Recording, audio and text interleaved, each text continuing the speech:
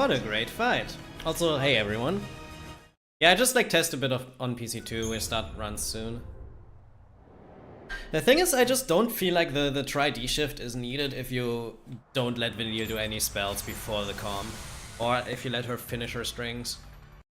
It depends on Vanille, right? Like for an Eric first and for double Muon, it's not needed at all. But I want to test Muon on Eric, which I don't get.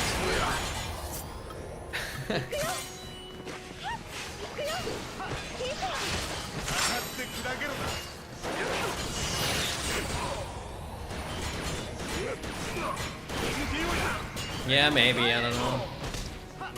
Also, I don't rack here. If I racked here, Snow wouldn't have launched, because that last launch wouldn't be a launchable launch. So that's why I like to not rack in phase 1, honestly. Snow has higher chance to launch on a late launch. And in phase 1 it doesn't matter anyways, because even when you don't rack, you're not close to missing the damage gate, so who cares? Like, rack is not needed.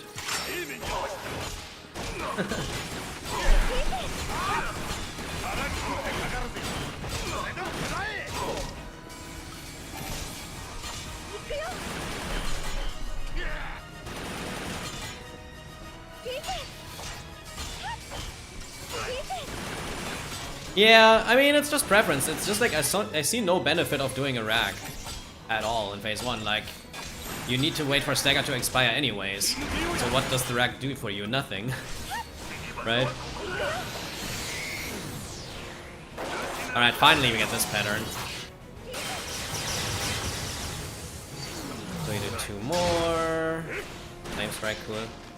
And now the important thing is to just not eat Vanille's ATB. Let's run a bit back. And now he's far enough away that he's lined up properly with Vanille. So in these cases, you'd never need the Tri-D shift. Worst case is you slightly delay this Cold Blood a bit, but not even needed. So for an Eric first, it doesn't matter. That's what I was trying to tell you in your stream yesterday, that you don't need this extra shift. I think the only pattern where you would maybe need it is... Okay, cool.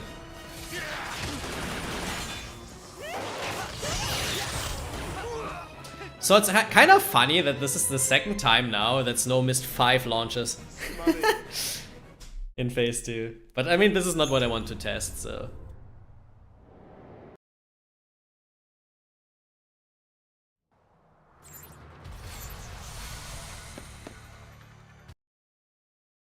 The thing is, you need to look at Vanille, because I think the issue you have is when Vanille is doing 1 or 2 spells, and then you go to comms, so she's not starting at full ATB. Like, when she's not starting at full ATB, her comm string will start later, and that fucks it up.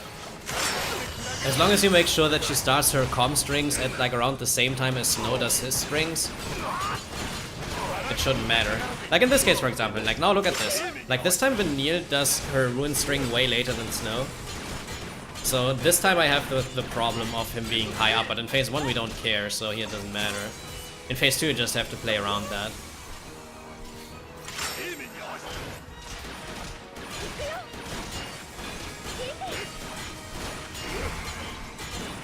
Because even when you do only attacks here, by the way, I can show you, you don't miss the damage gate. Like, the damage gate here is so free.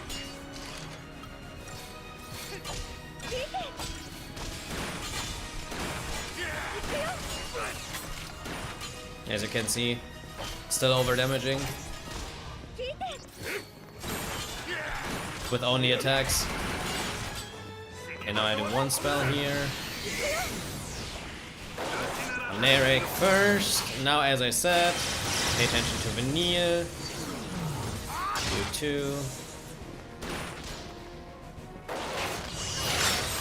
Now Vanille does a string. Wait for her to be done with it. Let Snow back off a bit. And go. We have it again. Okay, this time it's just that Snow didn't launch, so it sucks. I think in this case I have to delay this a bit. And we're good. We just need to make sure that he's falling down.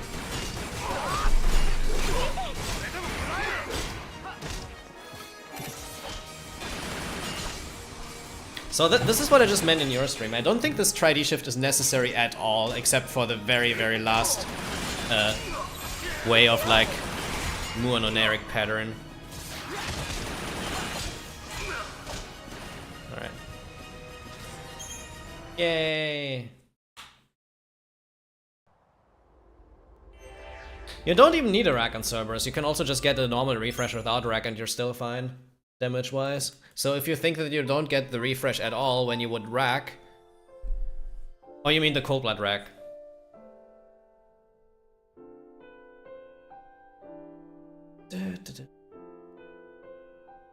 Why do you not get the Cold Blood rack? Like, I pretty much get it all the time.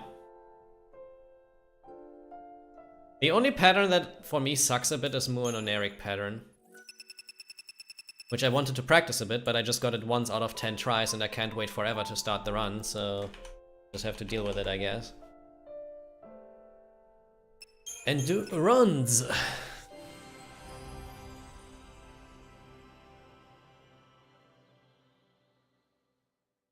Maybe it is tighter with abilities default, auto default. Honestly, I don't know. You have that extra input. I cannot say anything about that. But for me it feels basically the same. Like, I haven't noticed a difference.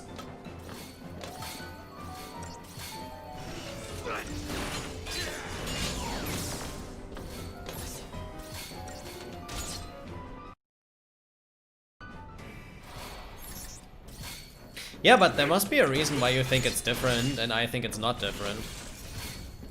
So either we play the fight totally different, which I don't think we do. It's weird.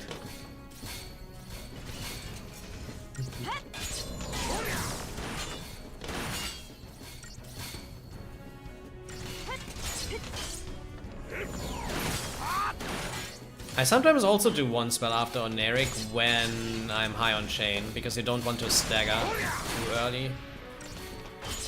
Or Snow Steel Guard lineups. But I usually do 2 after Oneric. Why do you 1 after Oneric? I think the strat always did 2.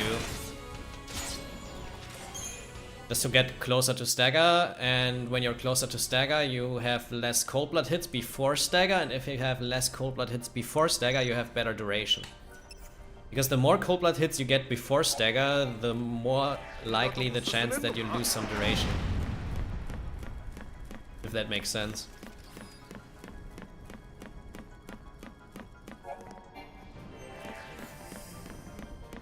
So you try to get the chain pretty high without Cold Blood usually.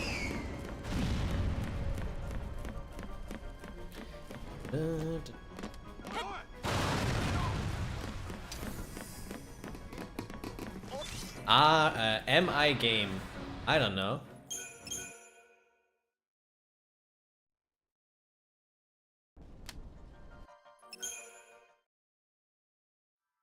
Okay, you know what? I just do PC2 again one time. Wait a sec. It's like to show it exactly. But like, my threshold that you're not doing early stagger, I don't know how Zero plays it. But what I usually play is like when I do attack blitz into Mystic. Oh, I have to do the menu again.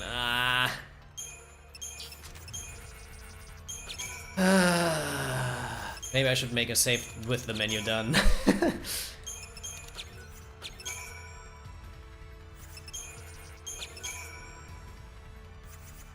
I don't know.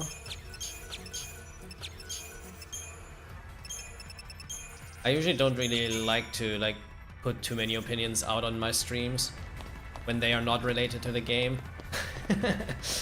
Especially if it's political stuff, you know? Like, nope.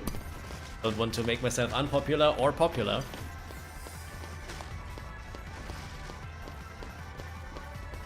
But it's a gaming questionnaire, so I guess you can like ask a few questions if you want to. We'll see if I like them or not. But I'm not really that much of a gamer in terms of variety games, so.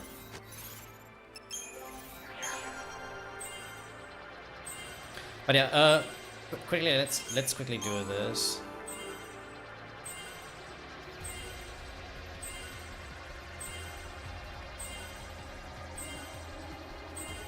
Also, it's kind of interesting because YouTube has a 20-second delay, right?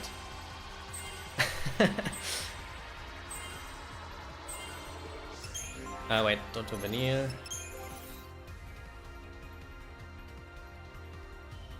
Oh, if it's these questions, it's pretty interesting. We have gamer side. There's a difference between 1080p and 4K and 30. I can very easily differentiate, yeah, between resolutions and FPS, if you mean that. I have an FPS counter for this game, but it's just like to tilt about like how much my FPS drop. Like if I get drops, I would see that as well.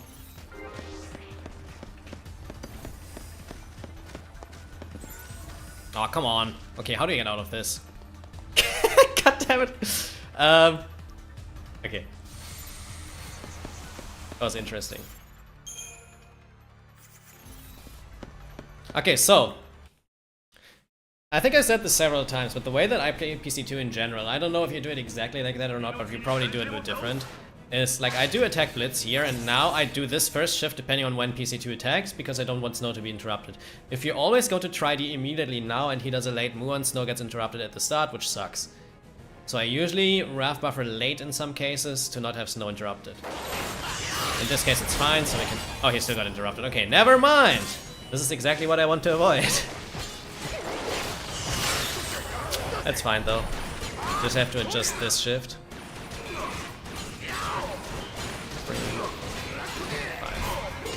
And then I purposely don't rack here because it doesn't matter. You can rack here if you want to, you cannot rack here if you don't want to, I don't care. We can renew here, we can also renew in Cerberus, doesn't matter either. Okay, that sucks. I need to let him actually jump back. Okay, and here it also doesn't matter what you do. You can do like attacks, you can do... In this case I actually do 3 attacks. Snow should attack again. Attack, blitz. What my goal is here is to keep him pretty low usually, because then he has less time that he needs to fall down. Oh wow, okay, this sucks. Whatever. And here I do 1 or 2 spells depending on chain. I want to be below 120. So since I'm already on 119, I do 0 spells here. Because if you get Muon or Nerik, you would early stagger if you hit above 120 here. So never go above 120. There's Muon.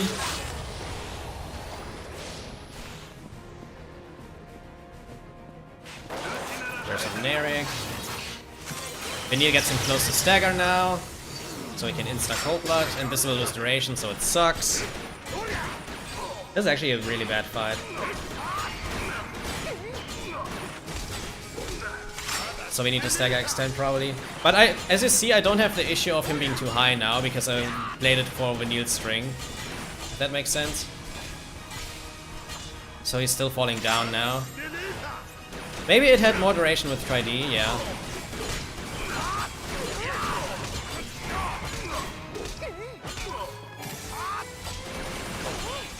I think I might still kill this without stagger extend, even though he did a late on Eric.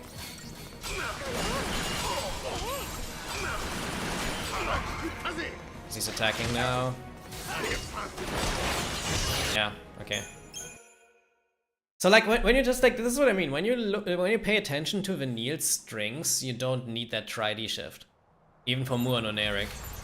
Because the important thing is to not let Vanille do RAF spells before the comm string, because if she does RAF spells before the comm string, because you cannot rack her RAF into comm, her string will be late compared to Snow. But as long as you go to comm before Vanille does another RAF string, it is fine.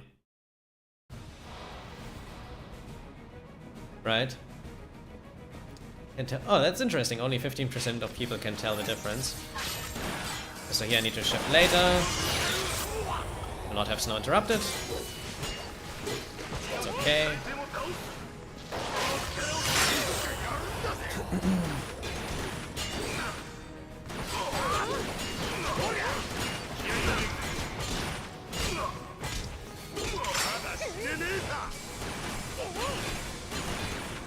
Question 2. Would you rather choose every time you pick up a shield 10% higher than your health? You just flat out trip. Depends on how often you pick up shields, right?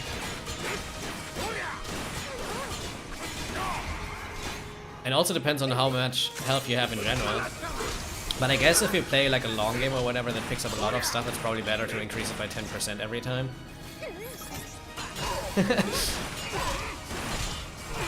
What is with my snow and launching? Okay, that's interesting.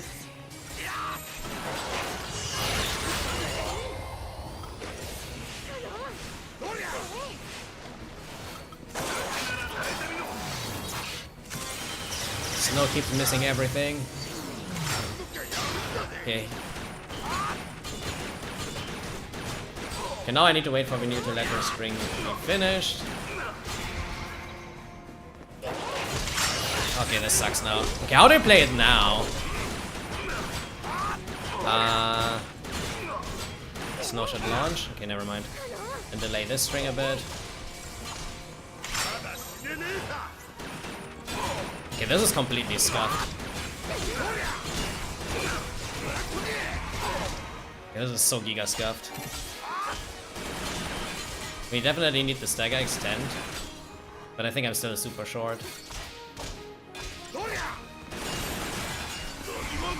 That was fun. Okay, I didn't. Okay, whatever.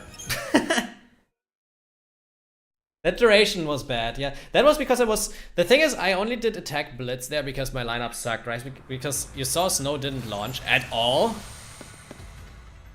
before limiters, so he did insta-limiters without falling down, and that completely fucked it up. So in this case, I think there's just nothing you can do, right? I tried to recover this, and I would have been able to kill the fight. Like, I mean, this would have been a kill, but I would have lost like 40 to 50 seconds.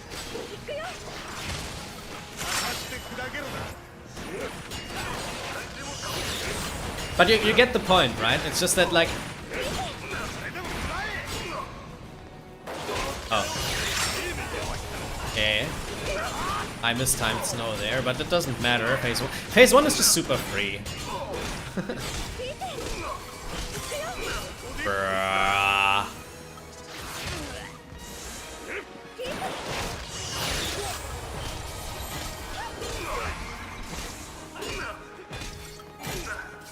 What the hell are these fights? Like, how many launches does he miss?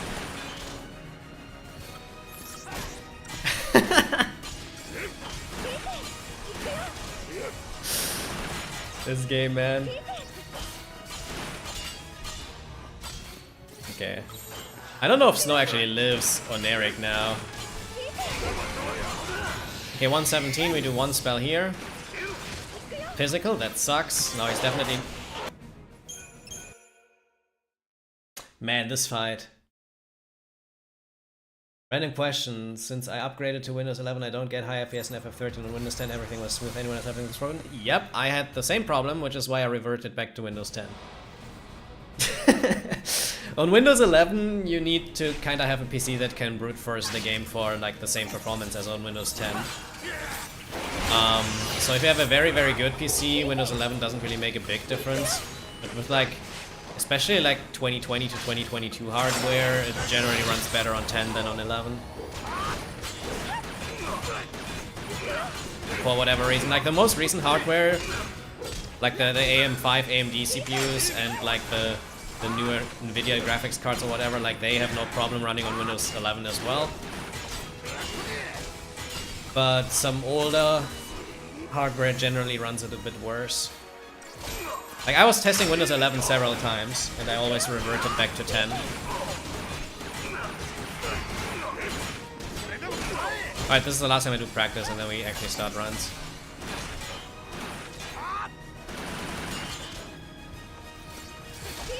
Just give me another, like, normal pattern, please, with normal duration. Now we're good. Question 3, okay, wait. Why am I so hot? Whatever. Normally you never have this high chain. Okay.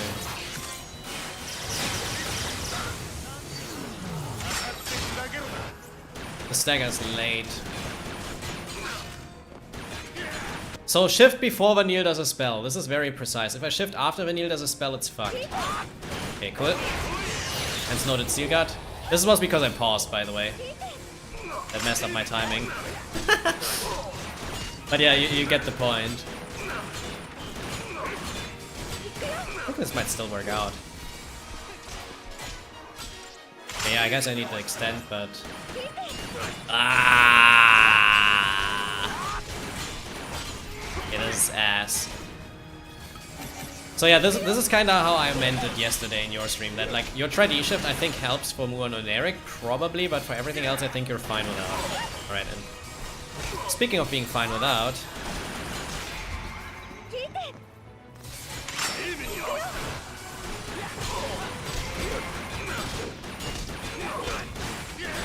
Okay, whatever. Whatever. Okay, question 3. Would you rather have low health but have health regeneration, or have high health and high defense? I think for the majority of cases, high health and high defense is better. But depends on how good the health regeneration is, right? Because especially in MMORPGs, a lot of health regeneration is pretty good.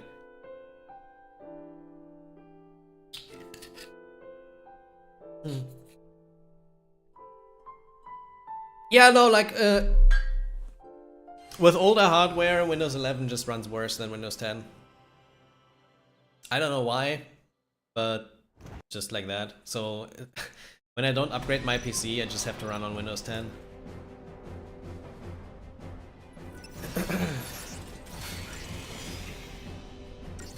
Linux is cheating.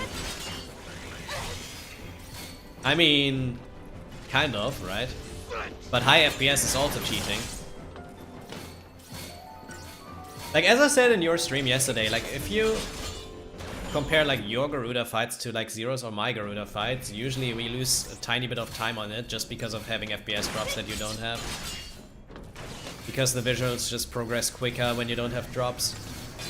I've noticed that on Part 3 Laughter, when I did the Game Pass version. Because the Game Pass version on Part 3 Laughter has full 60 FPS Laughter, whereas on Steam you drop to 30 because the game kind of forces you to drop to 30 because of double buffered VSync.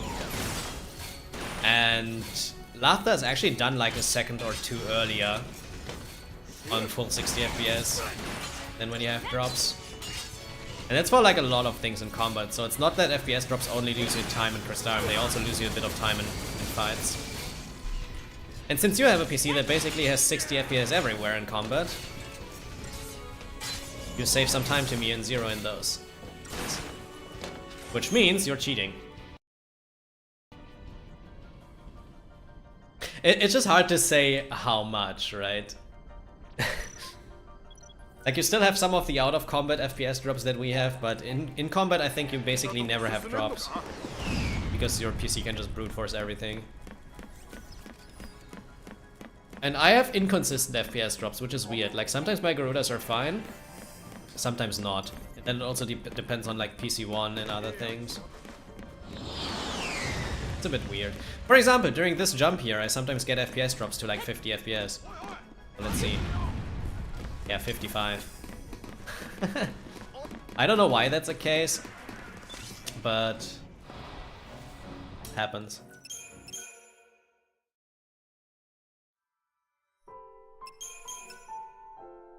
Basically picking between hard difficulty or easy difficulty. Yeah, that's a good comparison, I think, right? And I think generally, like, just higher stats, like higher raw stats are probably better for the majority of cases.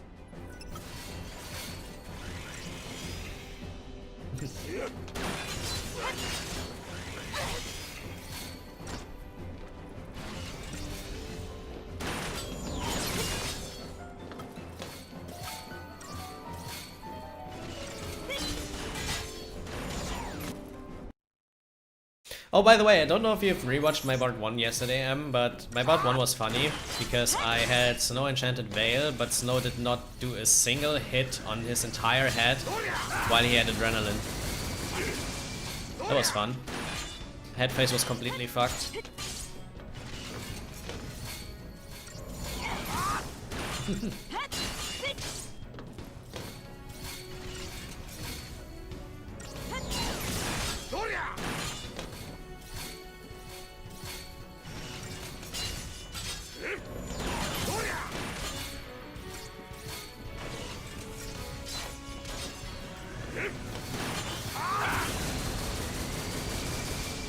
99% of the games I just play the main story.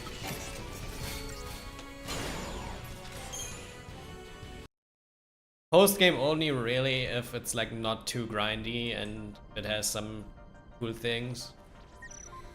Like for example FF7 Remake, I did the Platinum Trophy or Persona 5.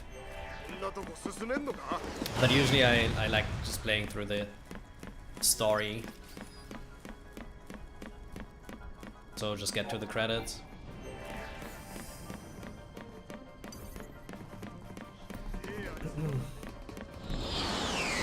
Part 2 Dazing, way funnier.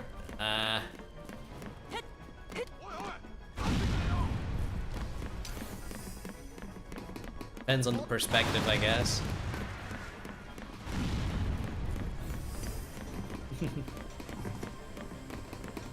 It depends.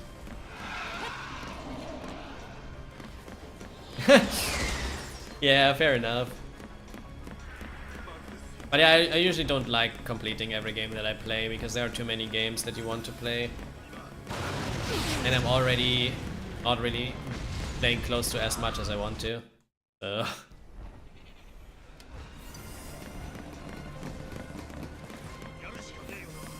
How many games do you... Oh my god.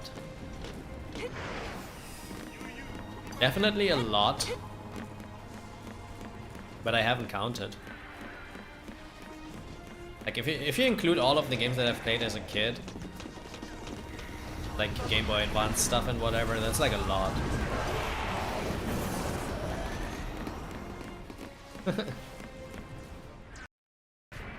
Who the hell counts that?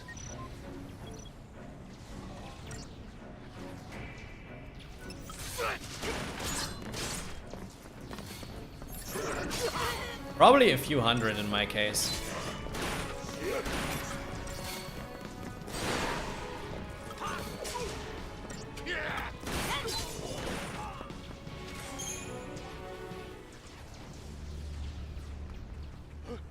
Fun fact, I was starting, or like I was trying to maybe do that, honestly.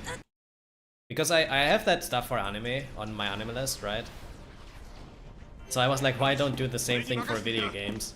Just like, make a list of everything you've played, and then give it a rating, kind of. Maybe I actually start doing that.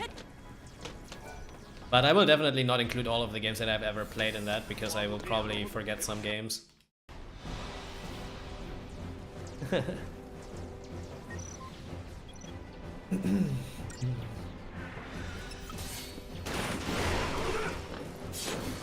Question 5. What is your favorite RPG archetype? Rogues or foes is my motto.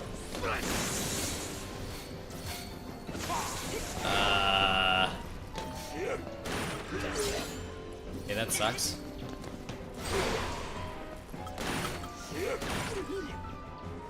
What archetypes even exist?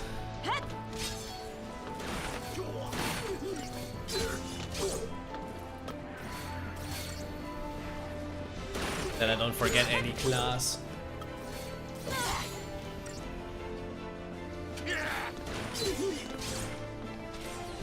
But I usually like playing like mage characters. You mean that? Which, funnily enough, this game doesn't really have that many. Just has like everyone can do everything.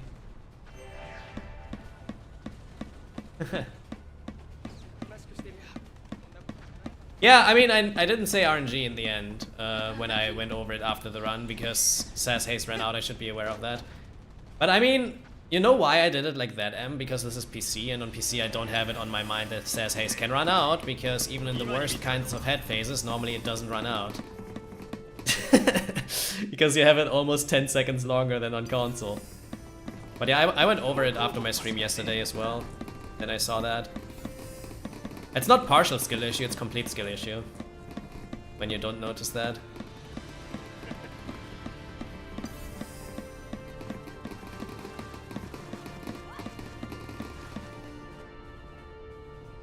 But I think I usually like playing mages more than fighters, if you mean that. To answer that. Or assassins. Assassins are also pretty cool usually.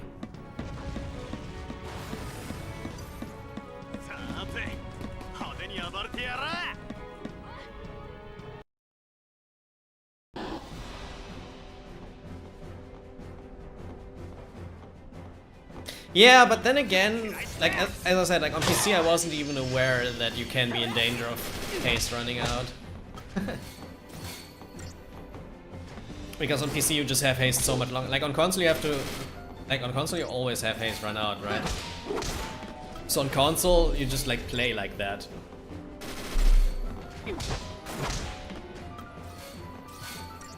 Nah, not on PC. Even in that fight yesterday, haste barely ran out for that one string. If it didn't run out for that one string, I would have been fine. So it was the final string of the fight pretty much where it ran out. And that only because I needed an extra hit on head phase. If I didn't need that extra hit right at the end on the last hit, then it would have been fine, even with like how shit the head phase was before that. It's like the thing. On PC, for whatever reason, it's like so lenient, it's ridiculous. Like, I don't know how many times you've done the fight on console, but on console it's like super stupid. Comparison, so there you just like always have to play around that. But from now on, I also have that in my mind on PC.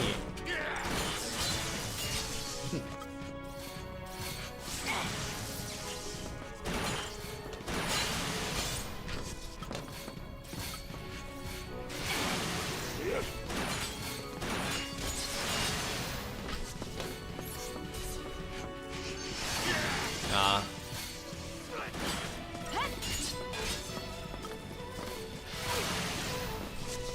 Favorite video game mechanic. Do skill trees count, like variable skill trees? I just like when you have a lot of options for like customizing characters. If that counts.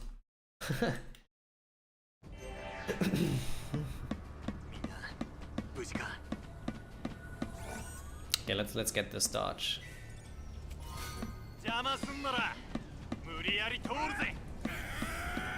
Oh, this is so fucked. I wasn't seen. I actually expected to be seen here. Yeah. Great dodge.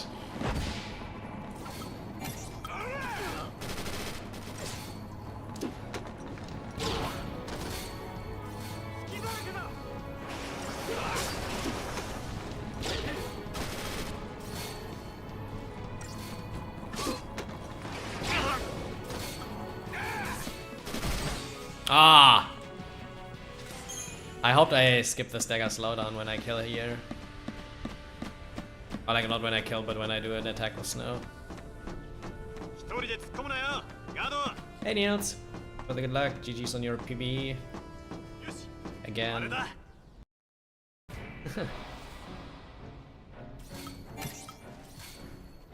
Yesterday you had haste running out before you started the stun lock. Okay, this is interesting. How can it run out before you start the stun lock on PC? I have to watch that.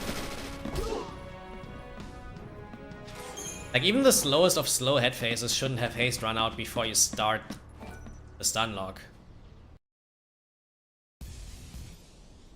Because it starts running out at 232 in-game battle time.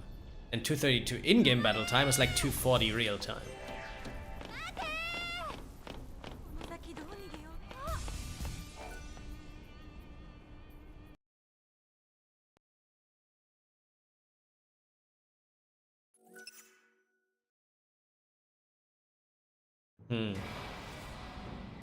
One wrong shift.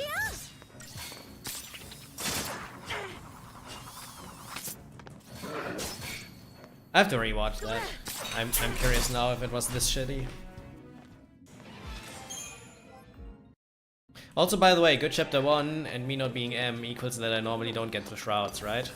But we will see. Maybe I get the shrouds.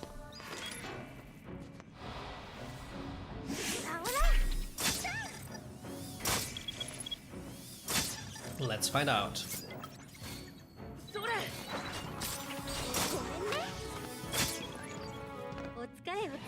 60% and we miss it, of course. What a surprise. Surprise. Yesterday I also only could continue because I purposely chose to get the slow farm.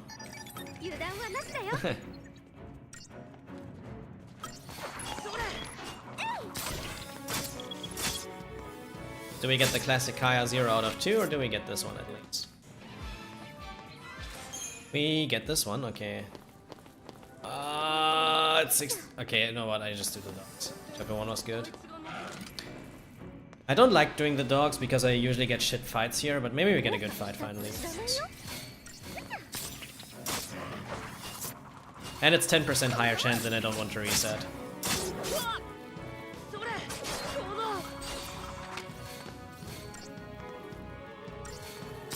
Yeah, dog backup sucks. It's super slow.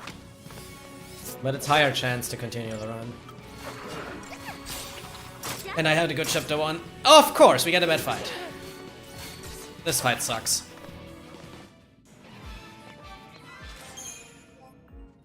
I'd lost 4 extra seconds. So yeah, this is now, I think... Let me check my stats actually.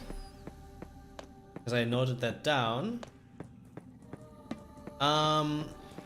Okay, so since doing the dog backup, I did 8 fights. And 6 of those were higher than 25. So I only had 2 fights below 25. That's cool.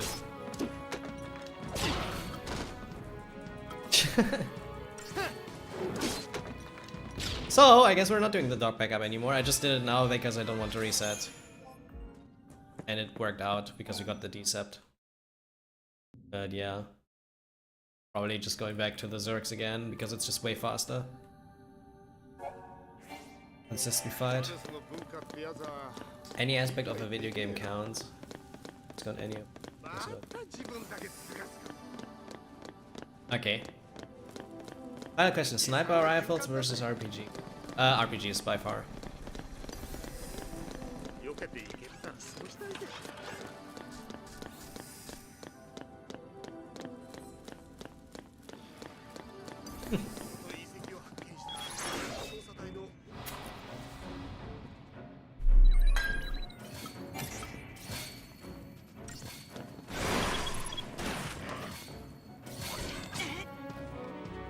Aw, oh, come on. Feels bad, man. Bruh. Cortisol? Question mark? Ah.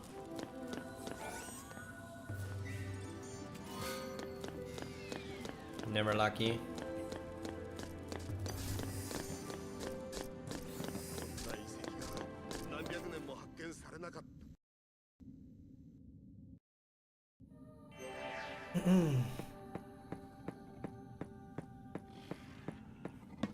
Okay, because I did the dog backup and had a bad fight, this is probably like around a 940 in the end.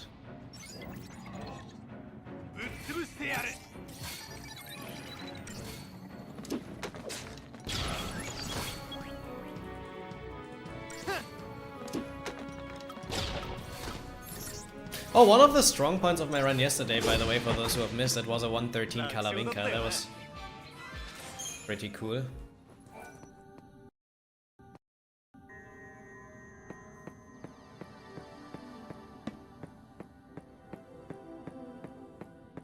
Yeah, chapter 5 bike should not be a death with a decept, for sure.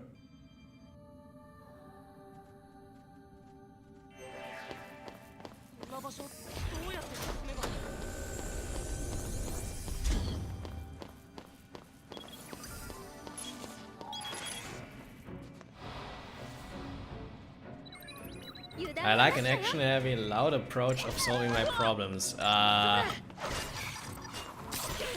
Normally, I'm pretty calm.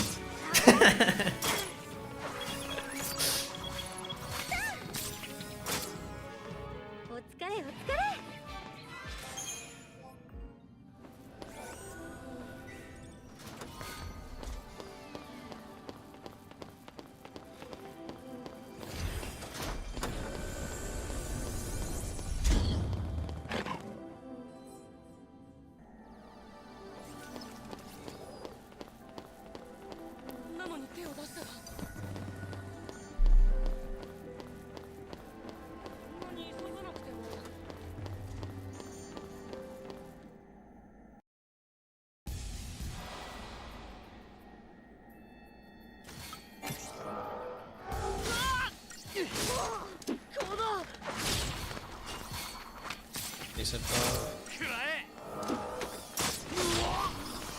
Wow. That damage roll.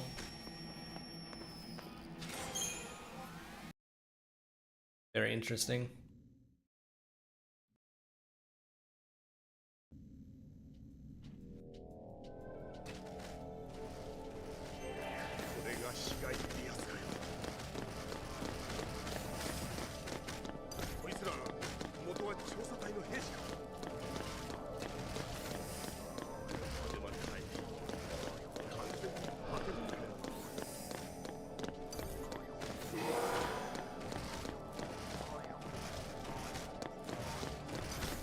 Pretty quick. So this is probably going to be around a low 20. Unless I get a super quick gas dodge. It's because dog back up. It's slow.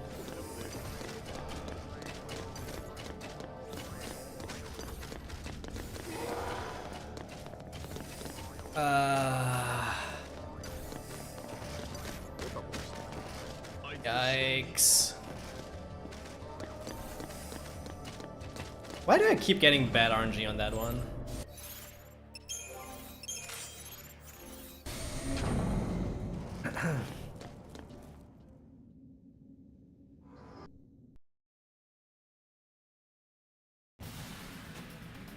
Alright, thanks for joining and have fun. Good rest of your day.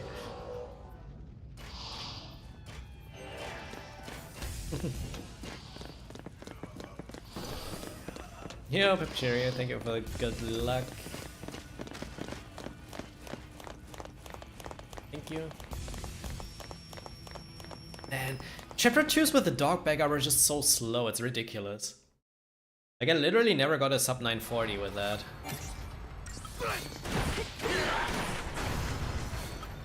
Holy crap.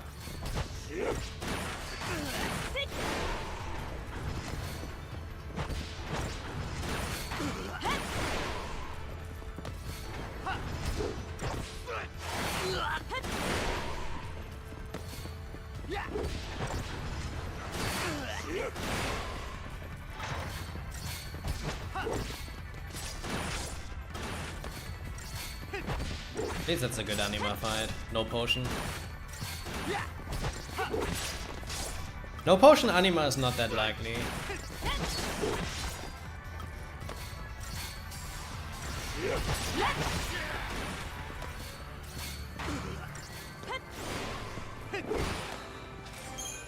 Oh my god, holy crap. Is that the best ever? This strat? It probably is.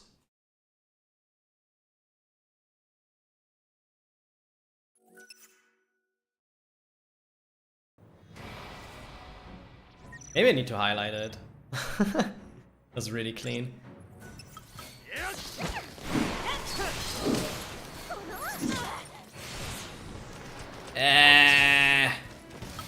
Okay, rip.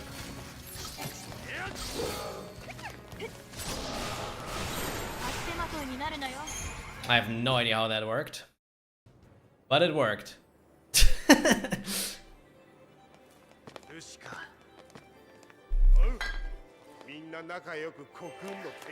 Lightning got interrupted, so I couldn't get the target change off in time with the single attack.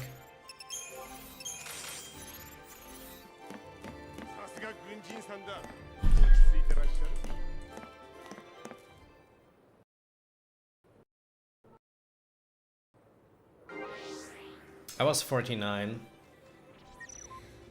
I do if I delete all of my PBs except for one in the future, which I probably will do.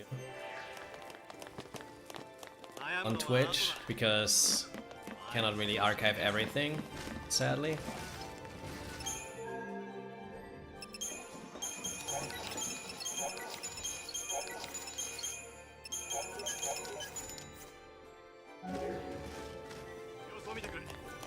Yeah, I mean, I also haven't done anything so far. If I do something, I probably do that like the day before they actually do that, if they will do that.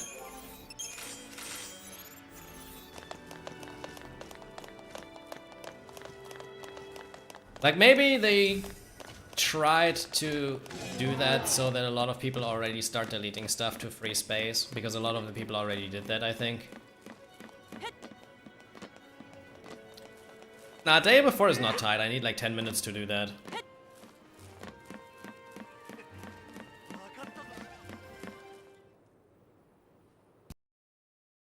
Because you just have to like download the things that you want to have downloaded. And then everything else you just delete. Like you can already delete before you re-upload it to YouTube, right? Ah.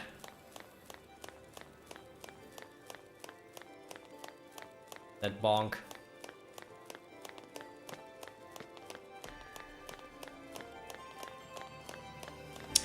That bonk.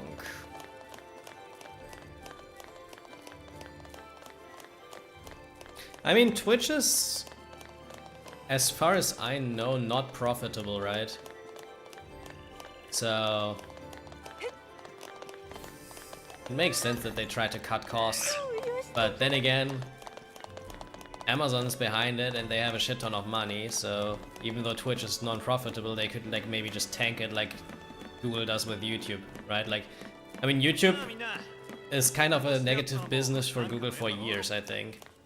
They still hold on it. So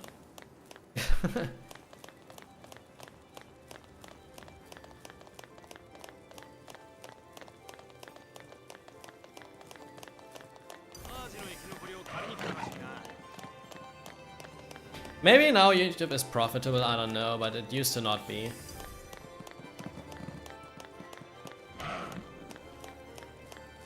But then again, YouTube is also way larger than Twitch is. So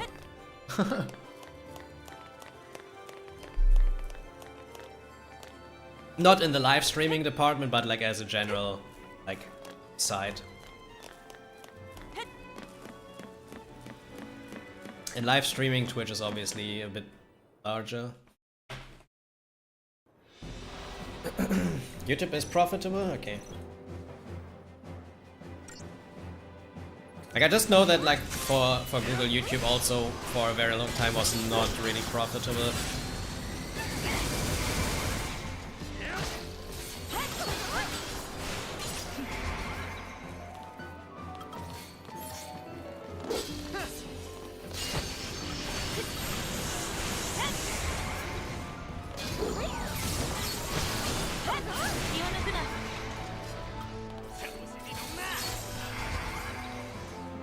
Yeah, but no one buys Turbo.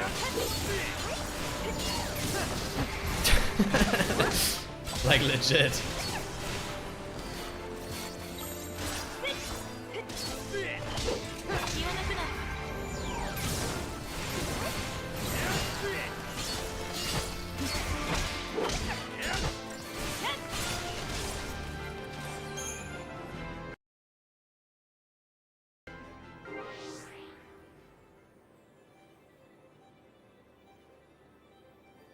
Twitch is exclusively live streaming, so yeah, it always has been, whereas YouTube was always just like video platform, and then added live streaming a few years later.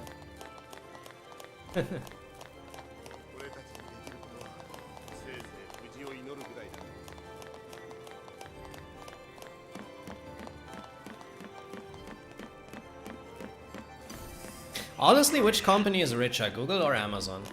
It's probably still Google, right? Like, Google is massive. I mean, Amazon is massive too, but...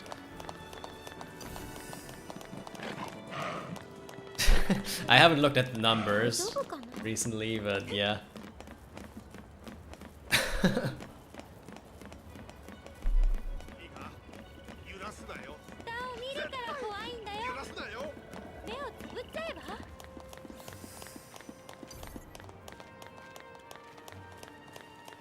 If I would bet, or if I would have to bet, I think Google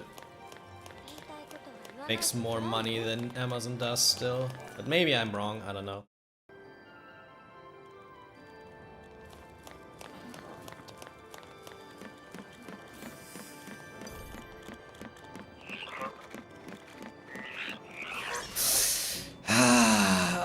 Why is this dodge recently trolling? Like, there was not a single opening on the second wave. Man. Not right, not left, not middle. And the retry is ass too. Yeah. Yesterday I got trolled by this, failed it 3 times. Today I got trolled by this, man. I also have to lure here, because I just don't get openings. So weird. Right, this is a bad chapter 3 now. Probably high 36. I don't know, haven't played Shroudless in 2 weeks or something. Also, I forgot the menu. Okay, we reset this. The chapter sucked anyways, and I need to go to the bathroom.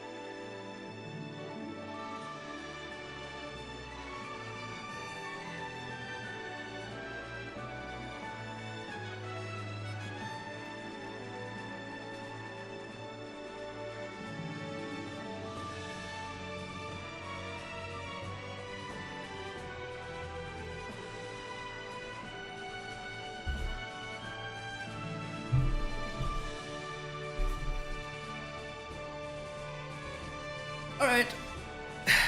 The next time we get a run going, I don't do the dog backup anymore. And then we also hopefully don't get trolled by Frogbridge with not getting any openings. Because it's already pretty rare that you don't get a single opening, and now I got it for 2 streams in a row, which is even more rare. On the first try.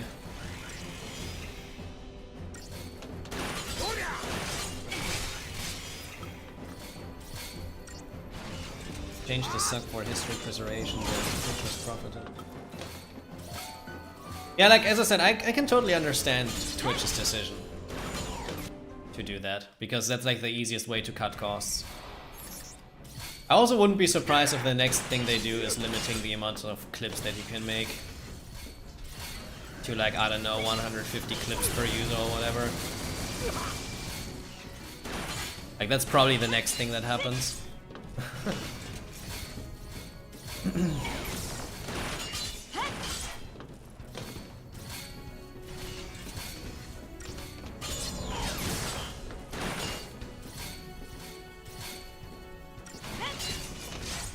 Because I mean, people like me, for example, are not really giving Twitch a lot of money, right? But I still stream a lot, which means they have to kind of pay more for me probably than they earn by having me stream.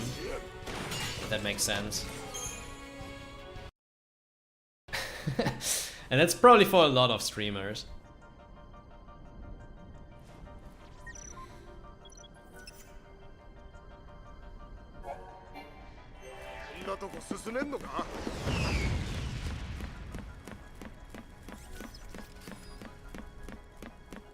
Then again, I'm also kinda baffled by like how ad heavy YouTube became in the last 2 or 3 years. Like on PC I have an ad blocker that I sometimes deactivate for channels that I want to support and whatever, right? But when I use YouTube on my Apple TV especially, like I don't know if they have a deal with Apple or not, but it's like really weird like how many ads I actually get on the Apple TV YouTube app.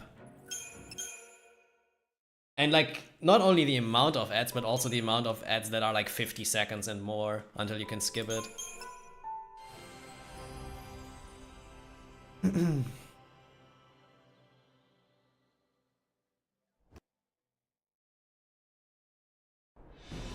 So maybe they just want to sell YouTube Premium.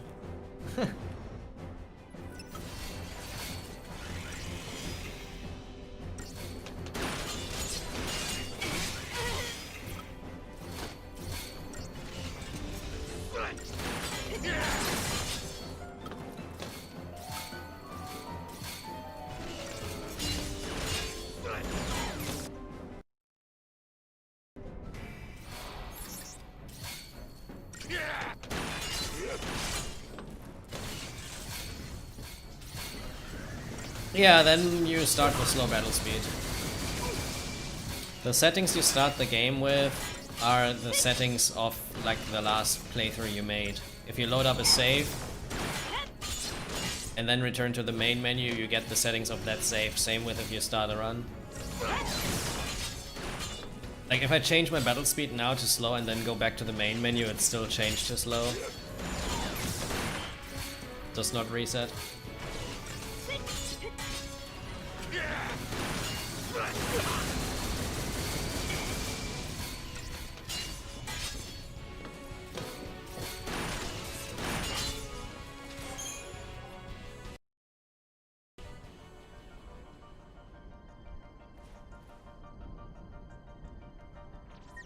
But also like for the premium and turbo thing, isn't like YouTube Premium way more expensive than Twitch Turbo is? Like I don't know the exact numbers, but I think like Twitch Turbo in euros is like 7 or 8 euros or something. And YouTube Premium is like 15.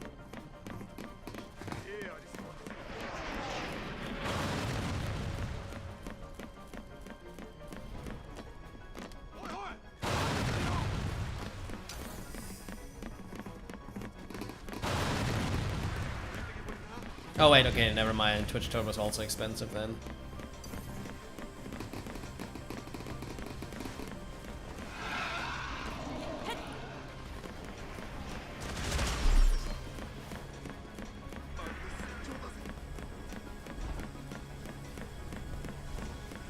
Well, I guess we just gotta get used to everything being more expensive nowadays.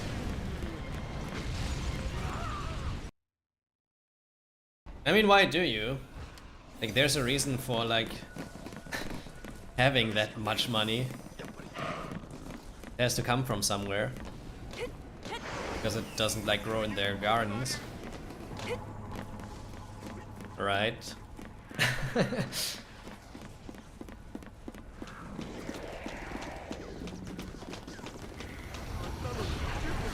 See, the thing is, it's not even ripping people off. Like, I don't want to defend it, but in, like, YouTube's and Twitch's case, like especially in Twitch's case, they still make negative business with it, right? Like even with having these prizes, even with like everything they do, they still like lose money with the platform. So they should normally make it even more expensive for it to be profitable, you know?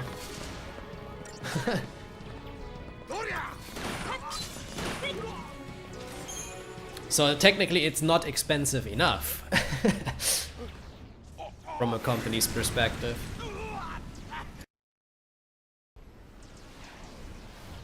It's not profitable, you can check the numbers.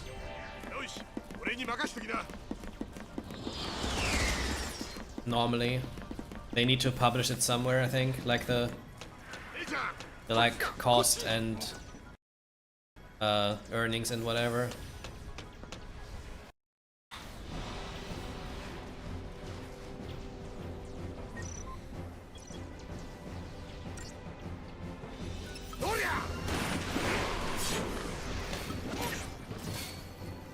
can check, maybe I find something.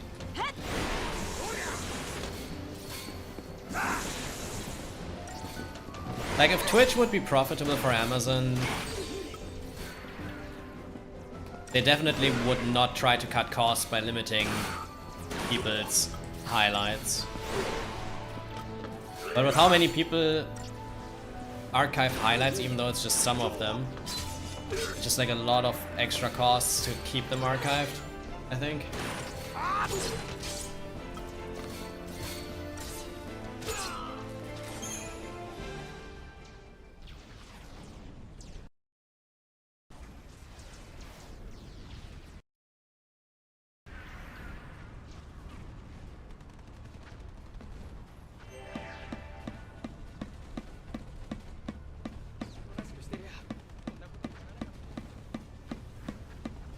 Twitch revenue statistics 2025. Okay, so let's see.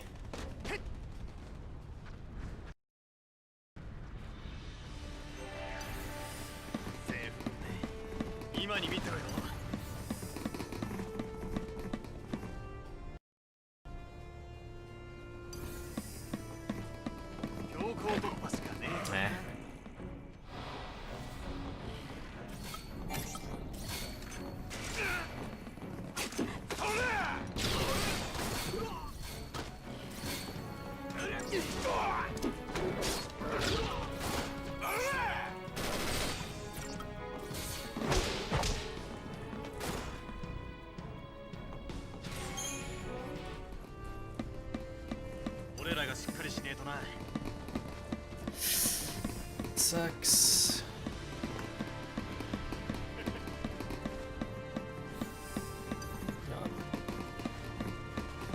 Okay, it worked out.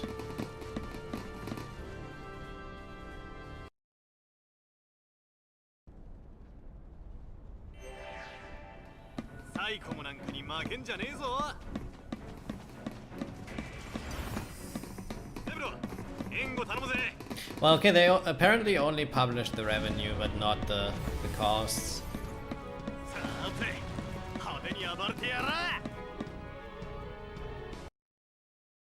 See this correctly?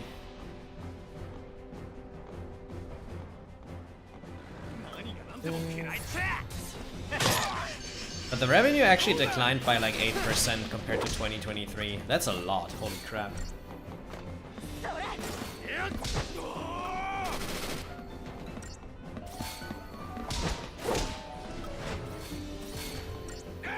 Like, they had the highest revenue, but that makes sense in 2020 and 2021. Because COVID. Then in 2022 it went down, in 2023 it increased again, and in 2024 it's lower than it was in 2020. So that's interesting.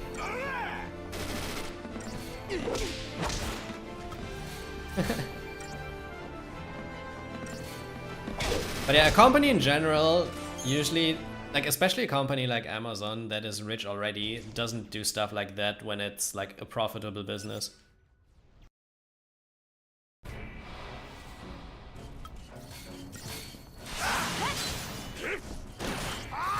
Like, that just makes no sense.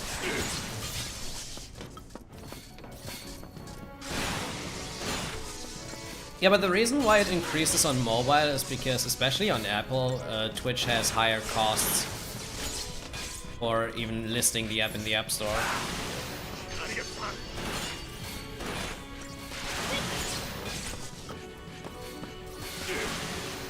And the taxes are also different, I think, for mobile.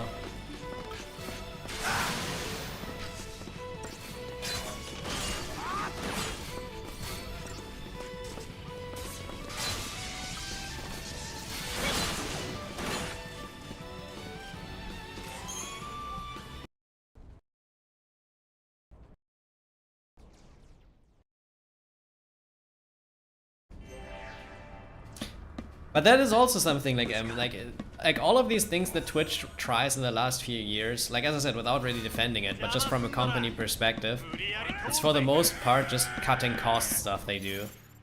And why would they need to cut costs when the users go down too? at the same time, because they obviously want to like not have the users go down. They want to increase the users usually because more money, right? And they are very aware that if they increase costs, that some users go away, right? And they still do that because I think, well, yeah. It's actually expensive to run a site like this, probably.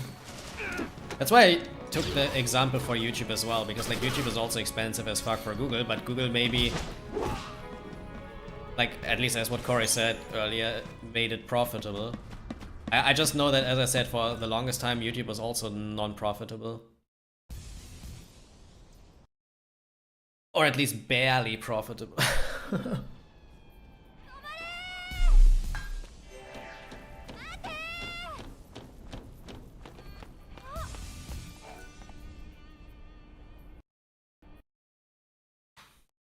Oh man, shall we do slow farm? Again. This chapter 1 is so good. Maybe I get YOLO Shrouds though, and if I get YOLO Shrouds it's even better.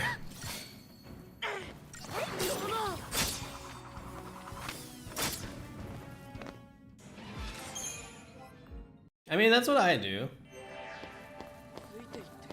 I watch on TV apps or tablet apps, but I don't sub on those.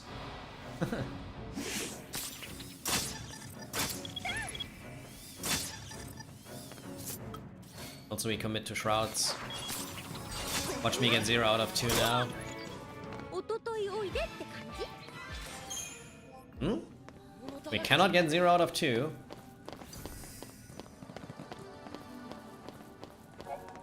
Maybe we actually get YOLO Shrouds on a good chapter 1. It's been a while since I had that. 50-50. 50-50.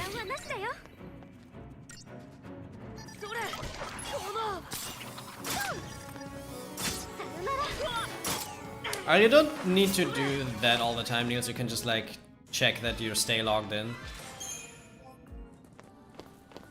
Normally.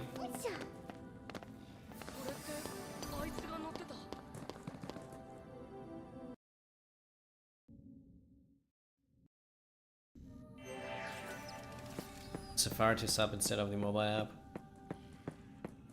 That's a good idea. Even if you're on your iPad, yeah, just go into the browser for the sub.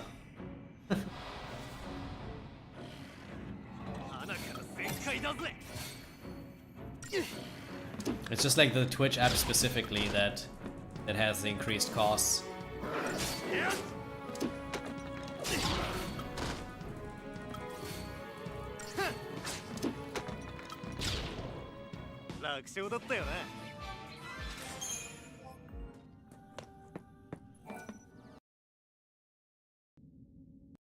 We will see. If I get the Fortisol now, I'm torn between actually going 1 out of 2 or gambling on a bonus decept. But we don't get the fort anyways.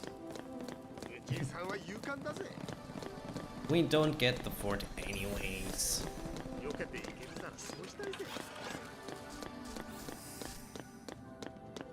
Yeah, I'm okay with a good luck. Hope you're doing good. Ran has a 50-50 chance to die, or I go for Manuel Penangalan. I don't know what I should do.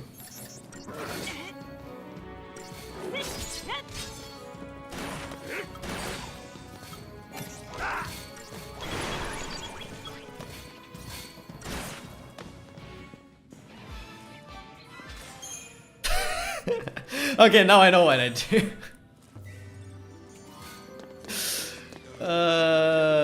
Okay.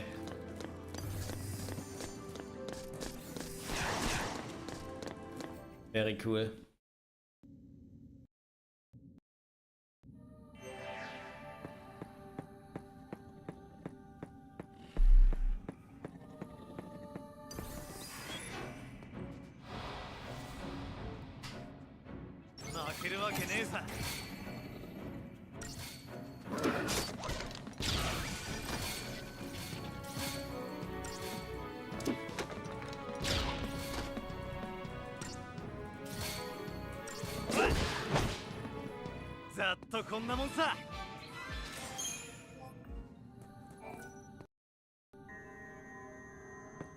Alright, 1 out of 2 or 50-50 backup. What do we do?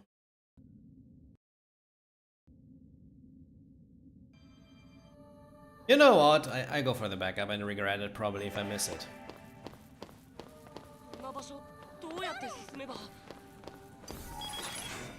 And if not, we have a really good run because of the fort. That's a 50-50. In the past I tended to miss this backup a lot, so maybe we now get it.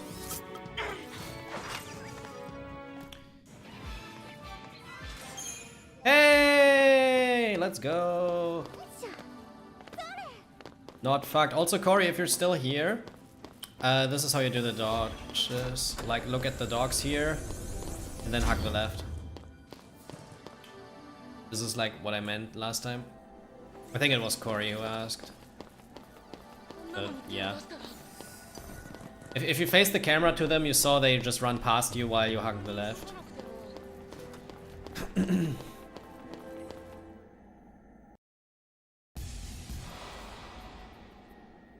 But if you don't look at them while going up there, they have a different time when they come out, and then it can be really bad. So you really need to like look at them. Also, great fight.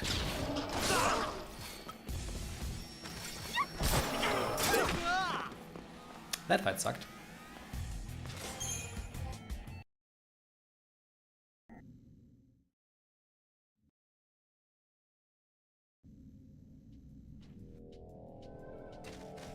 Alright, so maybe this will be the final attempt for today. I don't know, we'll see how it goes. I kinda don't feel resetting anymore, and we stream for an hour and a half, and this runs pretty decent, so I guess we can go with it.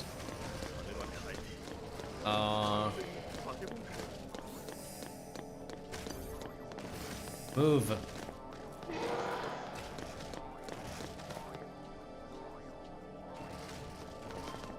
Slowest ghast ever. Okay, that's new. He went back, but then he went forward again. Cool. Did you already have him go forward again after going back? Like, okay.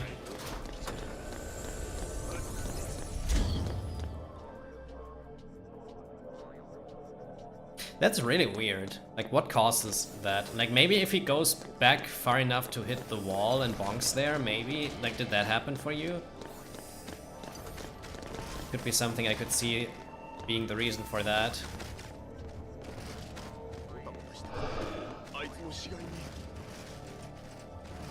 Ah.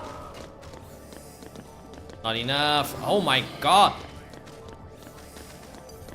What? Okay, nice hitbox. Okay, cool.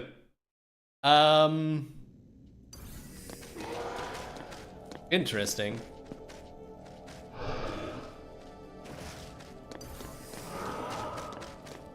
Literally failing 2 dodges in chapter 2. Great, I think now this is worse than a 2 out of 3 chapter. Holy crap. I mean, I got a 2 out of 3 chapter, but I also got the bonus for it.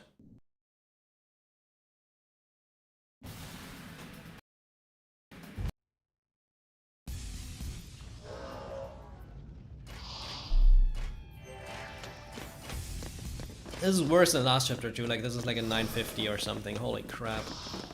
Yeah, I mean it's continuable, but that was massive time loss.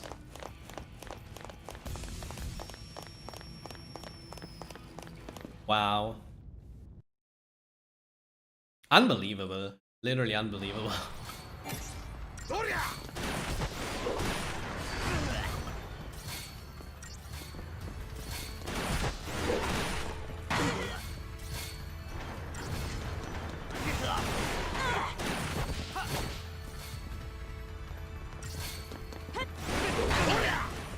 Okay. That double hit was a bit stupid, but at least we can reset now. Holy crap, was that stupid. I wanted to potion after that attack actually. Obviously didn't expect the double hit.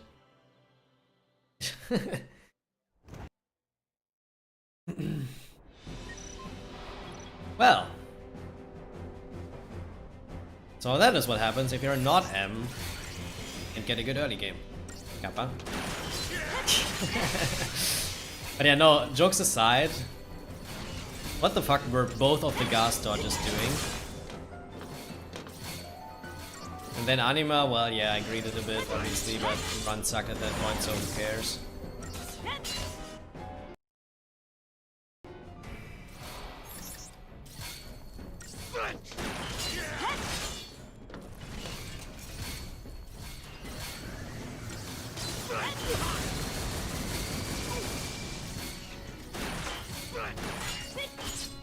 Yeah, basically what M says, Hope is a RAF and Vanille is a Com. That means when there are multiple targets, the Commando will not target the same target that you do. But the Ravager will target the same target that you do. So that means Vanille targets a different ghoul than you, and Hope targets the same ghoul as you.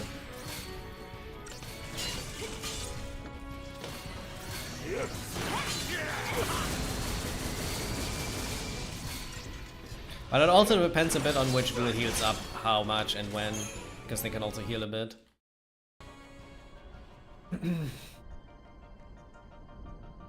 You can also retarget before the first grenade to have Vanille and Hope attack the same ghoul, and that ghoul dies to one grenade then. If that works. But that has the chance of another one of the other two surviving a bit more.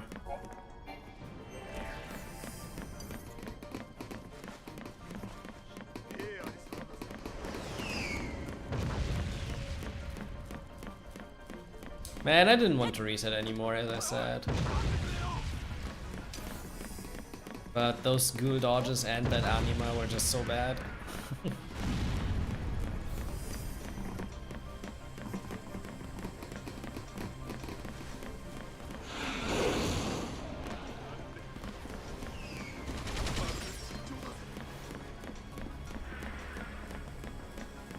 I think they don't heal. I mean, yeah, no numbers appear, but still, I mean, there's a healing animation. Why wouldn't they heal? Right? It's PC, yeah.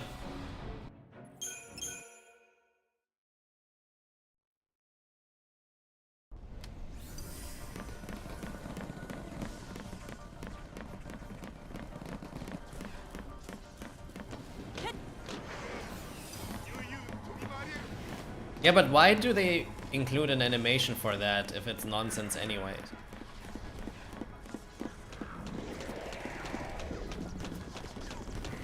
That is just like what makes no sense. So I think they might actually heal a bit.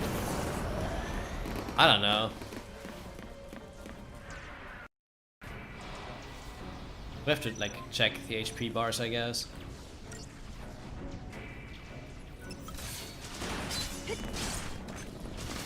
Yep, it does. Xbox and PS3 versions are slower, so they have their own leaderboards, like they are not compared to PC runs.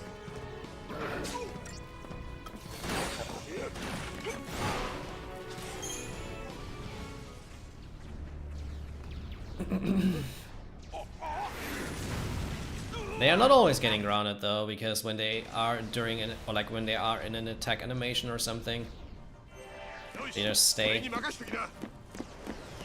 It's a bit weird. They attempt to heal. Okay, thanks Lucho.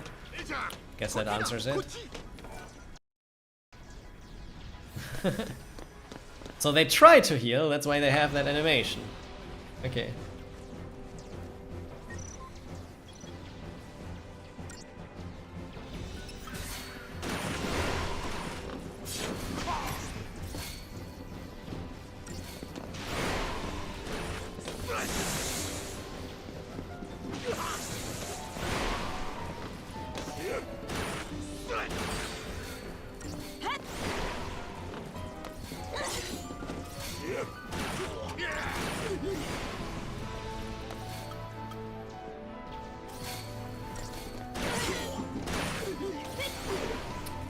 this doesn't hit the other guy. That's really bad.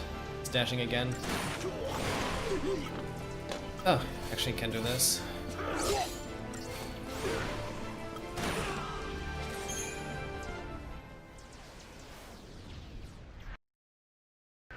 So the problem is I have failed one lightning dodge already, so I kinda need to get either legendary or final for a decent chapter 1.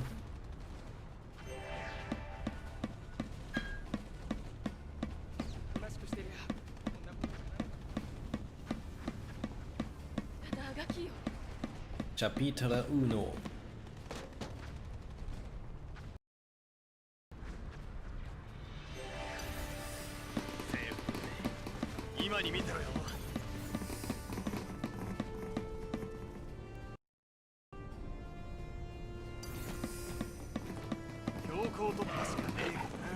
Alright. Not getting that one.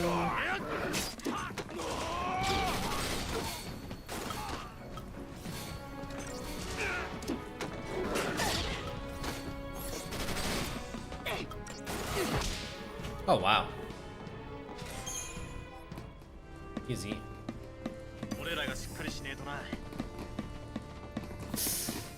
The dog probably following? No, it's not. Okay, this looks bad. Somehow worked. Okay. So now I'm torn. Do we find final dodge if we fail it, or do we go for the retry? If I fight final dodge and I get a bad fight, it's like an 11:30 chapter 1. But the retry sucks.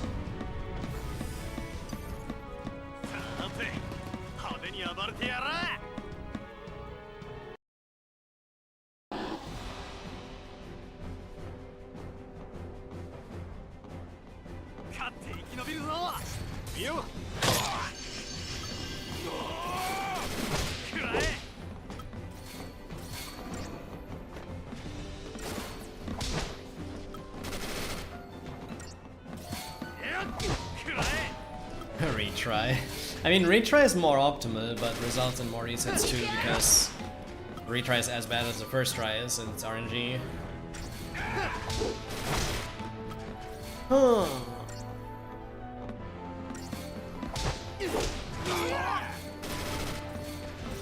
Also, M posted something earlier, I haven't checked that out yet.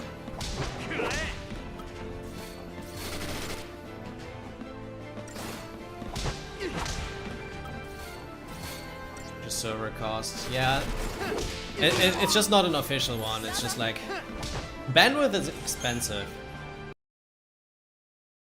Like, that is known. Like, as I said, they don't do changes like this for no reason, like, if they wouldn't feel forced to do this, because internally they are definitely aware that this will put some people away from the platform potentially, which is something you don't want as a company. So you don't do these things just for fun. Usually. Or to annoy people.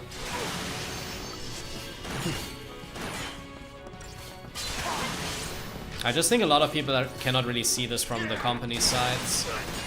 Either due to, like, I don't know, lack of knowledge how, like, companies work, or underestimating how expensive shit's become. I think it's a combination of both.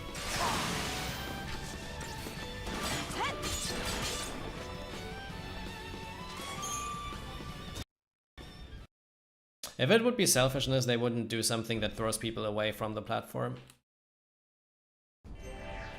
Ah. God damn it. My mouth is dry.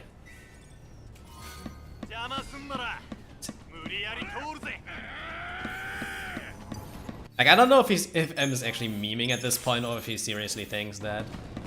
But yeah, if you seriously think that, then like there's no reason for Twitch to do this just to annoy people or being selfish.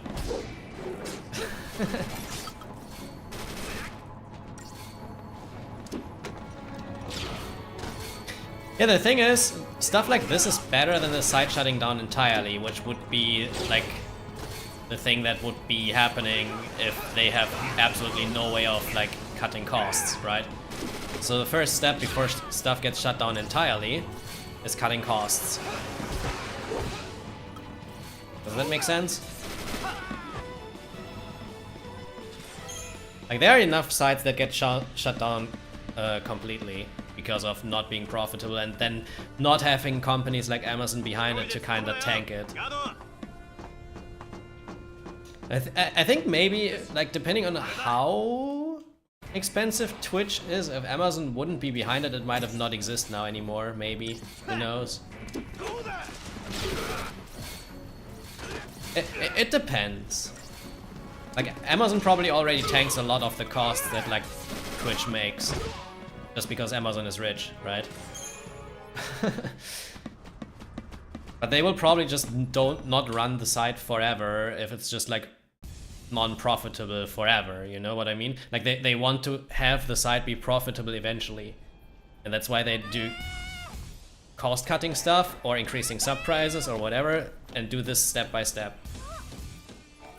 I don't know, it's hard to explain this in English, like the economic things, but yeah.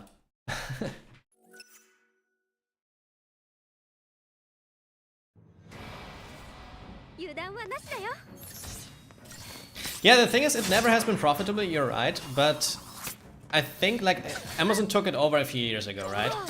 And I don't know if the people that ran Twitch before that were able to kind of tank the loss the site makes for, like, as long as Amazon is able to do it.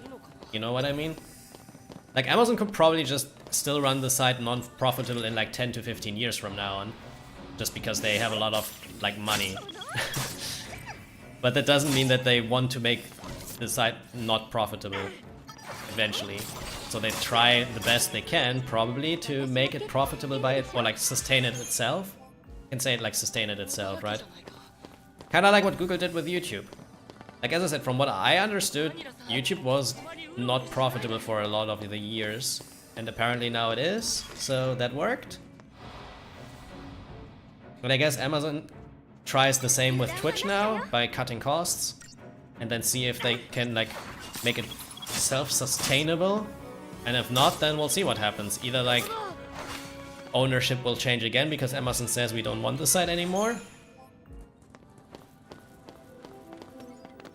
or they just keep running it. Like, I don't think it will shut down completely, right? Also, thank you very much, Knarson, for the raid. Hope you had a good stream. Thank you for the good luck, guys. We are just discussing Twitch changes, things to cut costs. But yeah. Because obviously for the users, it's like inconvenient what they try to do now, but as I said, like, I work in kind of like a large, how do you say this in English? Wait a sec. Like a large company. What is concern in English? Kinda group of companies or whatever, I don't know. Hard to say. Like a really, really large electricity company in Germany. That is, by the way, sustainable, so we don't make losses, but if we would make losses, that would not be good. And the first thing they would do is probably fire some employees, right? To cut costs before they shut down the company. Like all of these things, right? Because cost cutting is always the first step in like every business.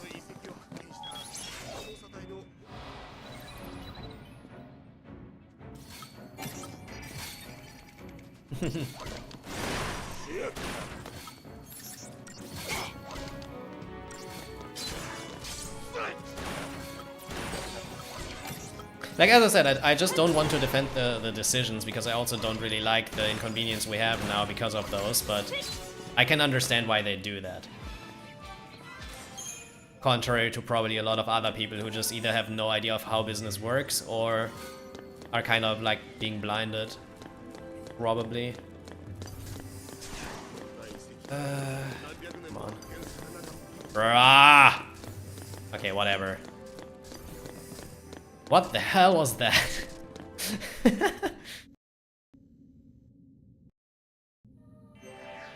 But as I said, I prefer Twitch cutting costs and making things more inconvenient for us compared to Amazon just saying, hey, we just shut this down entirely. Like what the Microsoft did with Mixer a few years ago. Obviously, you cannot really compare that to Twitch because it was way smaller, right? But they were just like, well, we just shut this down completely now. Because that would be the next step.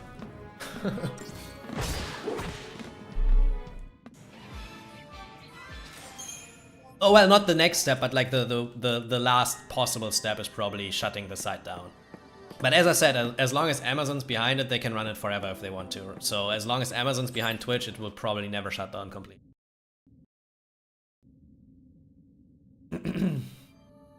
So yeah.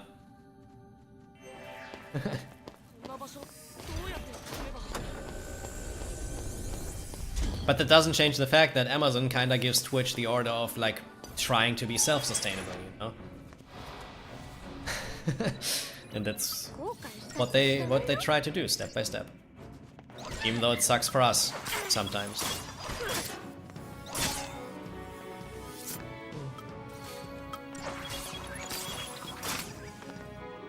It's just hard to like... Oh my god, Forge is so nice.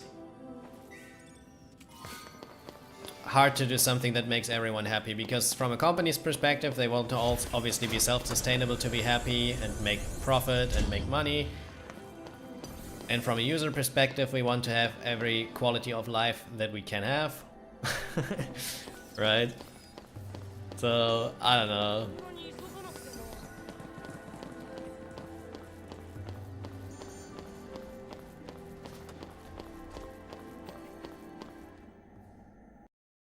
I don't think it's only people not caring. I also think a lot of people actually have no idea how businesses work behind the scenes. And are just liking to like complain about every decision. Because people are dumb, generally. Well, you cannot like say this for everyone, but like in general, right? Like before people think about from a company's perspective, they like to complain a lot. You know what I mean? Like, and also people don't like change in general. Like even changes that are for the better eventually. Like I mean, this is obviously not for the better. But even if there are changes for the better eventually that initially seem to not be better, a lot of people still complain because change. You know, I want to have this as it always was. Change sucks. Right? So, I don't know. And in this case, obviously, it's a change that is worse for the user experience. Like, definitely. But, yeah.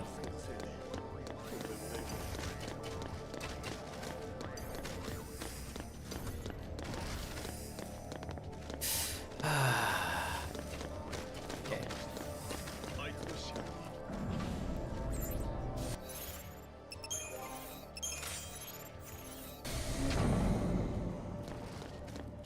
Yo, Waves, thank you very much for the raid. Hope you had a good stream. Thank you for the good luck. We're just within a discussion about the Twitch stuff that they want to change. The 100-hour highlight limit.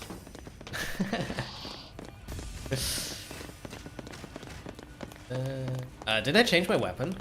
Okay, I think I did.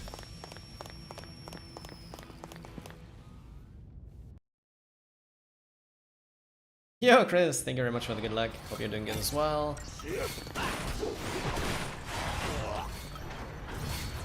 That was too early. Never mind, it wasn't. I think that didn't hit. So that hit.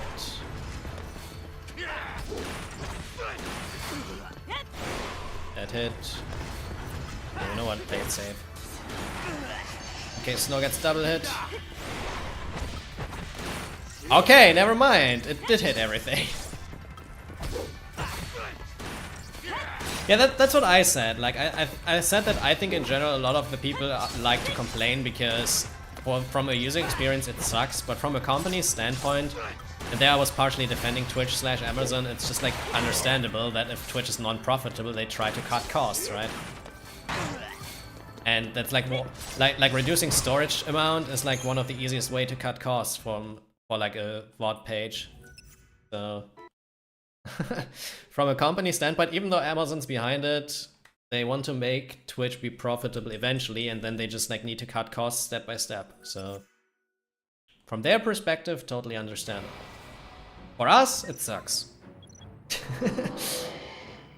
So yeah.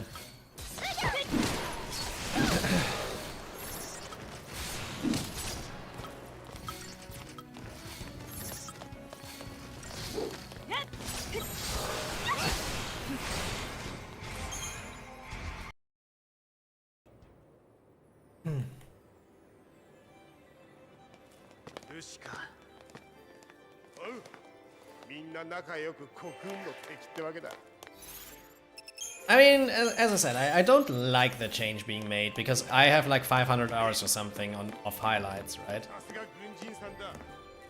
But generally, just like what I said earlier, like before the raids came in, is just like, I think before Amazon says, okay, fuck it, we don't like to have Twitch anymore, just like we sell it again and some other company goes behind it that cannot sustain it. I rather prefer them reducing costs and trying to make it profitable before shutting it down.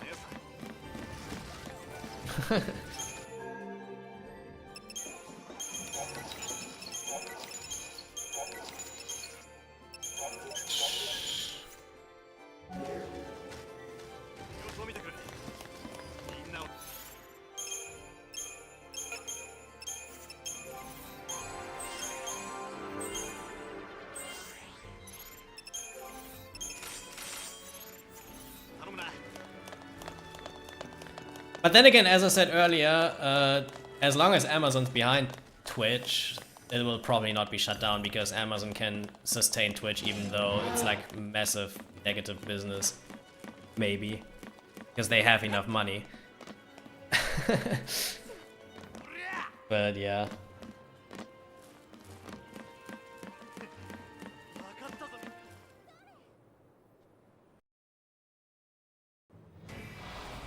They're not selling Twitch, no. I was just saying that maybe if Amazon wants to make Twitch profitable but fails at doing so, that they just don't want to have Twitch anymore and then might start selling it. That is something that could potentially happen. I don't think it's likely, but yeah. Then again, who the hell would buy Twitch if it's like not making money, so... I mean, Amazon bought Twitch while it was not making money, but because they are rich, you know? And they were like, hey, we can actually make this profitable eventually. And they are currently in the process of trying to do so.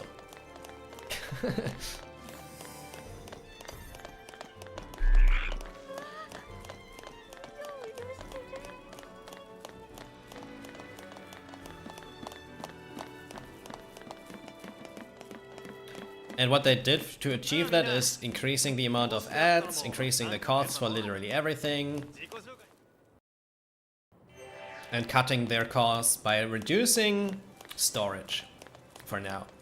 Like as I said earlier, I think the next thing they will probably do, if it still doesn't help a lot, is limiting the amount of clips a user can archive, which is similar to like the highlight limit, but obviously then be for clips, because in this change, clips are not included yet, but I don't rule out the possibility of clips being the next thing that's getting limited.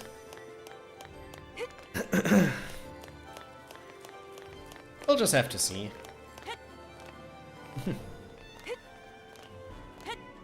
Oh, I don't know how many of you guys were active in the internet at that point, but I was around when YouTube had a 10-minute limit per video.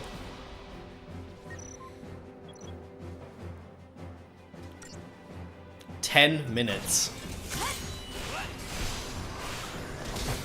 There have been times like that.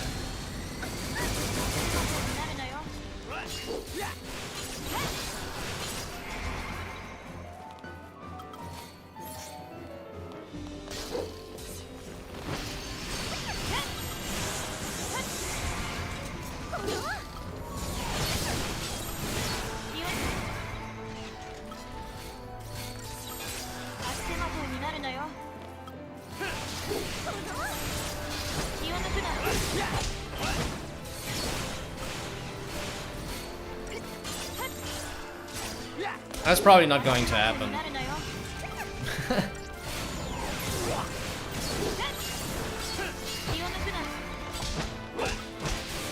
Like, because you need to remember that like there are Amazon and Google behind it, and I don't think that Amazon and Google will ever work together. So probably not happening.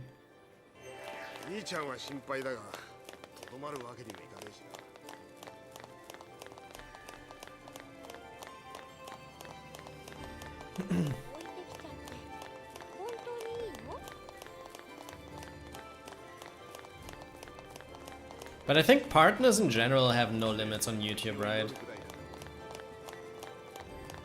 But yeah, back then there was a time where like every non-partner channel could only upload for 10 minutes, and that was fun. So old school Let's Plays on YouTube were being split into 10-minute video parts. That was really interesting. Before the live streaming era.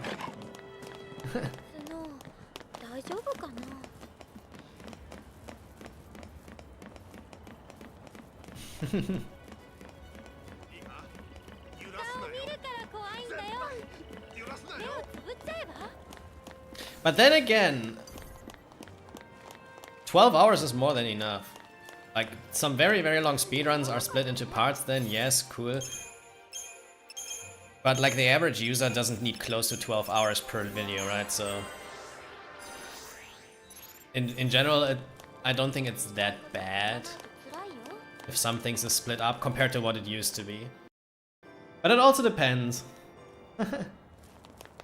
It depends on what you want to do.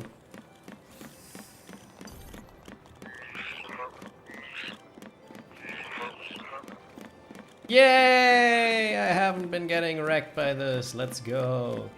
Okay, we have a run. Thank you for the good luck, Nikki.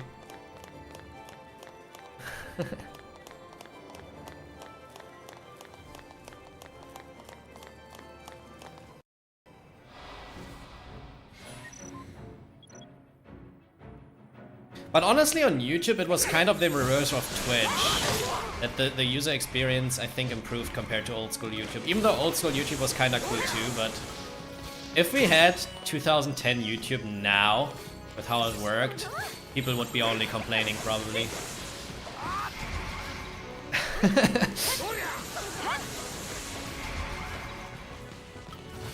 720p maximum resolution.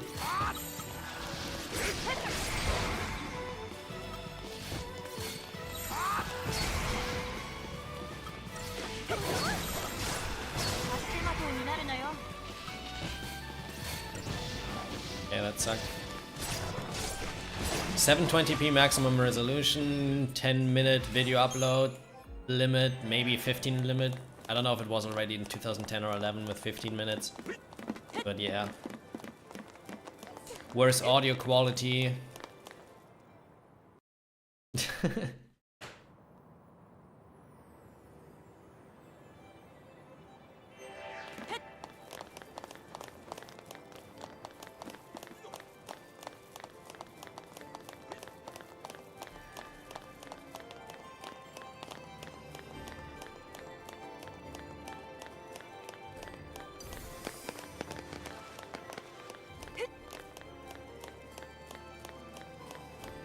But yeah, as a TLDR, I just hope Twitch is not limiting more and more in the future. Like, it already got a bit annoying with the increased amount of ads and whatever. But from a company standpoint, totally understandable, even though it sucks. Okay.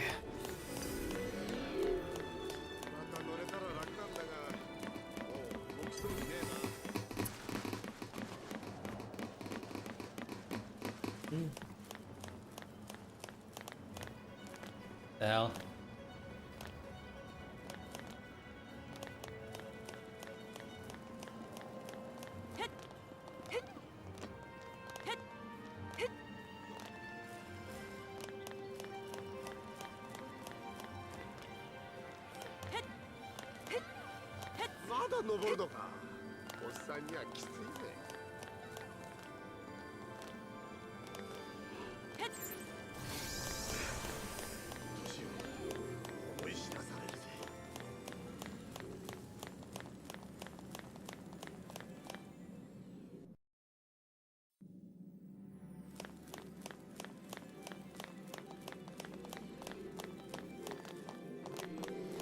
I don't know how it works with live streaming actually, that like if I could monetize my channel with speedruns.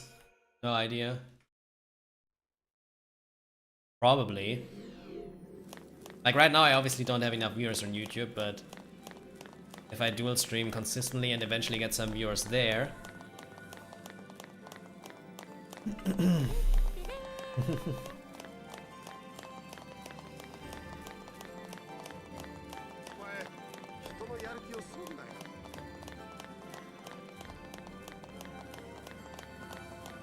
But yeah, I think the user experience on Twitch overall got a bit worse in the last 5 to 6 years, probably with increased amounts of ads and everything being more expensive. And on YouTube it's kind of the opposite, right?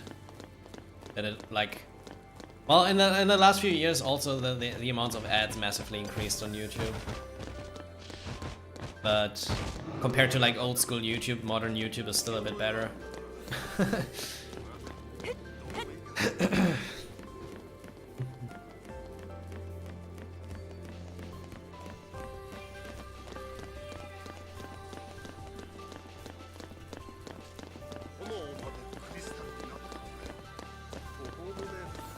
Also, I was talking about this in my stream yesterday, that I honestly think that if YouTube started to compete with Twitch in the live streaming department basically since Twitch's existence, like basically from like 2011 onwards, they probably would be way more popular nowadays for live streaming than Twitch is. I think Twitch has the advantage that YouTube only started like pushing live streams in like 2017 or whatever, where Twitch already existed for 6 years. But that's just like something you can never really prove, just like guess. But yeah. Because when Twitch started, YouTube already was huge, right? But just as a VOD platform because they didn't allow live streaming.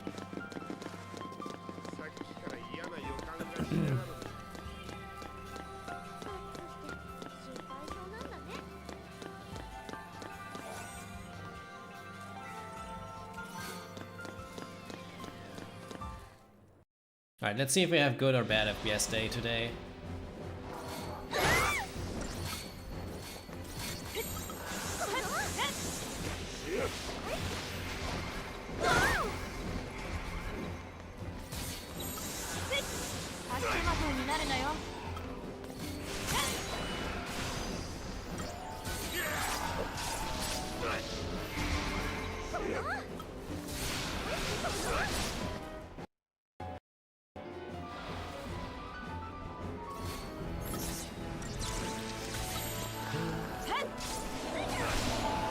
Also, sorry if I missed any good lucks or something during the last like 10 minutes. Because I tried to focus a bit on the run too, on top of our discussion. So there's the possibility that I missed a bunch of messages.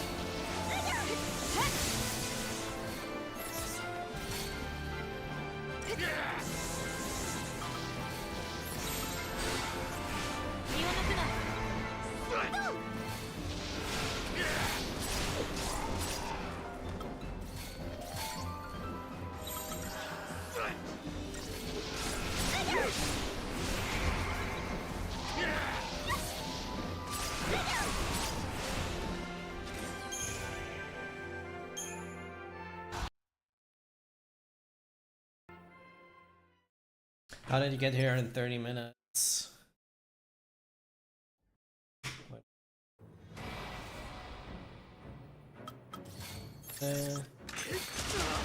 How did you get here in 30 minutes?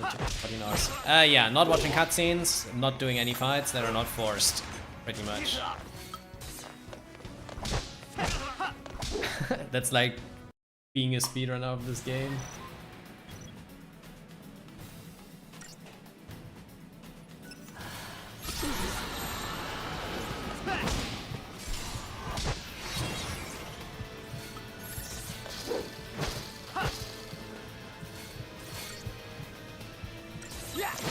Yeah, I mean, routing is like way more effort than actually running, so...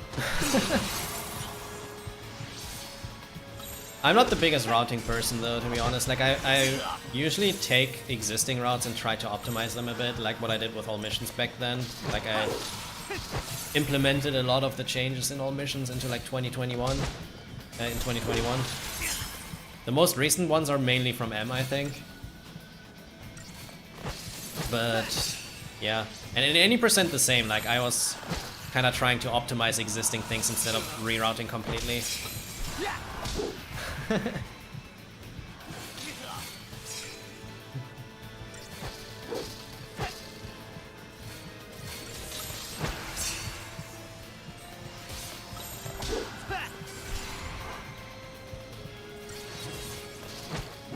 Ah. Great RNG.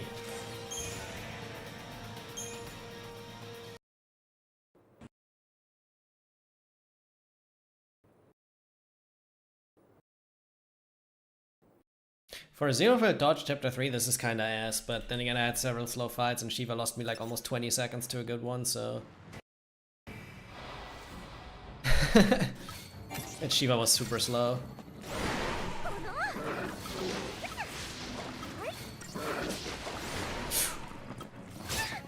I was too fast!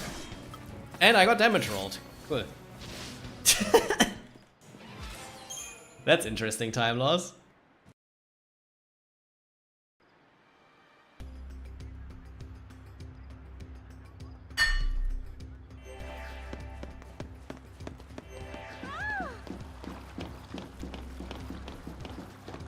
Where did all missions come up? I was just saying that I made a lot of early missions rerouting in all missions. Back when I did a few runs. Yeah.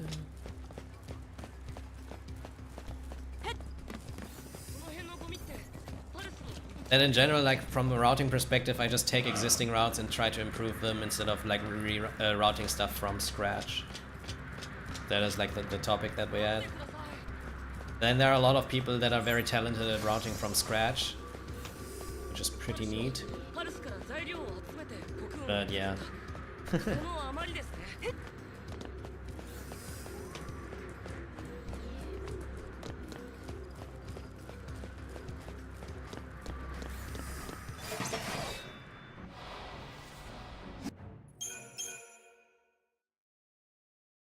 I mean, you can if you want to.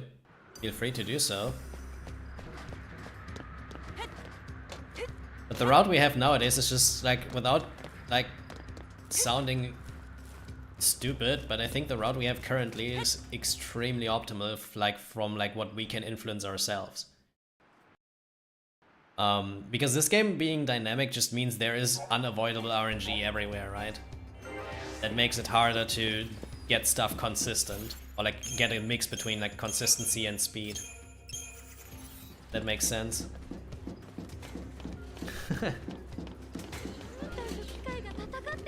Yo, Danko, thank you very much for the subscription. Did you also sub on YouTube? Because on YouTube I don't get notifications yet, but I appreciate it, thank you very much. I didn't know that you can actually sub on YouTube for me. Bruh. And second cast, okay, this is completely ass, holy crap.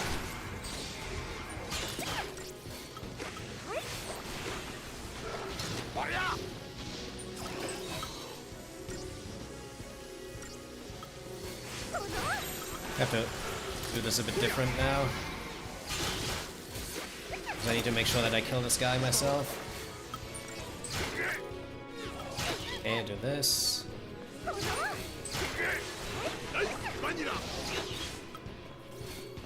What is with this fight recently, by the way?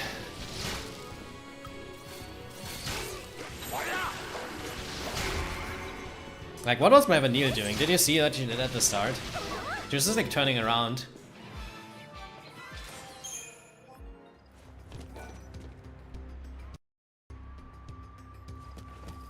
Yeah, I forgot the Libra because the fight went completely out of hand, and then at that point where I remembered, I was like, at this point I don't need to do that. But the reason it went out of hand was Vanille just sucking. Like, she was turning around completely all the time. I don't know why she did that. Also, great positioning again. cool. We're not M.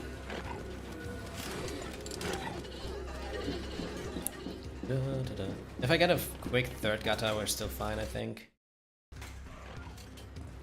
This looks deceivingly good.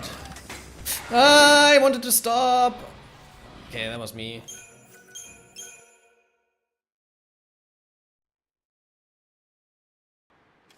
I wanted to stop.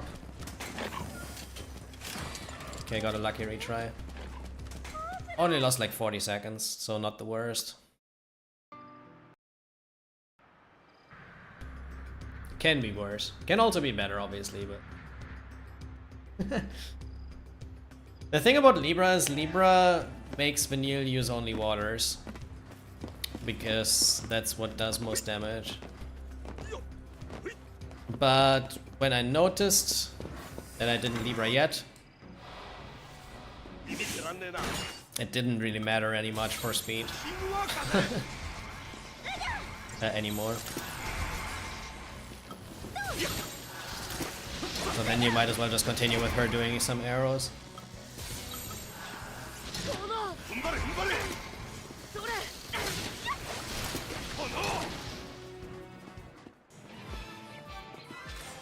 Try to continue normally. I don't know. I really wanted to make sure to not miss the Pulsework Soldier kill. And I haven't really seen Vanille troll like this. I don't know why she did that. Just like turning around with it before doing a D-shell at all. And then getting second cast infliction was kind of dumb.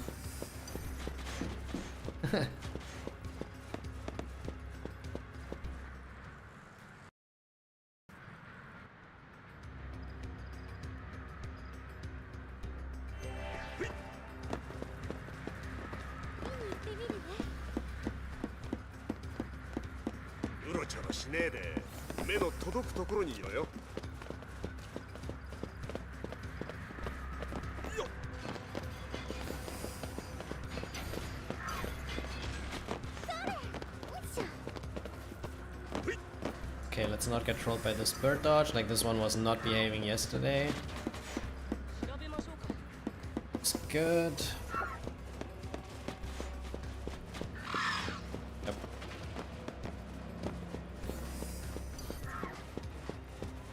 Alright, not bad.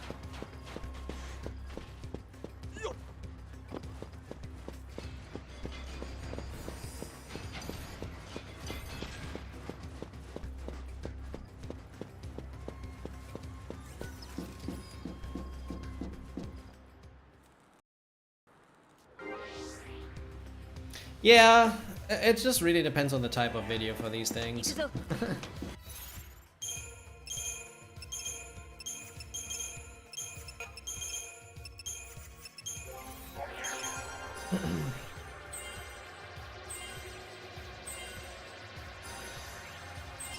I never got money from YouTube so far. Feels bad, man.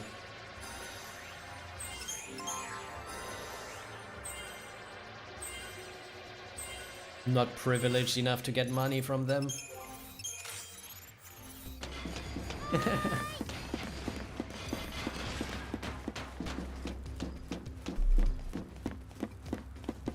I think I didn't even monetize my Final Fantasy XIII World Record videos.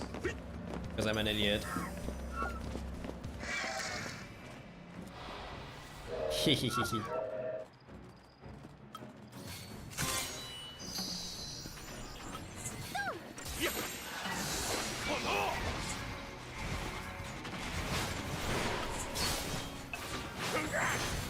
I mean, I never did it for money, right? Like, I also don't do Twitch for money. Earning money with it is kinda cool, but that's not the motivation I have. If that makes sense.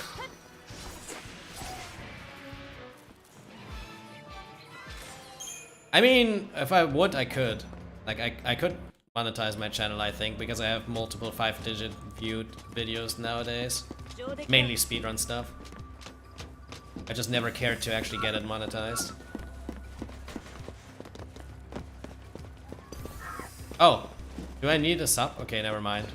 I mean, then again, I could easily get 1,000 subs, I think. If I now do this dual stream, whatever. Yeah, that's my YouTube. I barely use that, though. Like, the majority of those 800 subs, or however that many are actually existing since my Let's Play days. Because I was actually doing some Let's Plays in 2011.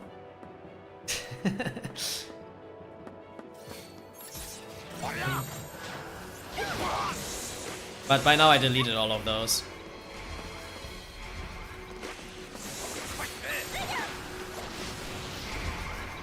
When I created my Twitch account, basically.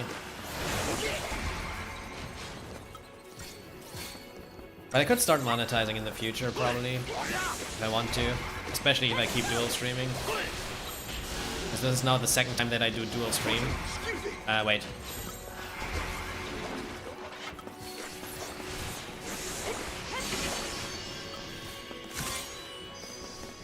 God, what a fight.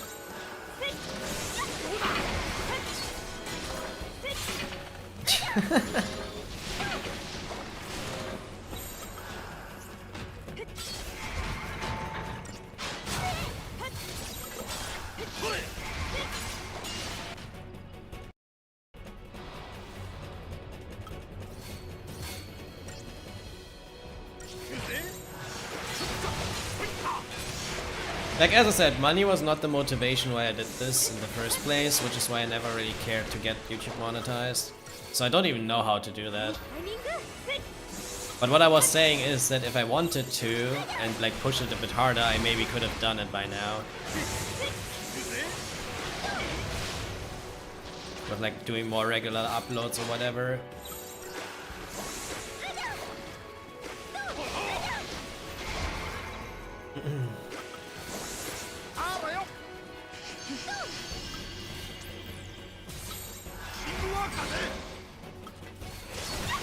Free stagger slowdown skill.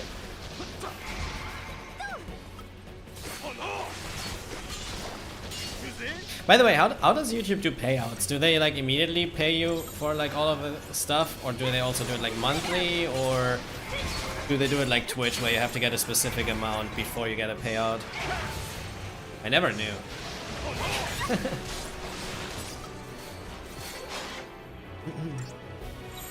Okay, so they do it like Twitch, basically.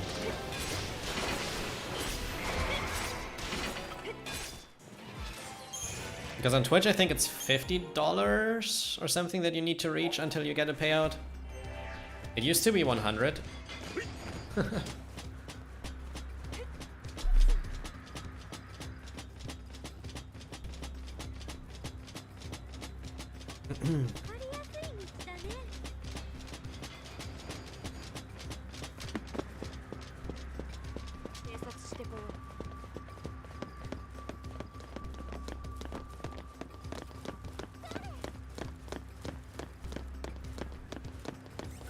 Yeah, Corey, you could do the same that I do and do dual streams. Now that you stream FF13. Also, speaking of, wait, I need to follow you. Because you posted something of like chapter 1 to 4 practice recently, so I guess you live stream this game now.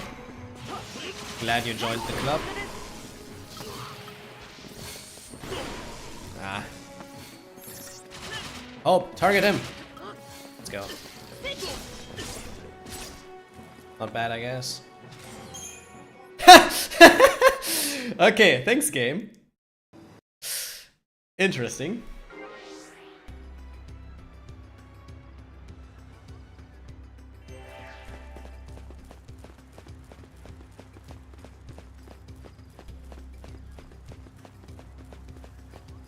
No, Corey's actually doing no resets, I think, right?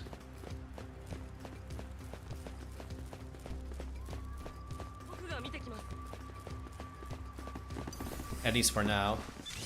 I love when this happens. What even causes that? Alright, Ages of Time Loss immediately gone now. Time save. This is like so rare to happen, but sometimes they just like don't stop early enough and then they just catch you.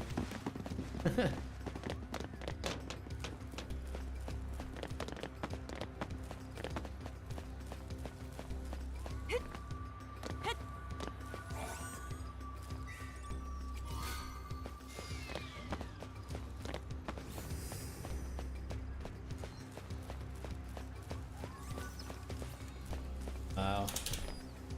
Running into this.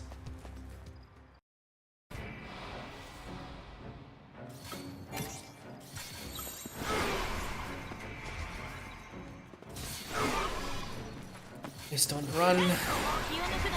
Work. Wow. That second jump back was so stupid, troll. What the hell? Because normally when Hope targets him, he shouldn't do this.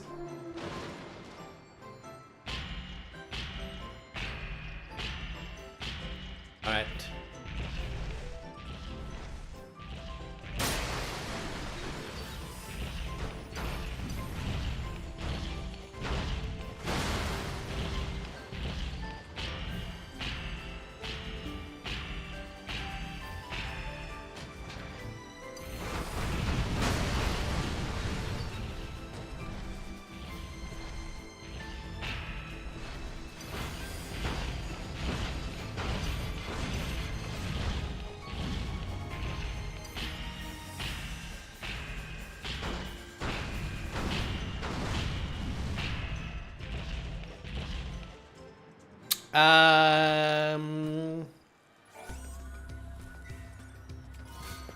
In my case, since I built my audience primarily with FF13, I noticed that too.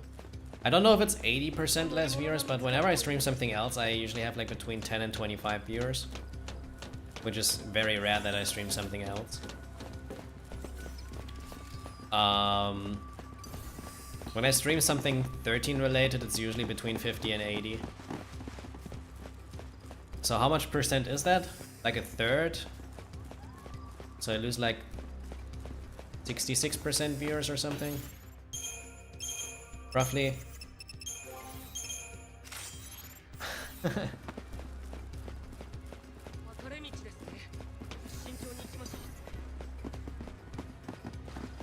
Like I noticed that when I play like also here and there, when I did some Kingdom Hearts 3 practice, when I streamed Unravel 2 with my cousin, like all of these things, usually like between 10 and 25. But then again, for 13.2 and Lightning Returns, I don't hit as high viewer counts as for this game, but I get pretty close. And I think that is because I built my audience primarily with this game, but 13.2 is very similar. So some people still stick around for that, and Lightning Returns also belongs to the series, right? So...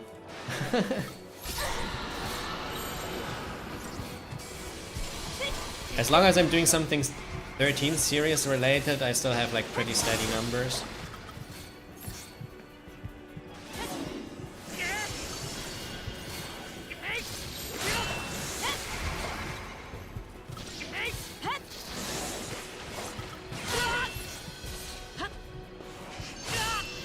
Ah, Rep Hope. That sucks.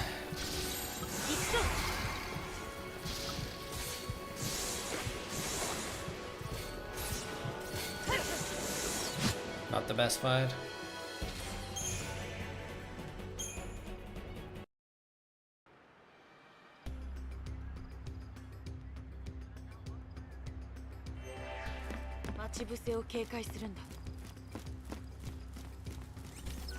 Also, fun fact, nowadays like the majority of my viewers are like viewers that are here for a long time, obviously.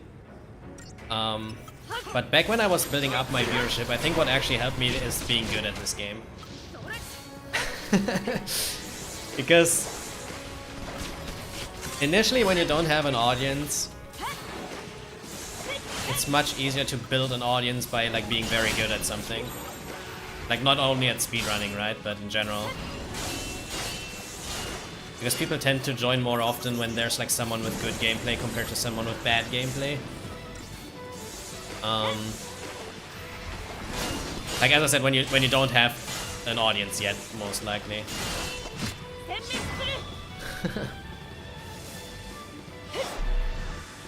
Because fun fact, if you look at my viewership, like there's this like Twitch tracker side, right? If you look at my Twitch tracker, you can see like a very, very unproportional increase in my average viewership in early 2020.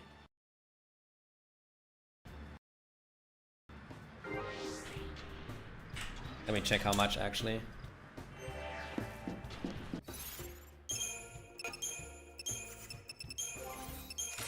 And guess what happened early 2020?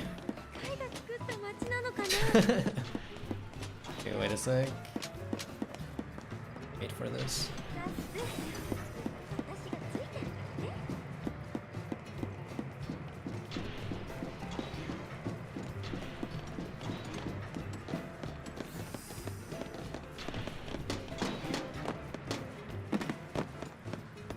Well, yeah, it's COVID too, you're right. But a lot of people were streaming more in COVID times. Like, that's also part of it, probably. But I think the majority of the increase is actually that because my first world record was actually in March 2020. Like, at the start of 2020, I got more and more consistent viewers, even before COVID. Just because I was very close to world record. That's what I meant.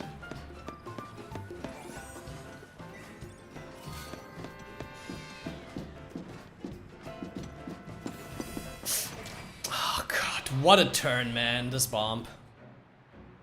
I love getting trolled. That was great. I don't know, like, maybe COVID was similarly important, but the point that I try to make is that generally a lot of people get better viewers when they are good at what they do. Like, not only on speedrunning, right? Or like, let's say it's easier to build a steady viewership when you're, like, playing good.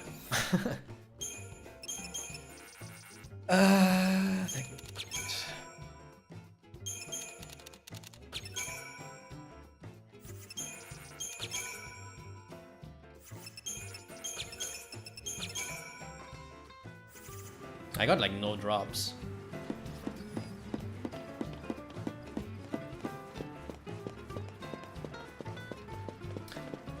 That is because...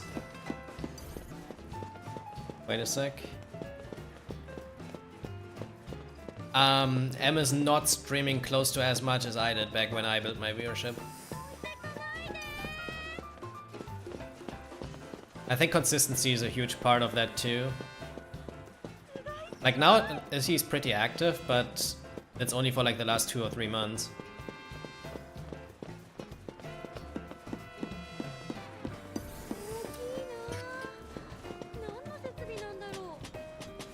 And also the reason M has even the viewership that he has right now is because he shares a lot of the viewership with me and Zero that already had that viewership before, and because he's playing good. Because we have some other people who stream this game that are not as good as M, and they don't have close to the viewers that M has. You know? Like, it's several aspects.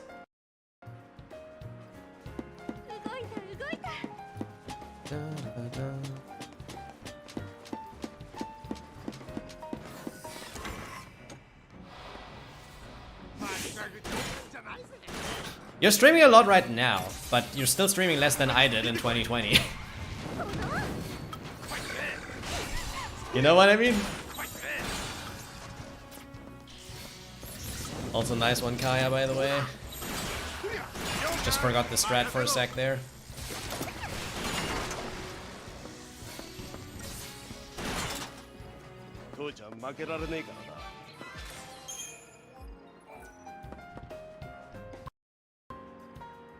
Also, I don't know if M noticed that, but I think he now has more viewers than when he didn't compete for world record. It's just that, like, when you're really good, like I remember M streams when he like started to stream, and when he didn't get these paces yet. Like, Not even 3 or 4 months ago, his viewership was way lower than it is now. Because he just like now competes for world record and also attracts a lot of people that like want to see that more than actually the personality, right? I don't say it's like all viewers, I just say being consistently good pulls in more viewers than being consistently bad. Even like you can stream like 100 hours. If you suck at this game, you just automatically have less viewers than someone who's good. Does that make sense? Right? Like it's just hard to describe.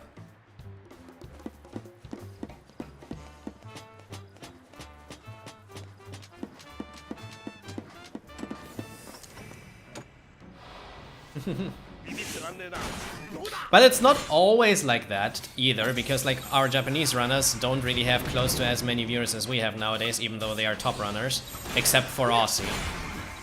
Like Aussie still has a good viewership. But like Shirasu, for example, I mean he's also not streaming consistently, but Shirasu, for example, is like a really good runner, but he has basically zero interaction with people because he's not speaking and something.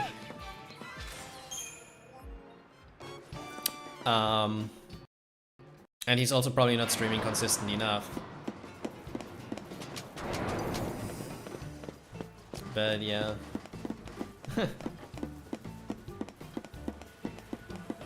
It's just that I noticed for myself, also for me it also depends on what I stream, funnily enough. Like if I stream XIII Any %, I usually am like between 50 and 80 viewers, depending on like how long my stream's going, how my pace is, and all of these things. But when I would start a trilogy run or an all missions run, which happens way less often than any %, I get way more viewers than in any %, because that's just something that's not happening as often, right? So a lot of the people that are not regularly watching tend to watch those more when they see those special streams happen. So I was saying a while ago that like if I want to actually push for partner, I should just like stream all missions for a month or maybe 2 months. Then I could probably easily apply for partner. I probably still wouldn't get accepted because Twitch notices that too, that like my normal viewership is way less than when I do something special. But yeah.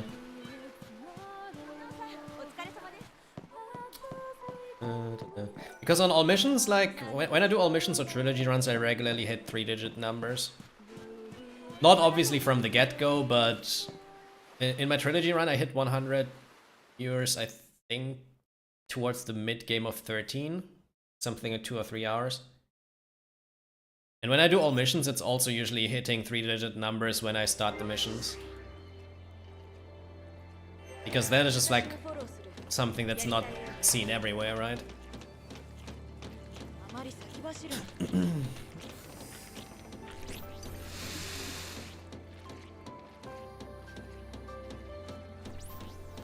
I don't even know if partner has that many more benefits nowadays. It used to have more, because I think a lot of the things that they had partner exclusive a while ago, they also made available for affiliates. Like transcoding, for example, was something that I think was partner exclusive.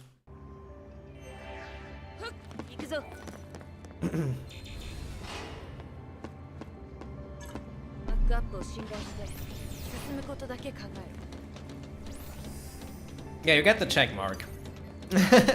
True.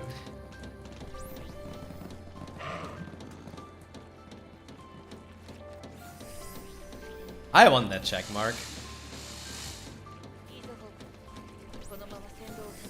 But yeah, basically I just noticed that for me, my viewership heavily increased when I got good at this game. And I noticed the same for M, because as I said, like maybe you can see it on Twitch tracker too, like M's viewership of like, I don't know, 30 to 50 or whatever he's getting now. Like he only really gets that for the last 2 months. Basically since he competes for world record. Before that he still streamed the game, but was just worse at it. So it helps.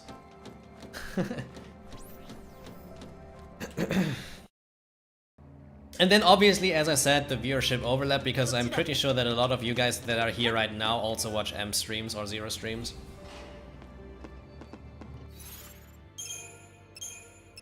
So the viewers that I have already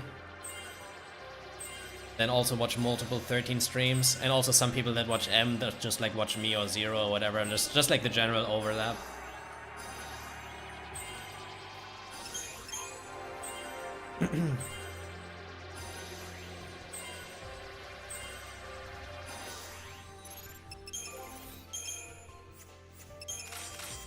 Also, I don't know why I always forget this, but holy crap, man. Did this yesterday.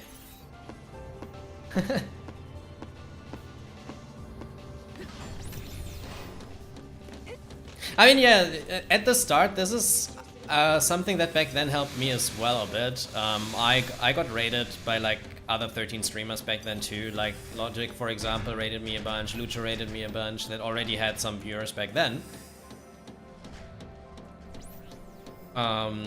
That is just something that also helps at the start, when like streamers that already have a consistent viewership support smaller streamers and like rate them regularly.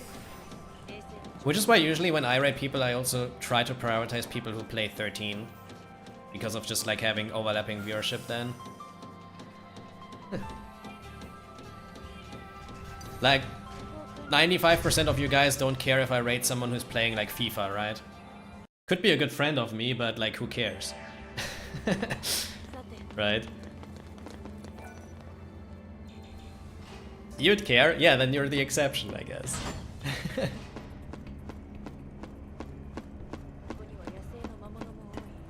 But that was just an example that like...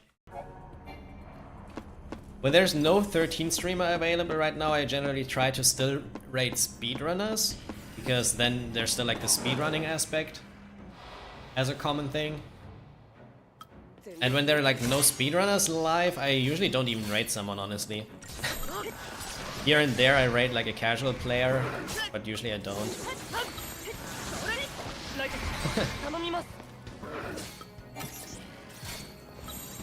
Yeah, it's called EAFC now, true. No one's playing FIFA anymore.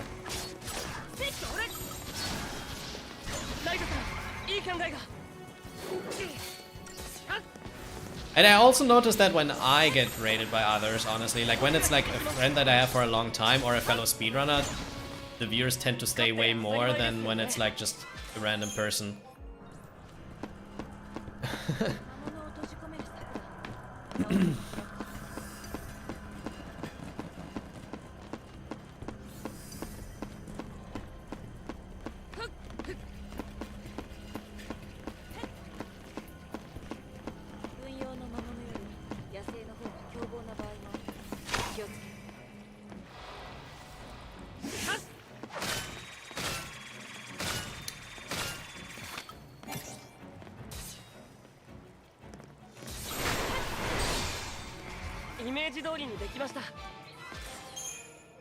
It's licensing and stuff, yeah, like it's never been published why it was like that, but EA, I think it's more likely what Corey wrote, that like EA realized they don't need to like license the FIFA name with how much player base they have. It's enough that they get all of the licensing for like the different leagues and whatever. And also I've read that FIFA, but we've not really heard something since then, but I've also read that FIFA apparently... Like, there's a rumor, it was never officially confirmed, but apparently they collaborate now with 2K Games or something, and they release like a football game in the future. I don't know. I don't know if that was only a rumor or if that actually is confirmed by now.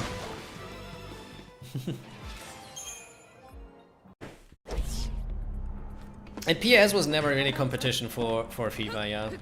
But it's mainly because of two things, I think. First reason is Konami doesn't really care to like compete that much with EA, because they don't push it enough.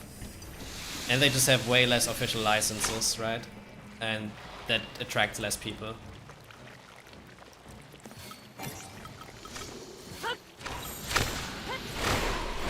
To be honest, early PS games were also better than FIFA games, like mechanically. I think especially in PS2 era, like the PS games I think were better than like the FIFA games. I'm dead. Interesting. How the hell did I die here? Like lightning just randomly started to not blitz and then that fucked the fight up. Cool.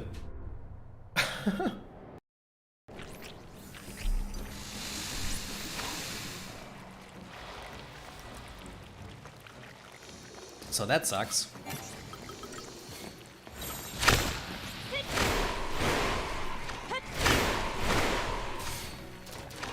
Hello.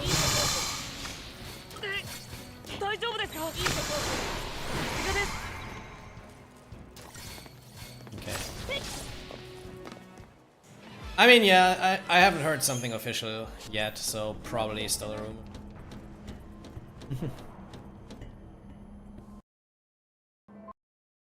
Alright, I guess that kills the 119. Like, now this will be a 120 probably.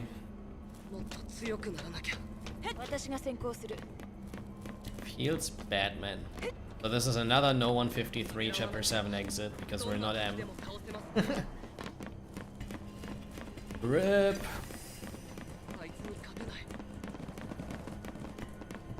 I should have actually thrown a potion, but then again I didn't throw a potion because I thought Hope with 120 HP surviving 2 hits is more than enough when lightning just blitzes. But apparently she then stopped doing blitzes. Very cool.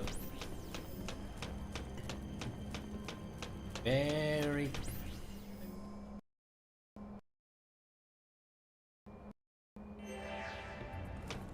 Yeah. I mean, there were only 3 Corals left alive, right? Hope had 120 HP or something. That is very likely to die then. But yeah, it happened. Cool.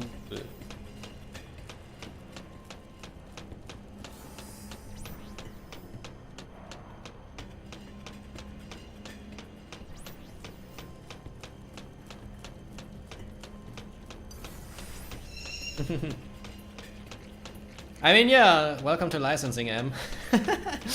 Also, FIFA is greedy as fuck. So, yeah.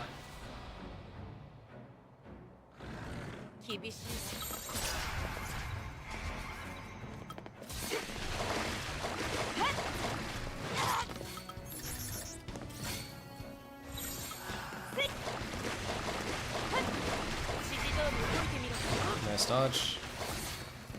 That's not a 30 because I cannot do that.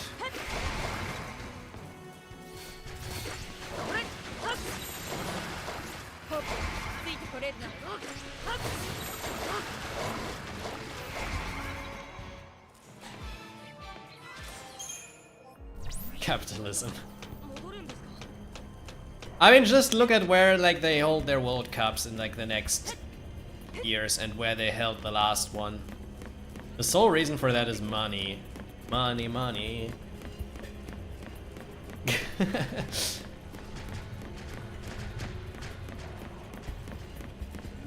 Next year it's like on isn't it like the one that is on 3 continents next year?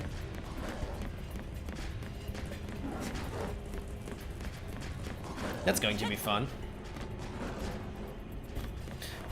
Or was it only the US and like I forgot where it's next year. It's USA, right? 2030 was the three continents one, I think. Canada, Mexico, USA. Yeah. But then there's one World Cup in Saudi Arabia, so that's definitely not only for money. And the Qatar one, that also wasn't just for money, right? Because it's like an amazing idea to actually hold a World Cup in a country that has like 50 degrees Celsius in summer, so you have to do the World Cup in winter. Totally not money reasons.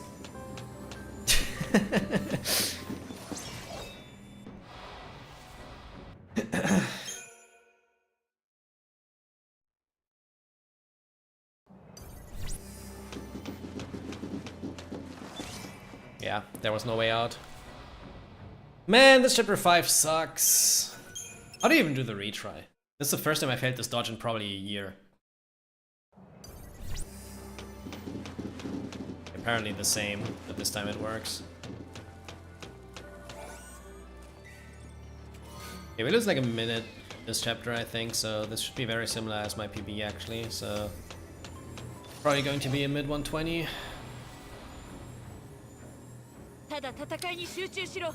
I was exaggerating, I just was saying that this is the first time I failed this dodge in a very long time. I thought I was fine on the left side, which is why I stick to the left, because I predicted it to be roughly like on the retry where they just run to the right of me, which oftentimes they do.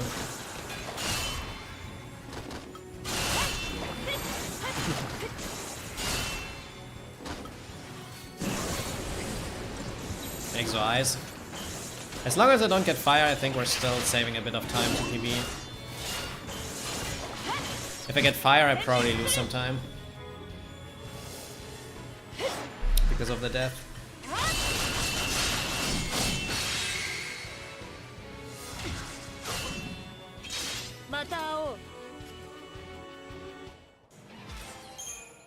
Man, I wish I get M's early games.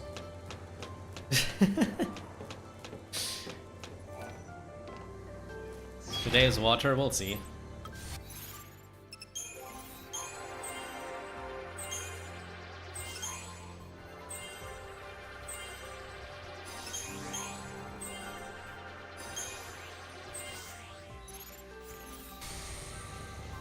Yeah, we get like with a good exo, think we get a low 120. Still not terrible pace because I have the fort for chapter 6. There's around 2 minutes real time from now on, plus like 50 seconds after the fight.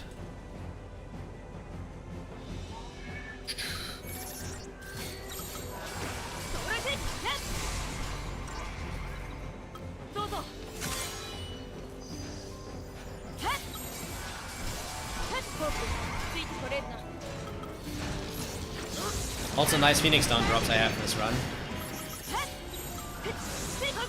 Just want to mention that we have a total of 0. That's great.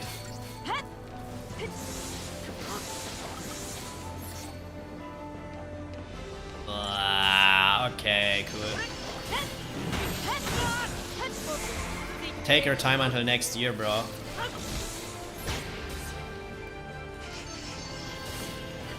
Oh god. If he does ice now, this sucks. But he probably does ice.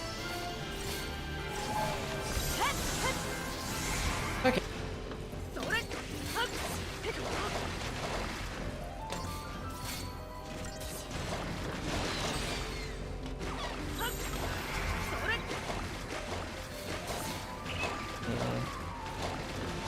Play the stun lock safe.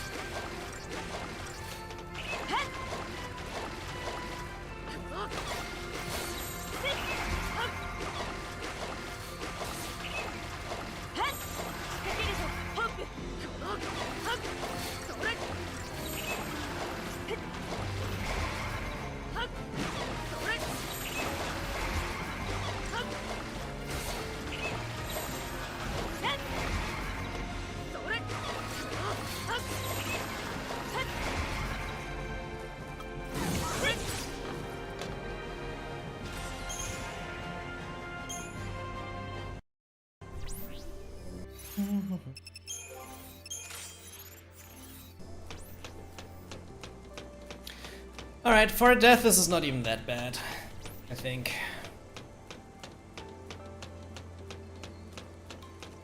Like mid 120.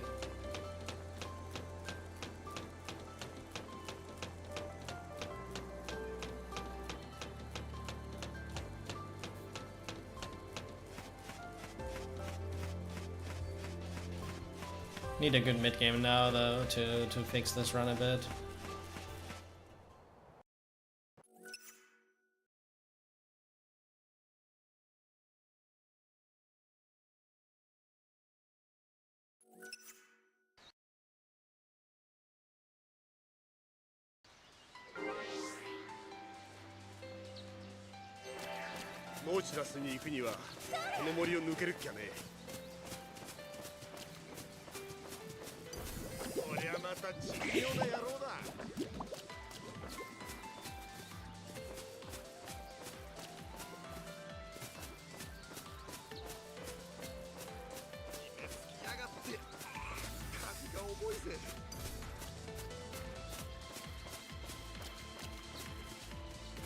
All right.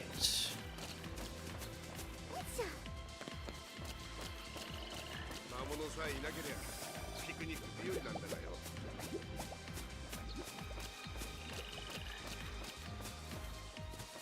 なあ、こいつら生えてくるのかよ。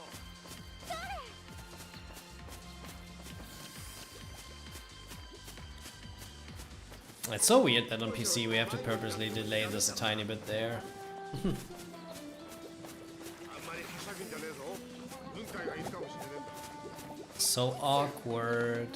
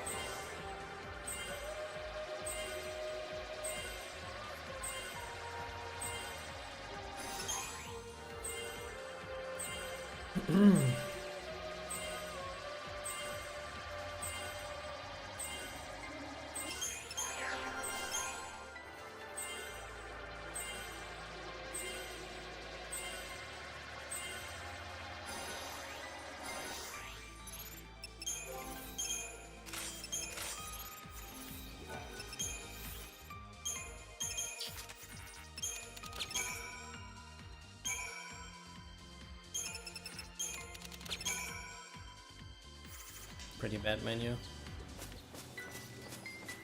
Da-da-da.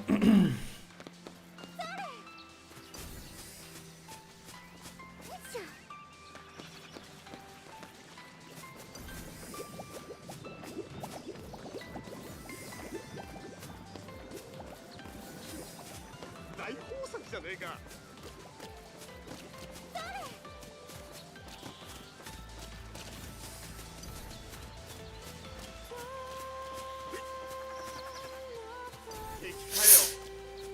Holy hell, how did this work? The line that I took was so bad.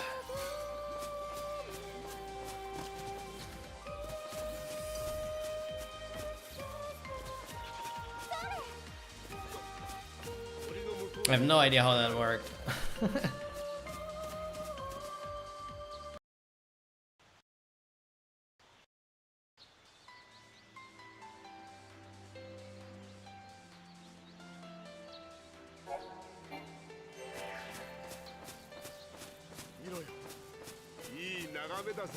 Yeah. Haven't responded yet to like your last comment, Corey, but yeah. Very suddenly and totally convenient that Saudi Arabia did that. Yup. Also pretty convenient that they have a shit ton of money.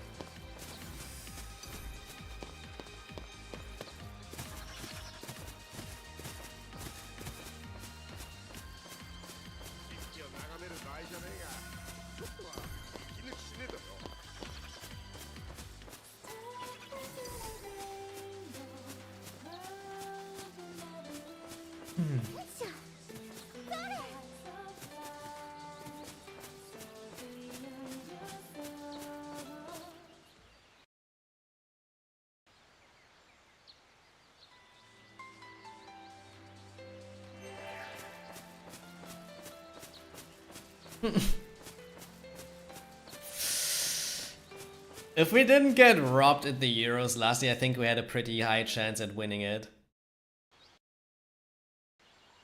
I don't know if I want to say more than that. Like, that was like one of the biggest robberies in football, holy shit.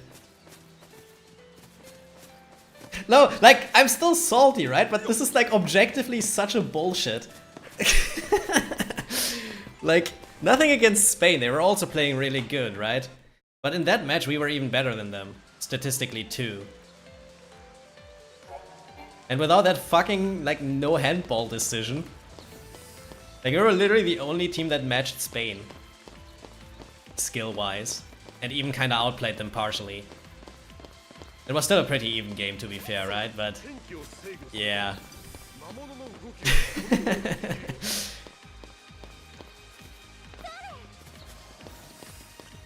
And then, like, oh my god. Like, we have a goddamn video assistant referee, bro. And there cannot be a more clear handball. Like, holy crap. I mean, you obviously still have to, like, score that penalty, right? But, yeah. I'm still salty about that, like, seriously.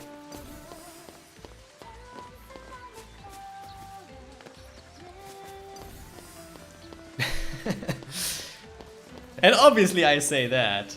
And yeah, and the fun thing is the Bayern one happened literally 2 months before that, right? But that was not as bad. Like, it was just like, well, cool, the ref just like undid our goal and then like blew the whistle, didn't care to check. But yeah. Oh, also I should have maybe activated the cortisol. Time loss. But man, at the Euros, like, having decisions like that, like, happen like that with having the option of a video assistant referee, I just don't understand. Right? Like, there just cannot be a more clear handball. And if the ref on the field doesn't see it, you have that technical support. Just goddamn use it.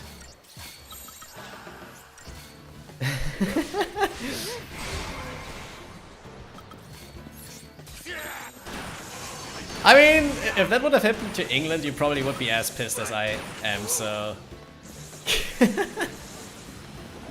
That was just like a full robbery. But yeah, whatever.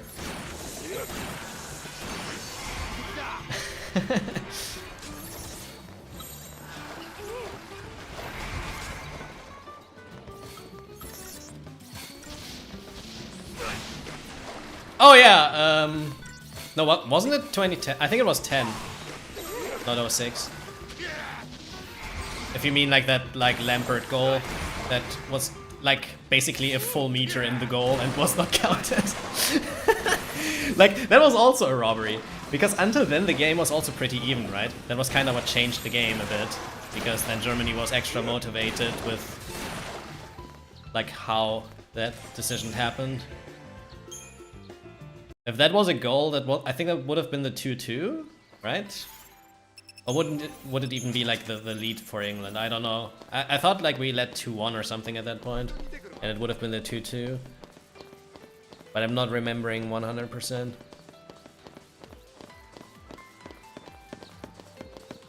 But yeah, you know, a lot of people, at least in our country, said that was like the revenge for the Wembley in 1966.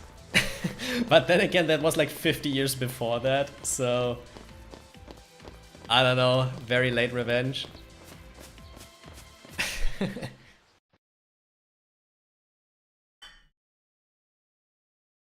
Yeah, just what you say there. But honestly, in that tournament, we didn't have the video assistant referee yet, right? Like, if stuff like this happens with the like goal technology and the video assistant referees, like, I don't know, man. And last year we had the video assist, right? And that Kukurea handball was still just like not punished. Like, how?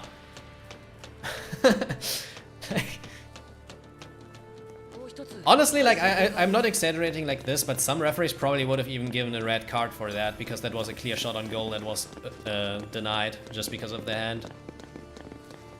Then again, I think the rule is if it's giving a penalty, then it's not giving a red card on top of that, right? I think. But yeah.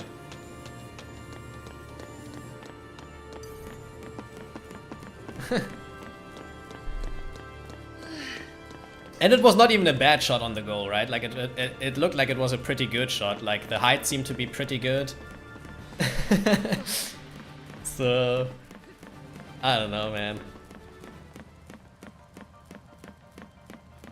But it definitely was a 100% penalty. Like there's no way to say it wasn't. So that's why literally every German fan is still salty about that. Also, imagine we actually would have scored that penalty. Then I'm also very sure that Spain wouldn't have scored again. Because, like, that would have changed the entire, like, game, kind of, right? Especially the way that Germany would play with a lead, like, 10 minutes before the end. Kinda.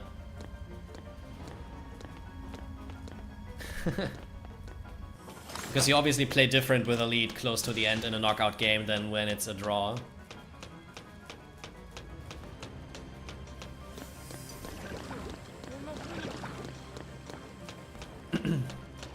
Same as like the England one in 2010. If they would have like equalized there with a 2-2, that would have been a totally different match.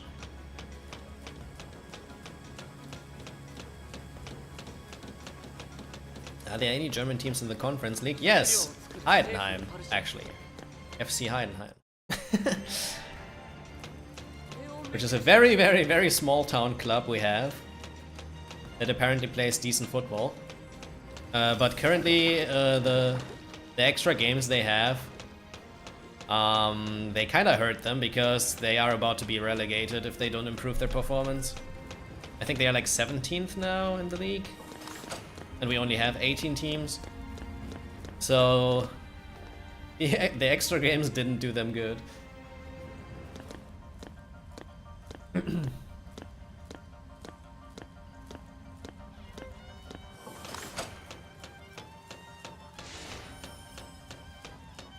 Still nobody knows how, yeah. I had the same as with Union Berlin, like when they got into the Champions League. So sometimes we have these teams that are literally like nothing, and then somehow, oh, come on, reach late like these international matches.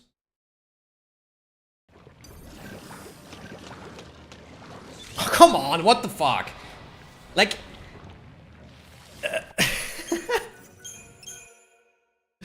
I don't understand why I have so many bullshit failed dodges all the time. It's so dumb. 3.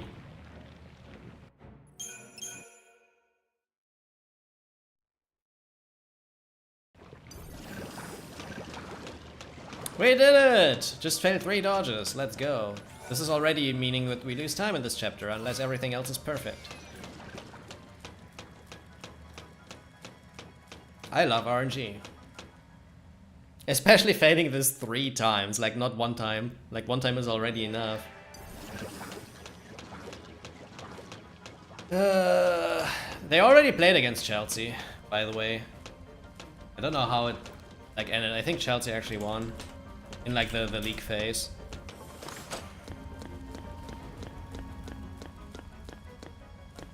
Yeah, they played Chelsea in the league phase and Chelsea won with 2-0.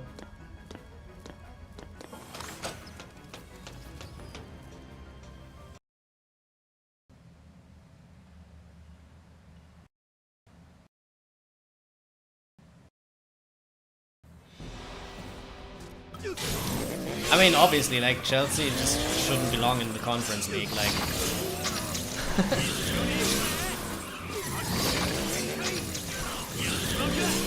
Their, like, market value, I think, is, like, twice as high as basically every other team's, so...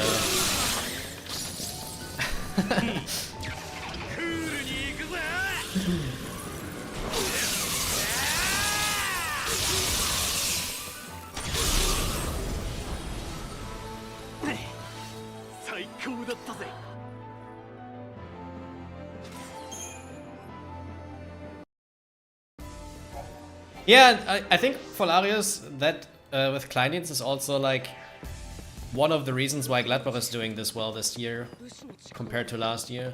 Like, that guy is just insanely good. I think he scored like 14 goals or something already. And then also a bunch of assists. And then Heidenheim just lost him, so yeah.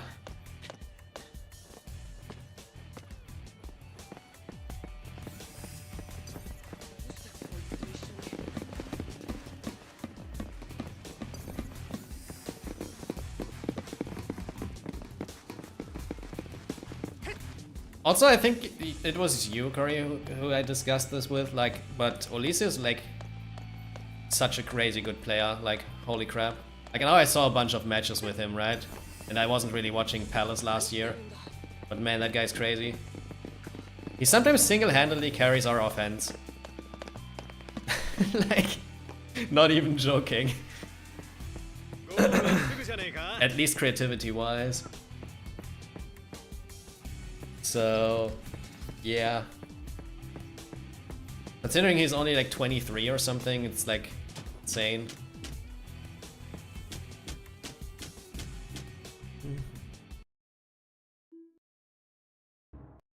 I haven't followed it completely. I just think they were playing like Copenhagen or something. Did they get knocked out by them? I don't know, but yeah. Or was it after that? I don't know. Then again, it's a club that's about to be relegated this year if they don't improve, so the fact that they are in Conference League is already insane. Or that they were. Also, I'm really excited for Wednesday and next Tuesday. Like, I would have liked it if like Bayern and Leverkusen both would have gotten the Spanish teams like like Atletico Madrid and Real Madrid. But now we have like that Madrid derby. And based on how like the last matches between Leverkusen and Bayern were, that's probably also going to be pretty interesting because they were comparably one-sided. Like all of the games in Munich, Bayern dominated, and all of the games in Leverkusen, Leverkusen dominated, so that's probably going to be interesting. And also both teams have their forms kind of back. Like Leverkusen have their form back for a while at this point, but like Bayern played like shit for like the last 3 weeks. Until like the last two games. Like the last two games were pretty good again, so...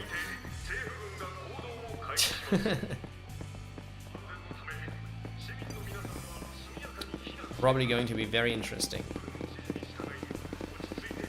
But then again, in general, I just like it that, like internationally, that we have no same country matches. So it's a bit sad that like there's like 2 Spanish teams, 2 German teams playing each other already. We have a tree in goal.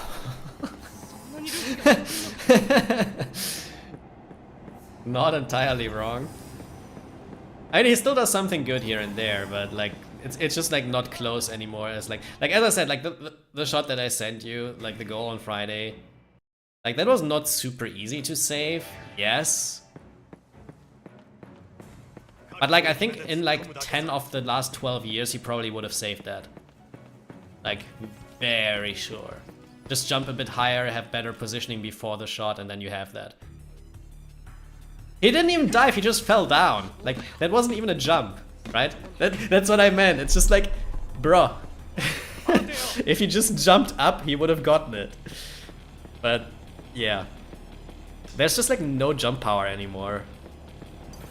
For whatever reason. Because it was not the first goal that we conceded that was like this. And as a goalkeeper, if you cannot jump, then yeah. I mean, as I said, it was a nice shot, but it was not unsavable, right? So...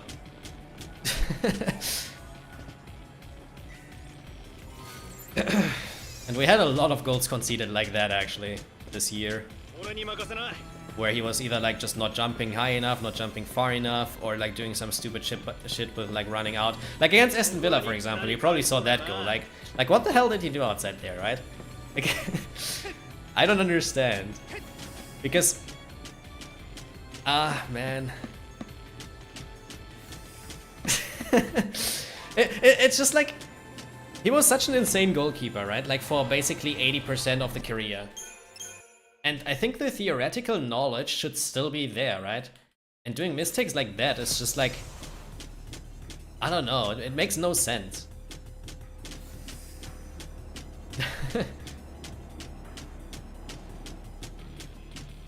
But yeah, I don't know. So the good thing is, in the last match in Munich, Leverkusen only had one shot on target.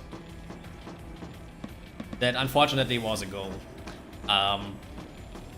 Because that's also a theme this year, that like basically every single shot that we get on the target, like on our goal, is in the goal. But yeah, it's weird.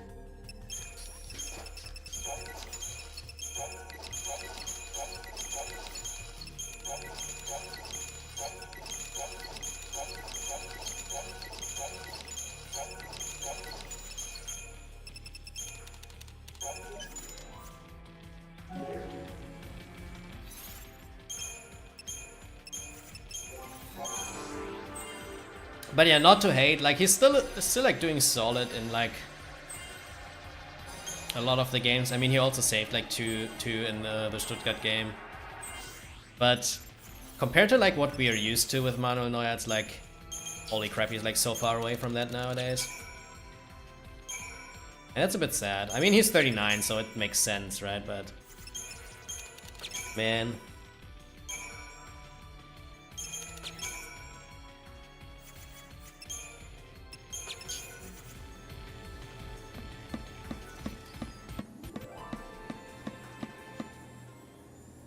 Yeah, and that is what wasn't the case for the longest time, because he was kind of like a bank in the goal, right? Like, basically only really conceding stuff that's absolutely impossible to, like, save.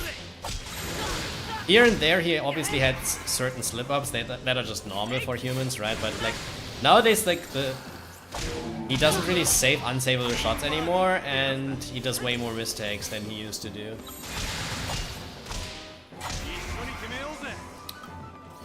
Nowadays.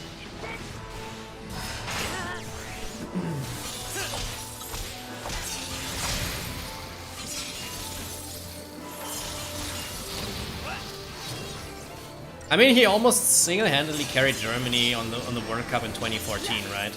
For example, like, holy crap, that was like next level goalkeeping performance for basically the entire tournament. Like, that was so crazy. Interesting. Snow missed literally 2 attacks there. I don't know if I ever saw that.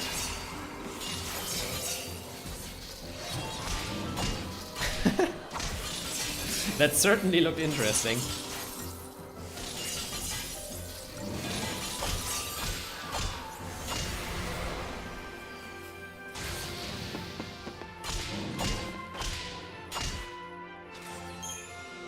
Still a good fight. But yeah, it's okay. We have to see what happens on the goalkeeping position in the next years. Like, there are several rumors. Like, right now, I think I posted that to you. Like, we signed the is it U21 in English too? Like the one of the youth team's goalkeepers for Germany.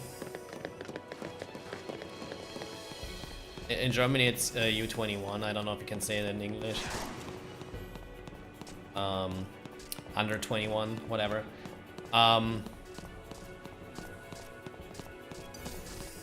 So maybe that guy is good enough to actually make it after Neuer. And if not, we have one of the German keepers loaned to Stuttgart right now that maybe could make it. I don't know. And then there's also a rumor that apparently Company likes Bad Verbruggen, like from Brighton, which is also a really, really good goalkeeper from what I see. But that one would cost money, and not even little money. So, like, those are just some rumors.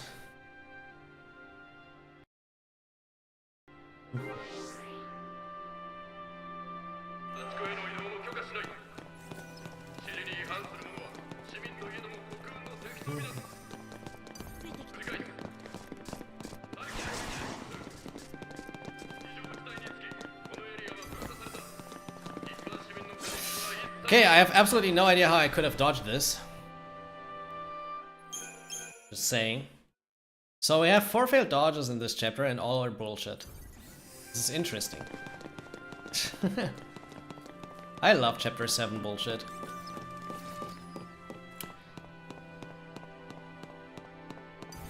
Yeah, but then again, like... It could also have been 7 unsavable goals, right? It's not always a goalkeeper's fault if you concede a lot. Depends. I mean, I haven't seen it, but...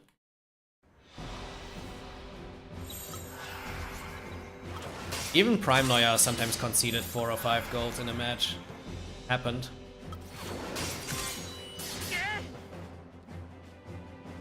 I don't know if I already Libra'd. And I lose focus. I think I already Libra'd. I Libra'd twice. Cool.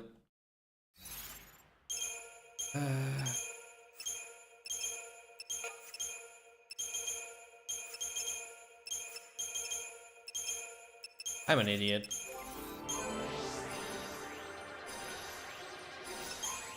Yeah, you do, which is why it doesn't matter if you fuck up the Libra.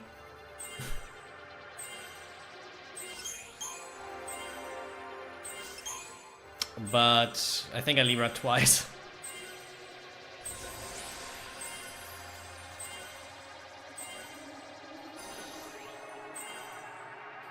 I just wanted to be safe because I knew that it's like not mattering if I Libra or not, right? So I just like wanted to be safe because I wasn't sure if I did it or not.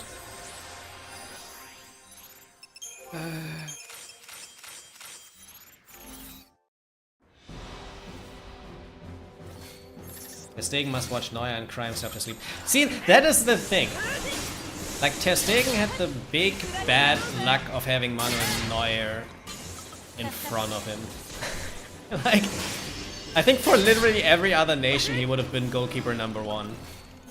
Except for Germany.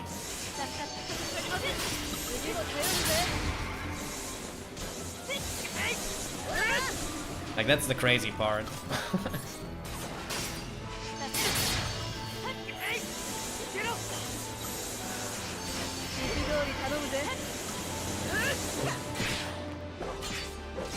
Yo, John Perry, thank you very much for the big raid. Hope you had a good stream.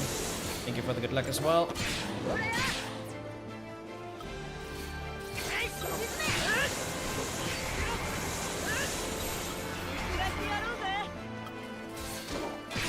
So when was your last 4 failed dodge chapter 7, just out of curiosity? Because chapter 7 tends to troll sometimes. Mine was yesterday. So literally back to back.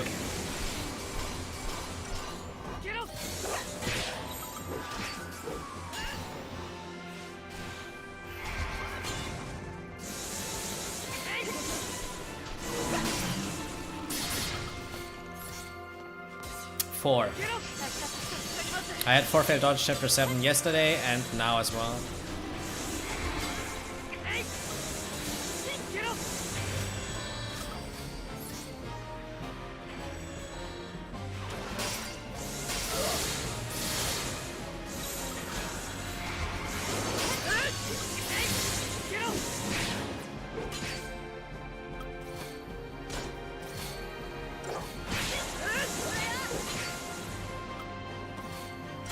And by the way, in this run, all 4 failed dodges were kind of stupid. Which they are not always, but here they definitely were.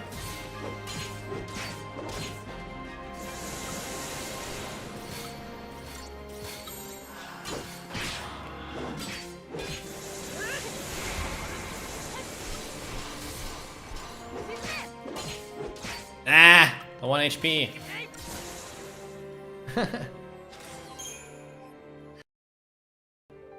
Your PB? Okay, that was the last run, I guess. I just had it yesterday and today. Bit unfortunate.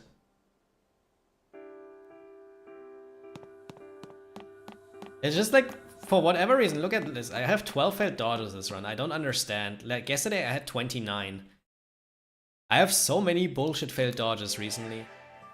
And it's not even that I play worse, right? It's just like, it just adds up. I don't understand.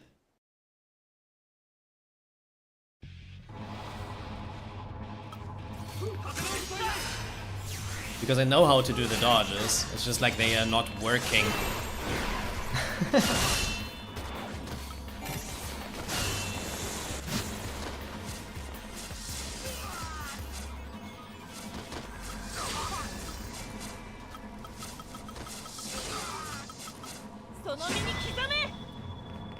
Like, it's not like I suddenly unlearned how to do dodges, right?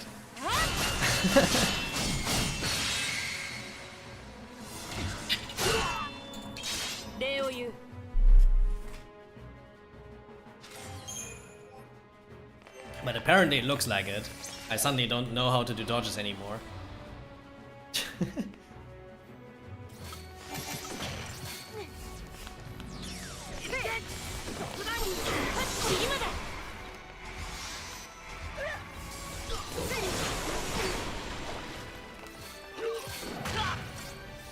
Cannot go for SSS, I guess. It's better to just go with this.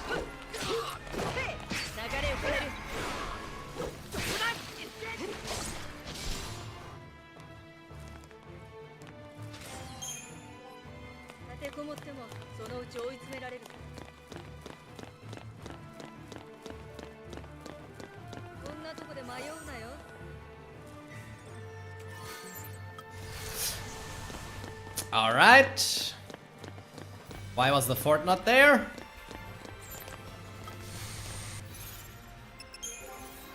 Like, why was the fort not there? Whatever. Next time I check again. Oh, I think it was because I got a bonus fort, right?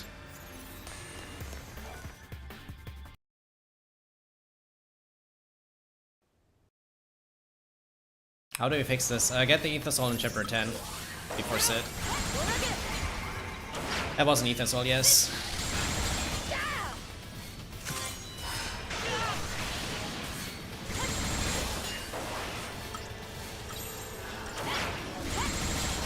Time to Libra Skytank. I mean, does Lightning have Renew? No, right? But yeah, there is an Ether Soul chest just before Sid on the right side where the save point is. We used to get that all the time, but then it was cut out. I just have to get it this run and not forget.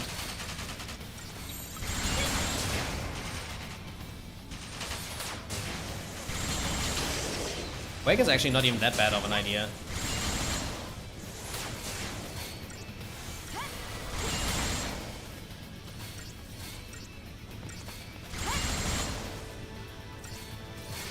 Yeah, it used to be a routed Trout, but now it can be used as a backup.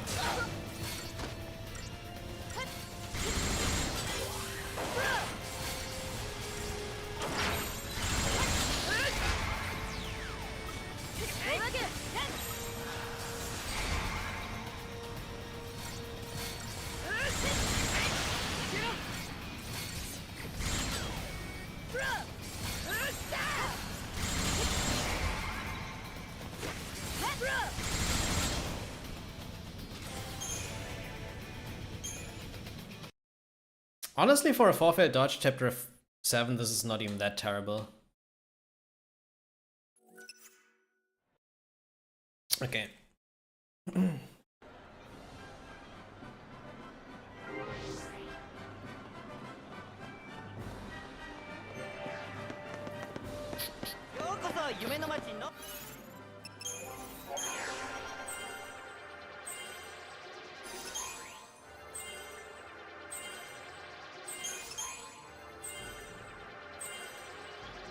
No strength +4, feels bad, man.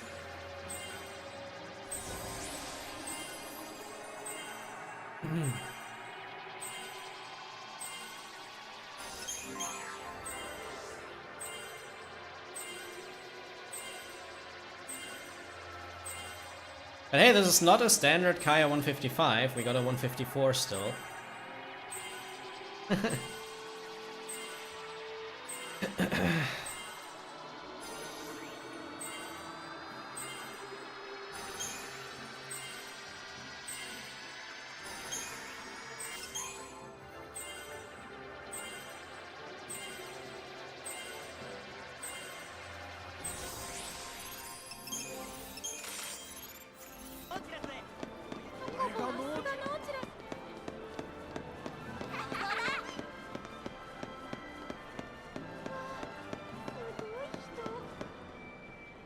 I mean, yeah, the only backup shroud we actually have, I think, nowadays is that that Ether Soul and the Libra Scope at the start of Chapter 7, in case you forgot to pick up one earlier.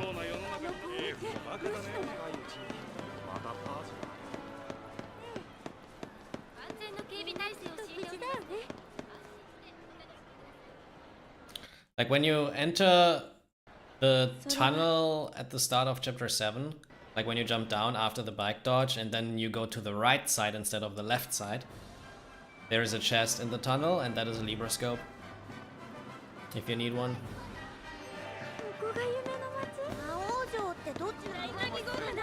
Nice block.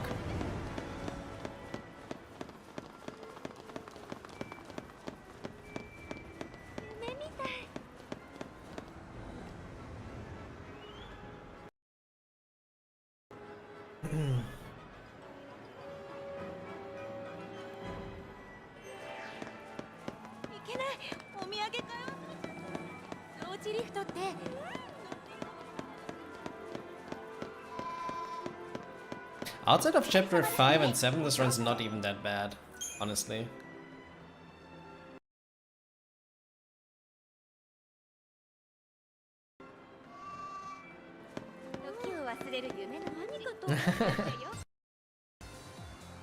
It's okay, Corey. It's okay.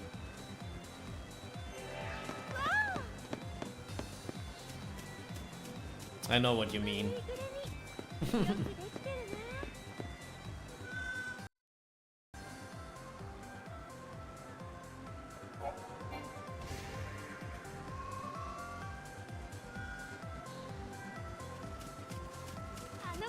Nah, it's okay. Like as I said, I know what you mean. But in the context that you want to say that it's not good, you cannot really use 9, because 9 just means no, and not.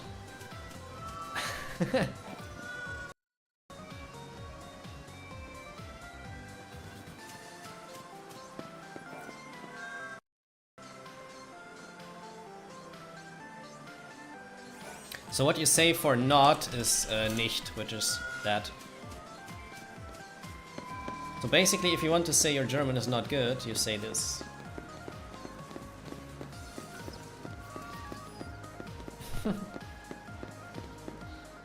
If you want to say your German is not good, you say that.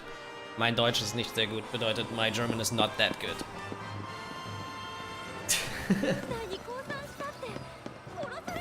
German lessons with Kaya.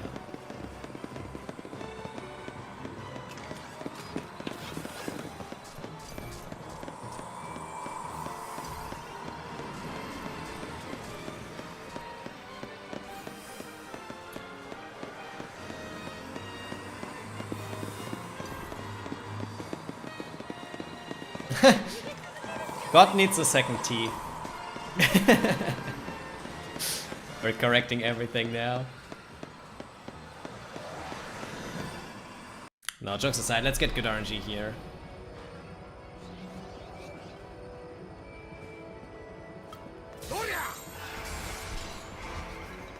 Hey, all good, it's a hard language. From what I understand. I'm glad I learned it as a baby. Because that definitely helps, I think, compared to learning as an adult.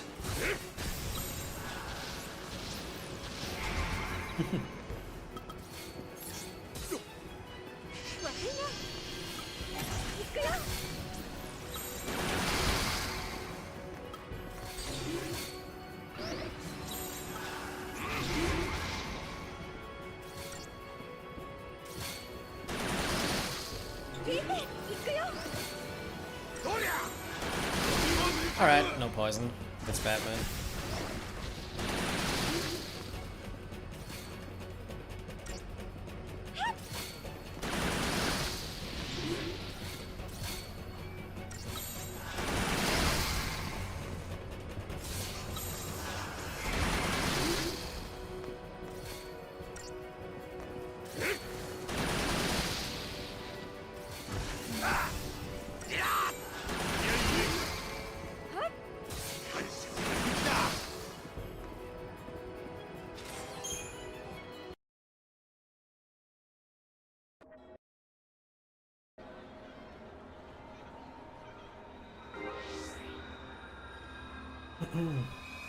I don't want to know the gender of cabbage.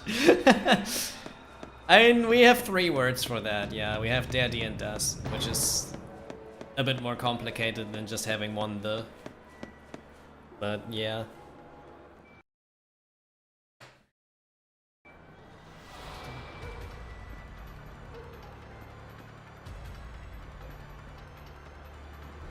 It's usually he, she, it, but we use that for a lot of words.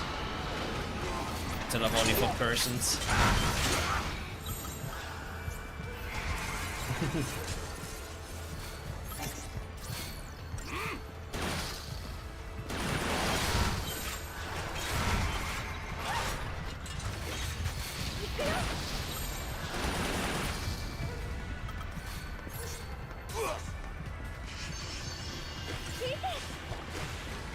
Oh, baby.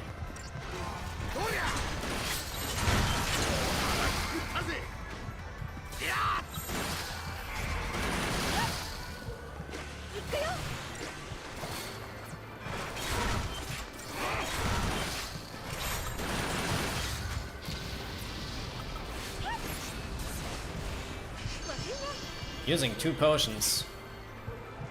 It was actually not that good of a fight. I thought it was better. Come on, man!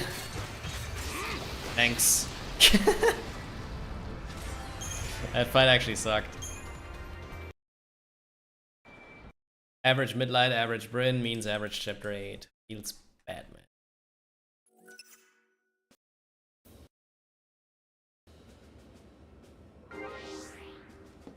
Is that like a system, or do you just have to learn the gender of it? There's no consistency. Usually, like for persons, it's the same as for you, like masculine words, feminine words, and whatever. But for things, it's usually not like that because you cannot really give a gender to a thing, right? So there's basically just learn it.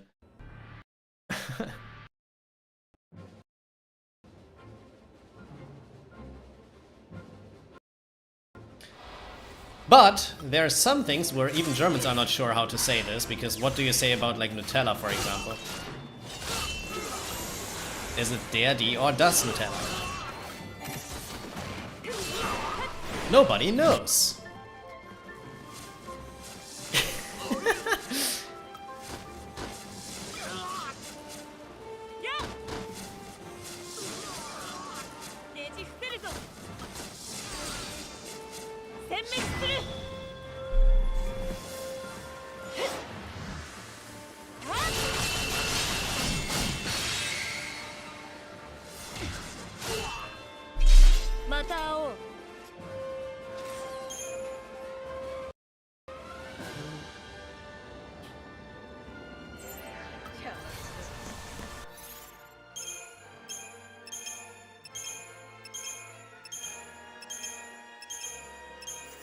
Yeah, but then again, like, Nutella is just a name for, like, nougat cream, right? And nougat cream is a feminine word for us, so it would be D in that case.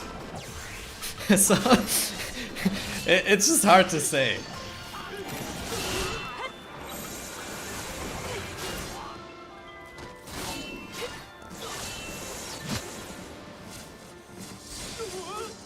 Because of cream. Cream is D. Nut is also D, by the way. It's nus for us, like with S. But it's also D. Dinus.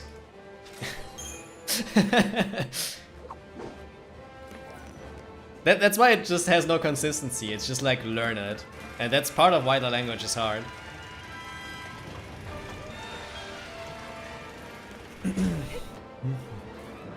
Like learning the correct like articles before the words. And that's also what a lot of foreigners obviously do wrong. Like, I mean, a German understands you even when you use the wrong word, right? But a lot of foreigners obviously have a bit of trouble using the correct ones because there are just so many variations.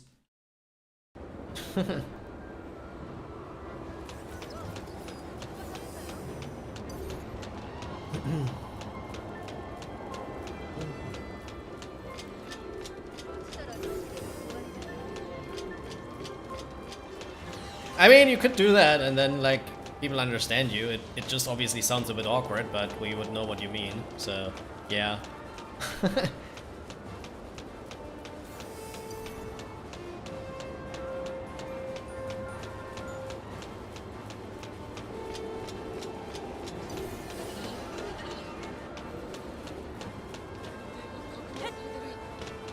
That is correct, by the way. The food is actually das Essen. So that's a correct sentence.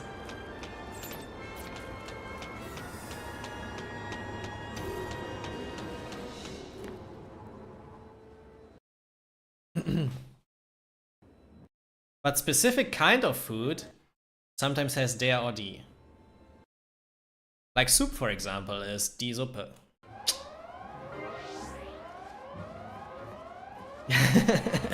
German is hard.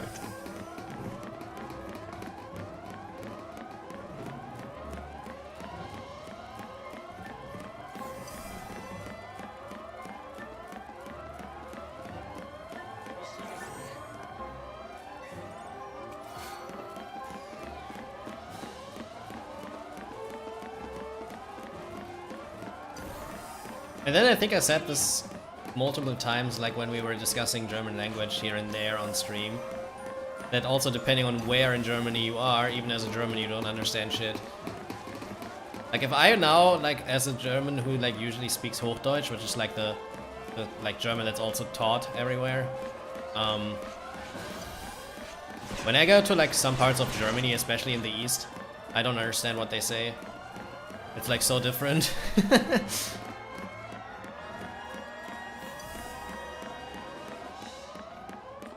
Like the words themselves are not even that much different, but not just like the general pronunciation.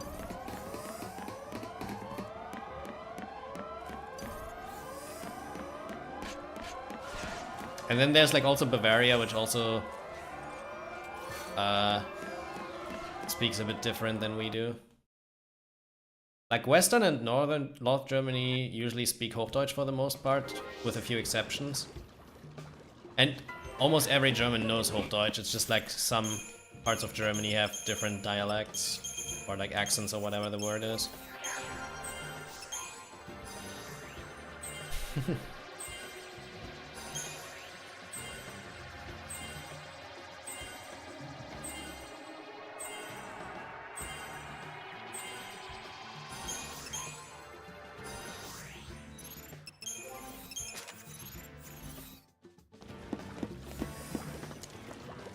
Nice.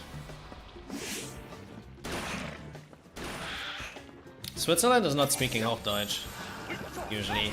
They have Swiss German, right? Which is not German. I mean, they can speak Hochdeutsch too, I think, but... yeah.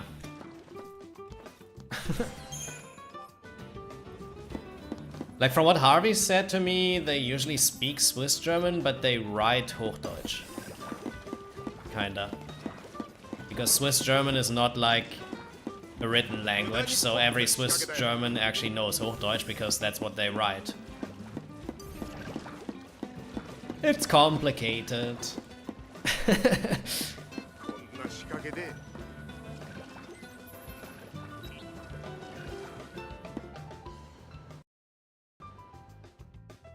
Yeah, exactly.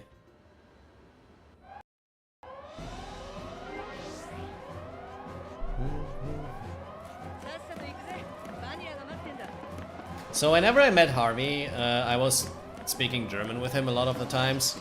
Then sometimes M sneaked in because M understands German and he was just like spying on us. For sure.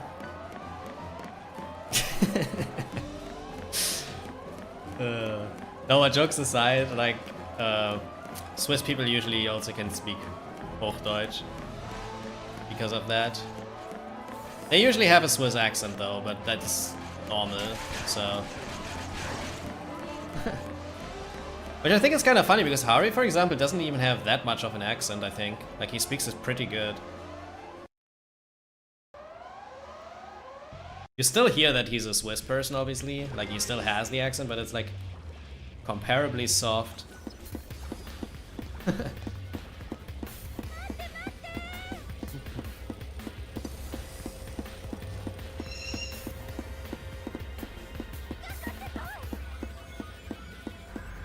Well, I mean, you also lived in Munich, so they also speak some weird German sometimes, right?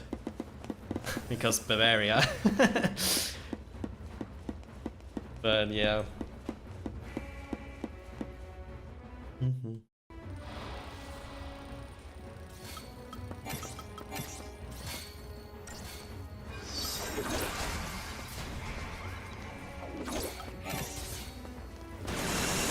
I know Hochirashli, but I just don't know what it means. I just know it's a Swiss German word.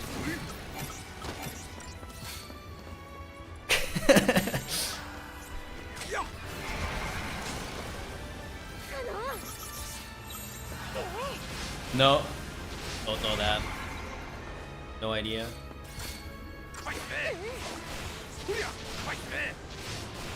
Here should be a good fight. Hog.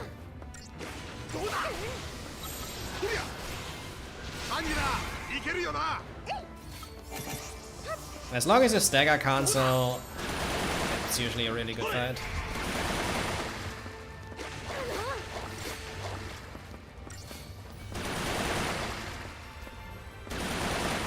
Ah, okay. Yay! 1 minute flat. That's actually a really good chapter 9 so far. That was a huge sub 10. And I think I shouldn't have said that this is a really good chapter 9 so far, because maybe now things go south. But this chapter 9 is pretty nuts. At the moment. At the momento.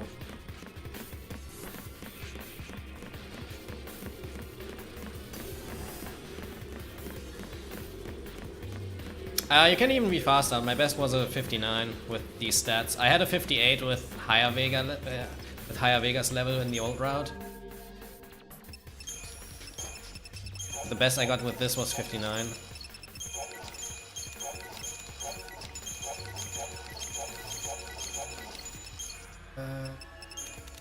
Okay, so this is a case, for example, if you watch this menu here, in which I definitely buy only 21 potions, even though I am like super good on Gil, but like look at my potion count. Like I already have 21, like there's no reason to buy 31. So yeah, I just make it dependent on like my potion count here. I think I only really buy 31 here if I have less than 10. I think as long as I have more than 10, I only buy 21. Because 30 potions from here on ports should be more than enough until the end.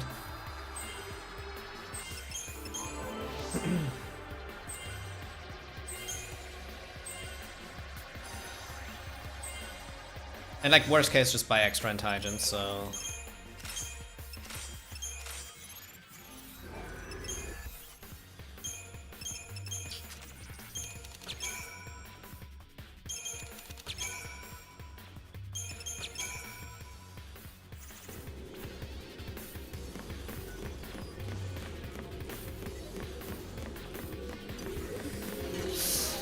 Okay, that was weird. Oh, by the way, I don't know if you saw this, but like yesterday I failed this dodge. I got caught by the Viking. That was fun. I don't know how likely that is, but yeah. It's a bit stupid. Like I even take my really weird line that looks completely awkward just to not be caught by that Viking, right? That's why I run around like this weird looking shape. And then I still was caught.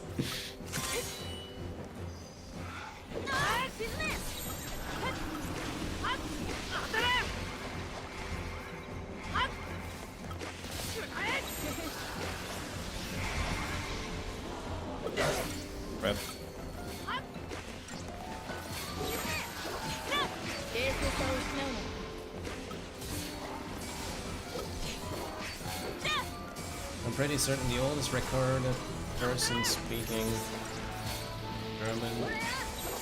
Oh yeah, you were asking if we have any of that. I don't think so nowadays. Sorry I haven't answered earlier.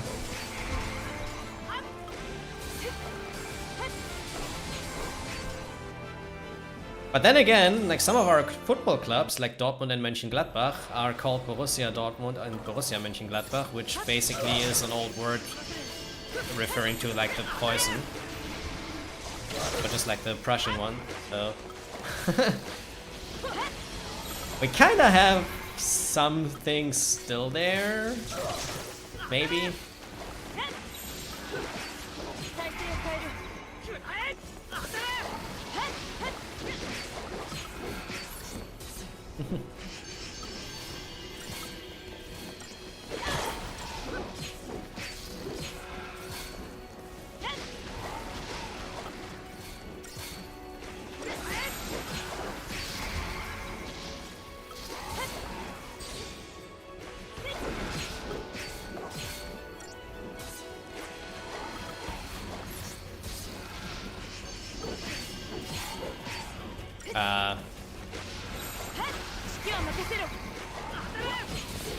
So apparently he's not doing anything.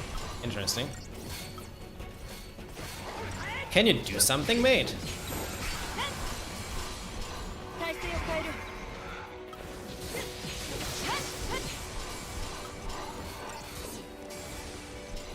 Alright, I guess. 113 again. I had a 113 yesterday. Just getting it twice in a row. Somehow. Man, this is like on the road of like best chapter 9 ever, I think. Like, fights have been so good in this chapter.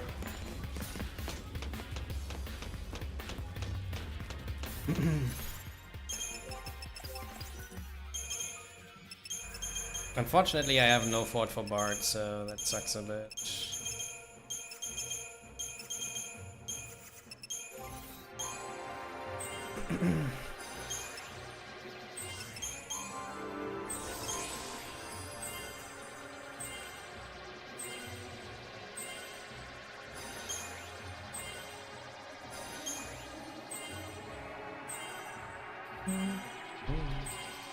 What is the best chapter 9 so far? I think it was like M's 2430 something.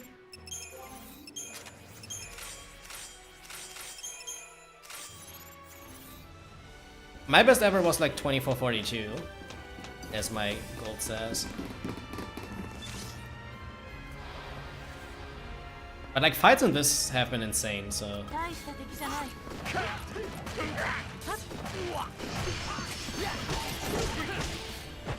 Rip Saz, I guess.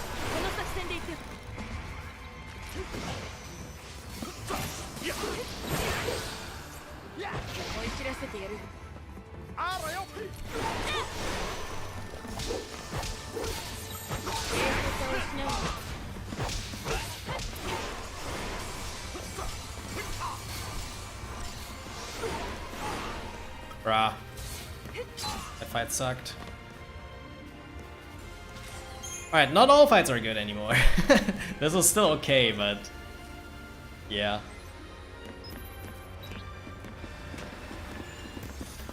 Not a perfect chapter 9.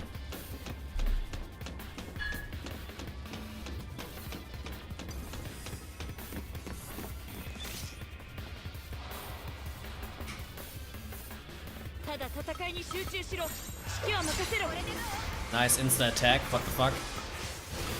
Is that normal that he basically insta attacks before the shift?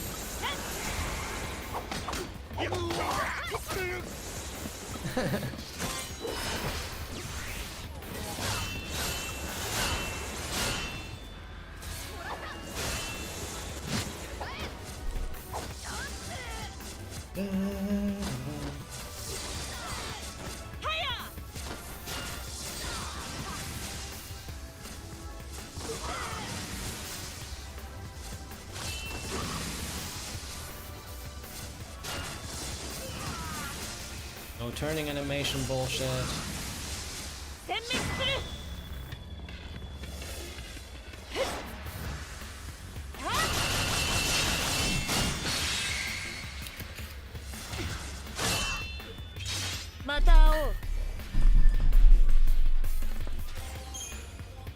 Okay, I got literally no money here. One incentive chip on the first one, but almost nothing on the second one, so...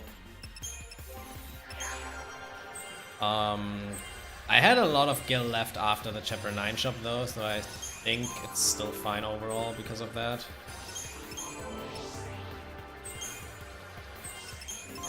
I think having that much gear left after Chapter 9 carries this, because else I would probably be short in Chapter 11, but I think now I'm not.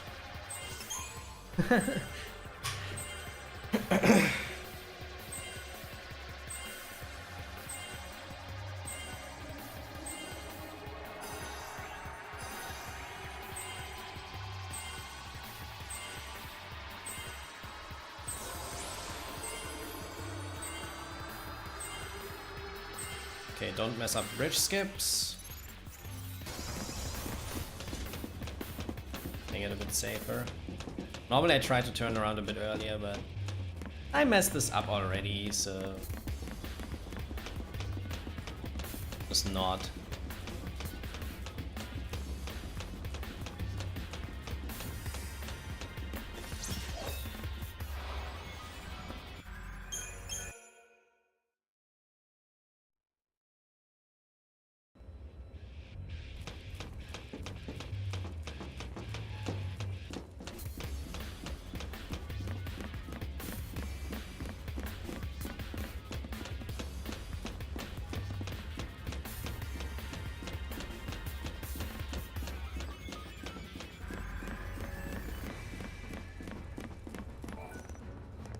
Alrighty.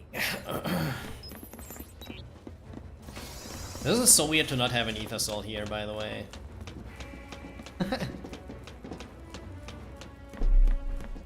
I really hope I don't forget the Chapter 10 Ether Soul, because if I do, I have a big problem. At this point.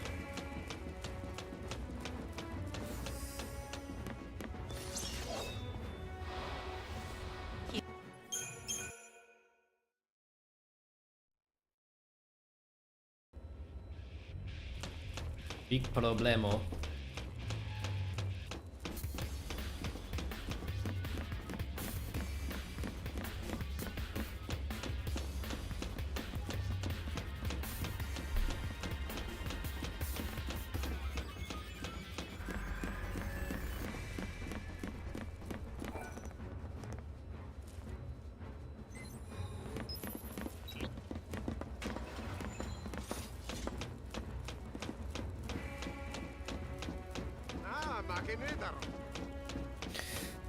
Alright.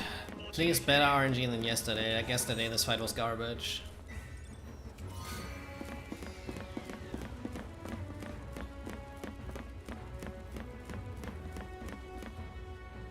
I think this can be a very low 24 with a good fight. Holy crap. Like this is like 2140 entering the fight. Okay, let's see. Nice one, Saz.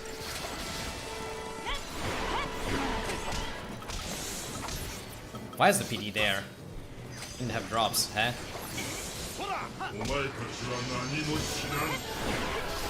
The Lyroscope is right side if you don't get a PD drop, right? Why was my PD there? Hashtag confused.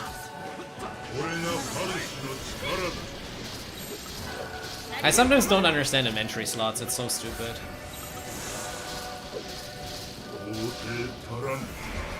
Ah, rip.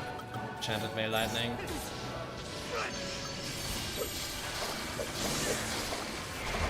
Not a perfect fight.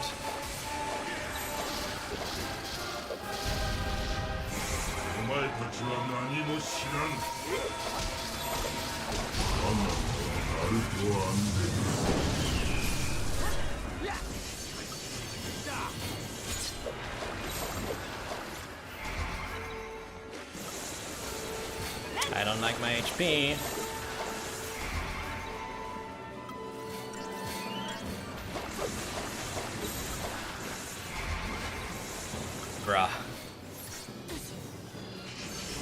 Double enchanted veil on lightning. Snow should kill this by himself.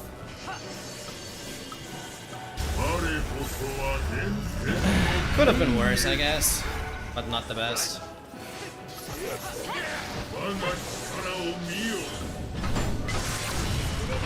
Lightning is a bit too close to Sass. That's like the thing I'm concerned about if he does Ruin Gas. If he doesn't do Ruin Gas, we're fine.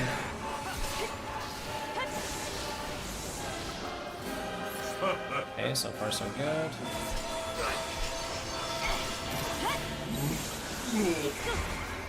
There's Ruin Gas.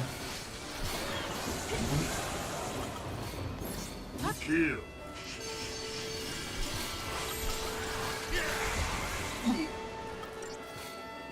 Eh.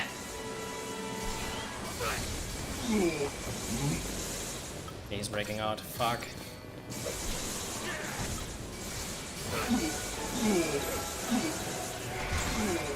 I have no idea how to play this. And instant destroy. I think that was impossible. It's bad, man.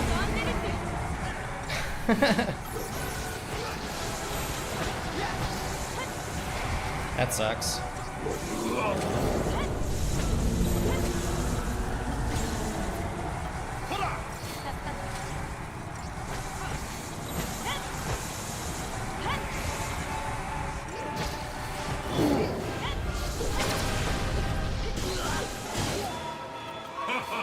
Bruh.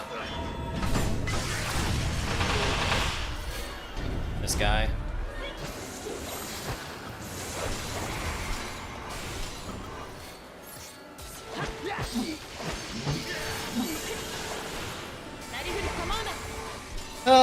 Whatever.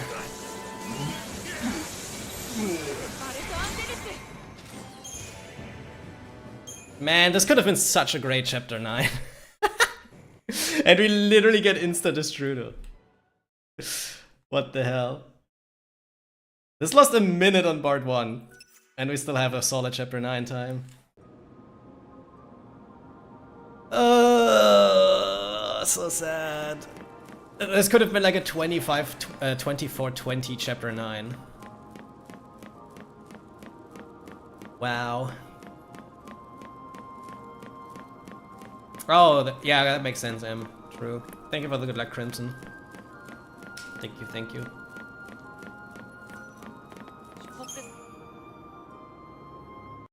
Man, I don't know if I could have played anything much better on Bard, honestly. Like the string lineups, were so cursed overall.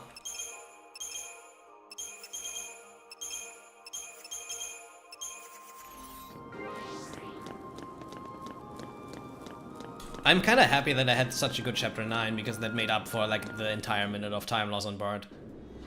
Honestly. If I had a normal chapter 9 until then, Run would be dead by now, I think.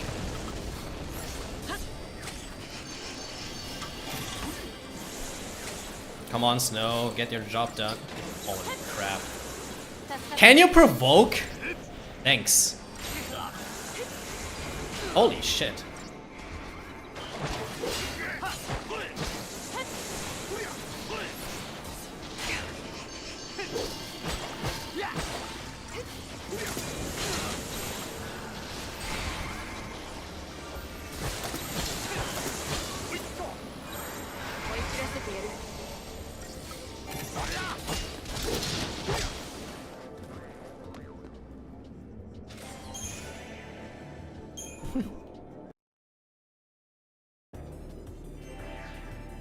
So if this ends up PvEing, it's like really weird. In the end, losing like a minute on part 1.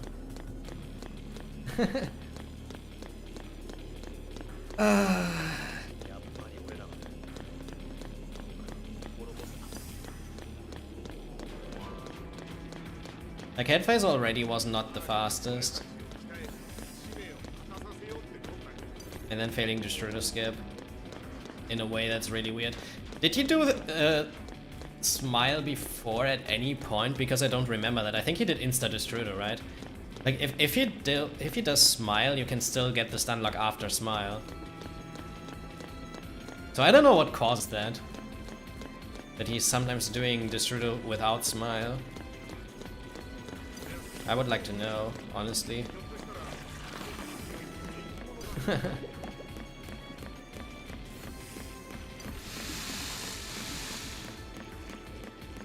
Because if you have fights like this and he would have done smile, I could have still maybe recovered it after the smile hits.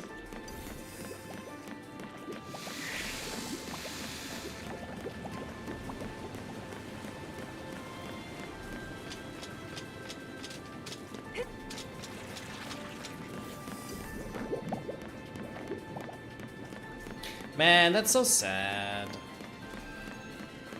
This was like the freest 227 chapter 9.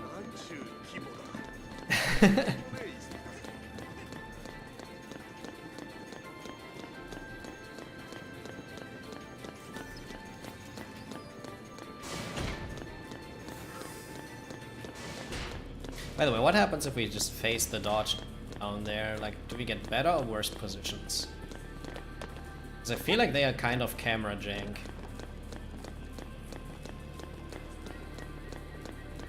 Okay, we get worse positions, cool. Okay.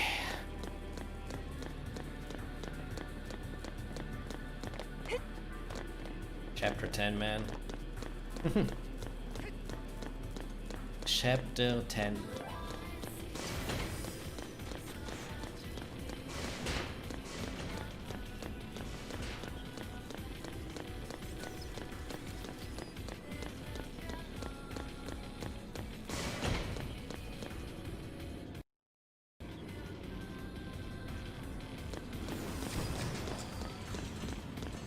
Man, I'm so sad about that part 1 because I really feel like there was not that much that I could have done.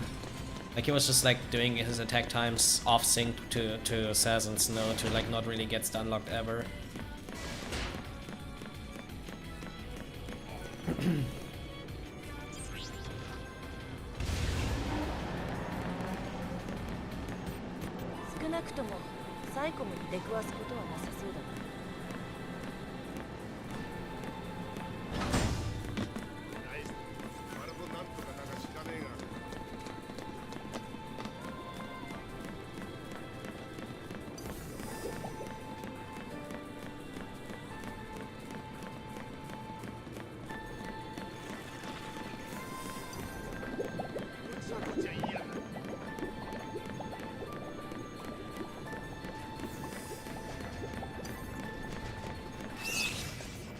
Couldn't have made it.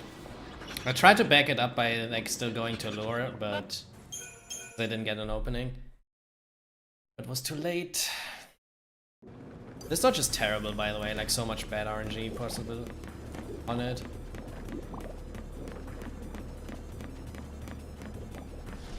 Alright, we lose time in this chapter for sure. Bad first fight, failed the dodge, so there's no way I save time here. My PB had a pretty good one. Thank you, Lucha.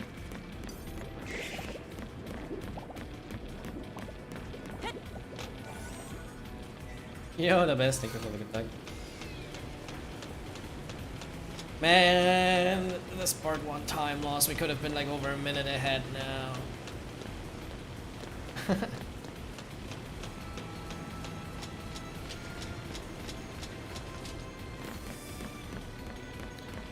So yeah, if you want to know the down Corey, it's this chest here. It has an Ether Soul. Like the one on the left side there in the back. If you see in a bit.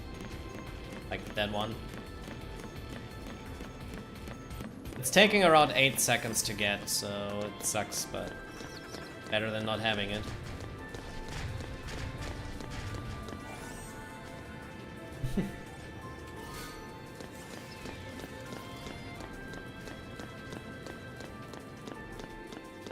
I mean, you can, if you're lucky with his targeting, but I don't want to take the chance.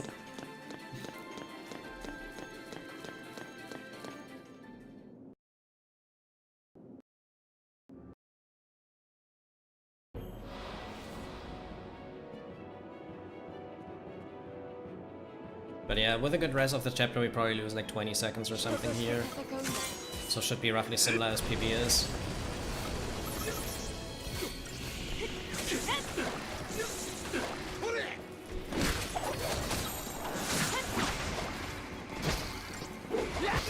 Nice, no misses. That's good. Got 2 attacks in and no misses.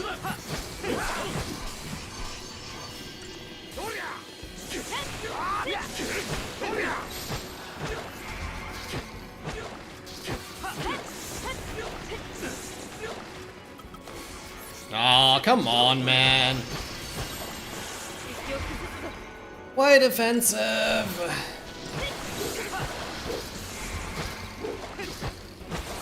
That's time loss.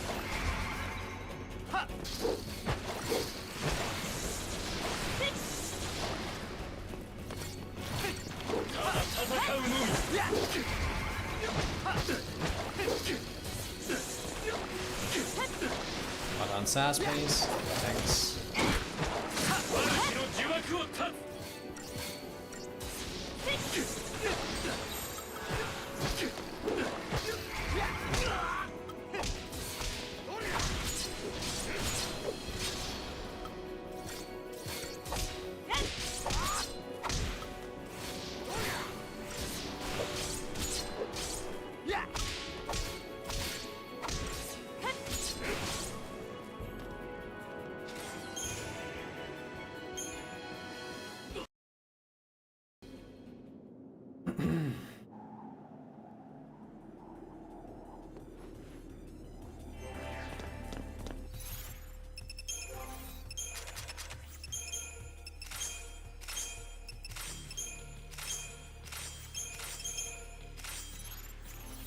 Hey, finally a good menu. I'm normally pretty bad at this menu.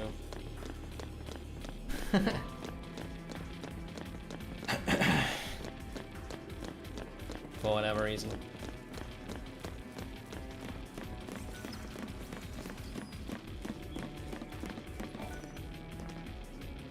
Eh.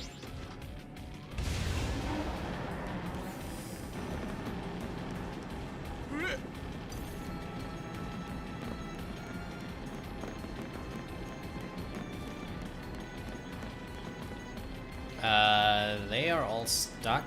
The other side? It sucks.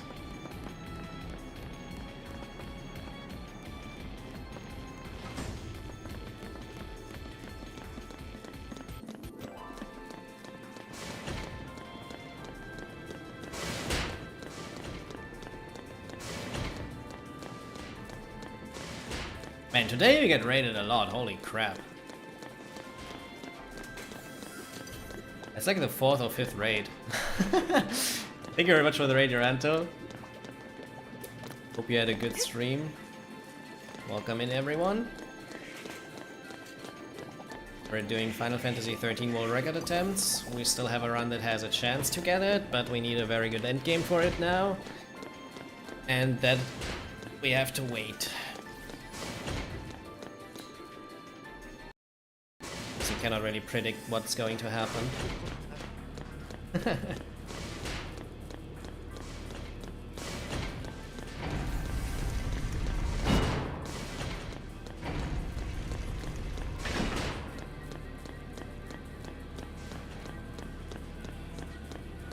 But yeah, nonetheless, pretty solid run still, even if this ends up not PBing. So the biggest problem we have right now is I don't have the Deceptisol for Chapter 12. I could do Penangolin manually, and then I have the Deceptisol for Chapter 12. Which, if I get Penangolin first try, actually saves a tiny bit. But yeah, I have to get Penangolin first try for that.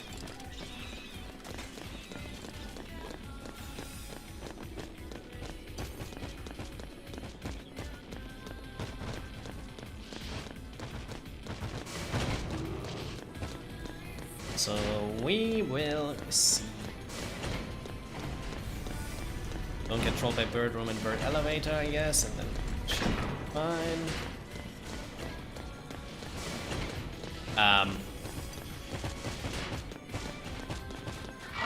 Yeah, cool. Absolutely no idea how to play that. Alright, now we're for sure behind. I had a chance to not be behind.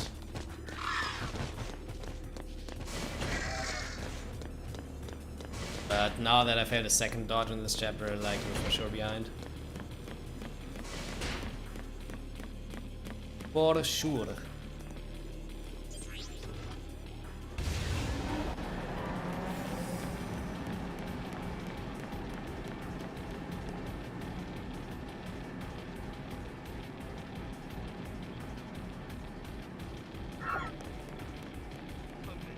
That should work.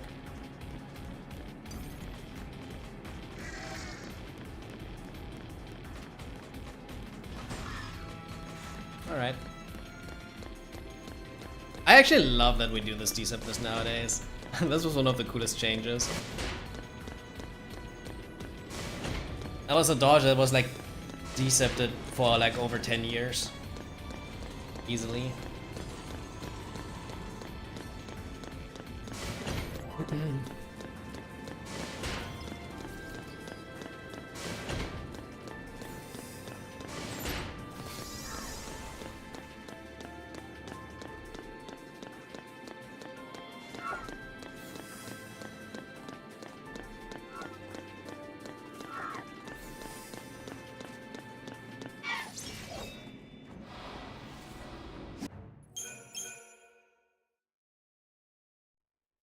I guess we get like around a 1630 with a decent Bahamut.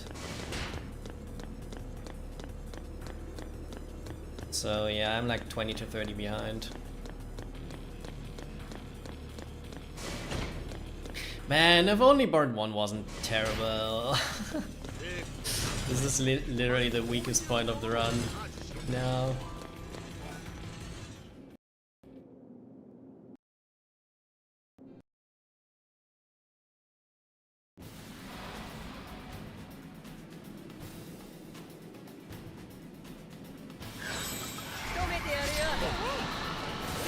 Yeah, I was already saying that this is like a stream with a lot of raids.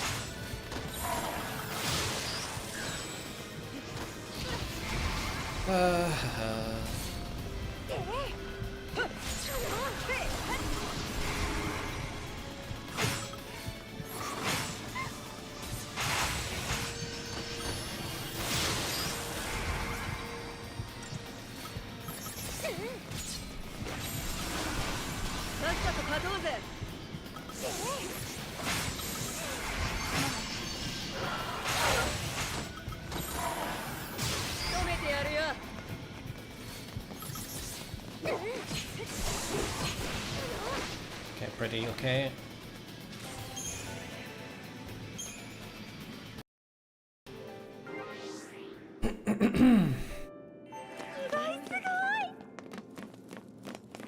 Okay, with a very good 11, 12, and 13, I think we can still PB, but because I don't have the Decept, I lose like 20 seconds in chapter 12 by default. At least. I have like 50 seconds of time save in chapter 13 though. And a tiny bit in 11 if everything's really...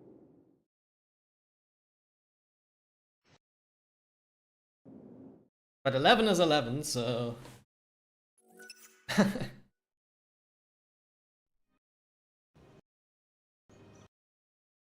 Can be hit or miss.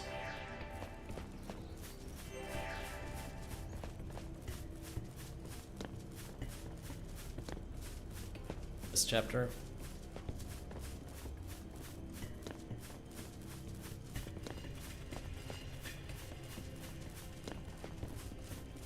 M had an absolutely amazing chapter 11 yesterday, for example. Except for Part 2. And even with that Part 2 bullshit, it was still good. So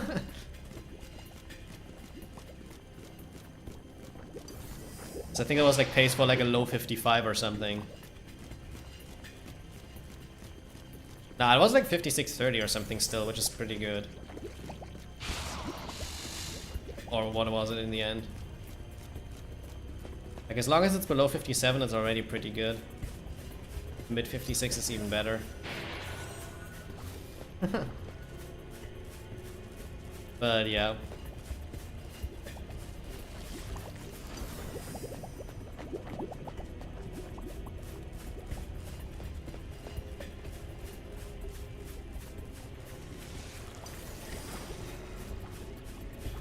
I mean, it's still okay, yeah.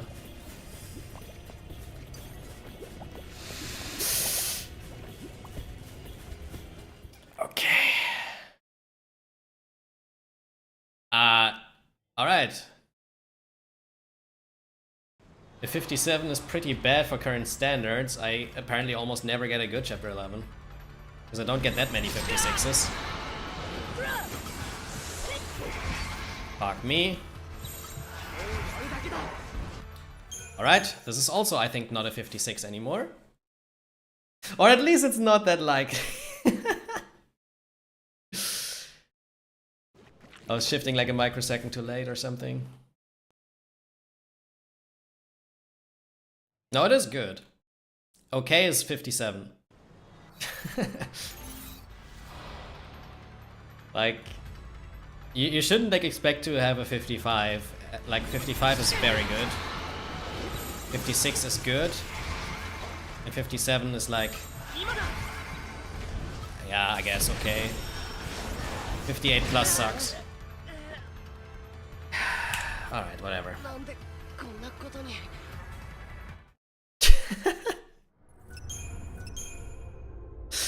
Whatever.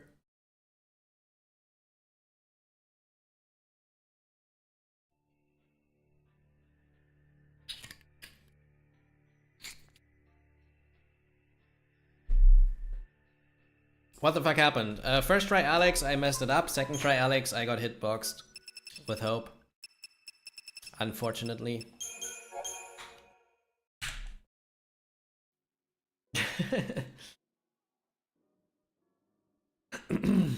But it's okay. I'm gonna do final bosses and then I'm done for today.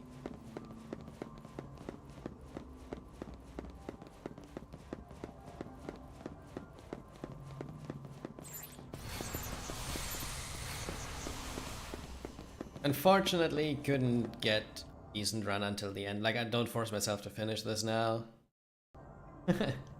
I finished the run yesterday, that was okay.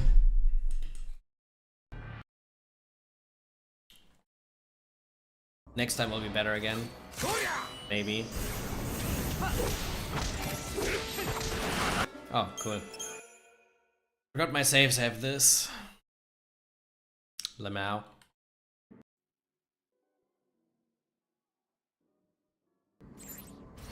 Honestly, I'm considering to just like do this like change that Malevolence is still slot 1 because especially for console it's almost impossible to get the shift time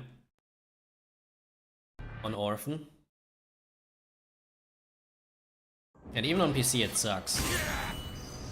Like not to get it off in time, but especially on Orphan 2.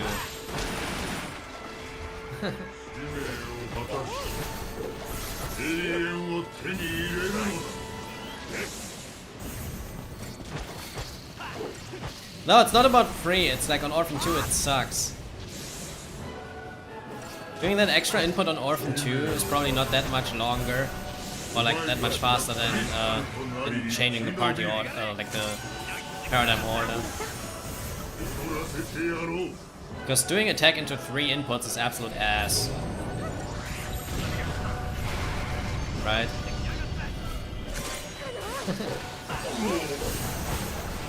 Nice FPS, by the way.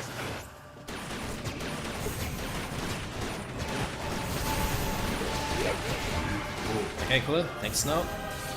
We're doing that last punch very slowly. Okay, whatever, Vanille will die. I have no time for the extra hits. Goodbye, Vanille. Never mind. He is living.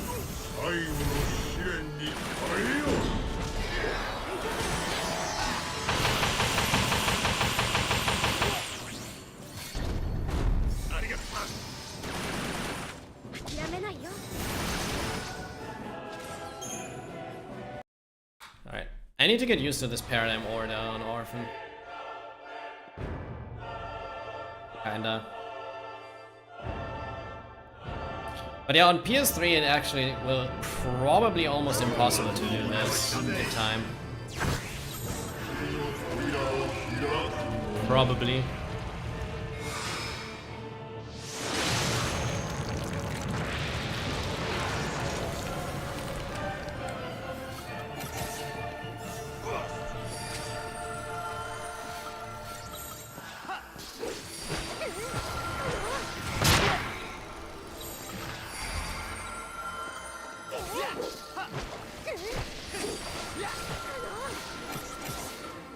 Where's Medibros go?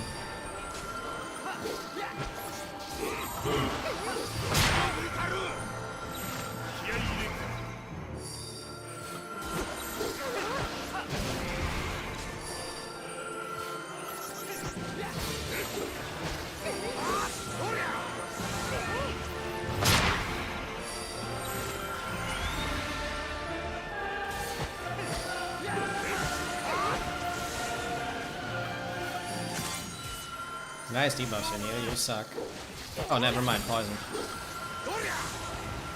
Oh my god, Vanille. The queen!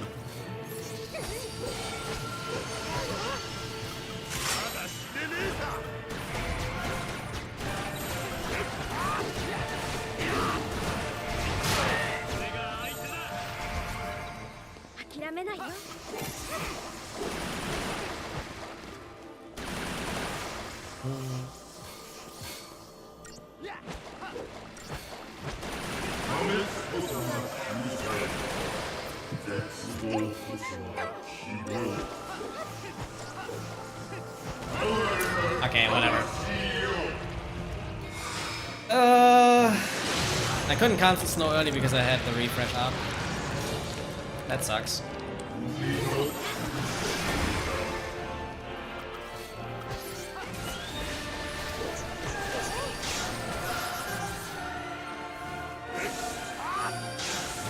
Let's chain higher, I normally don't do this.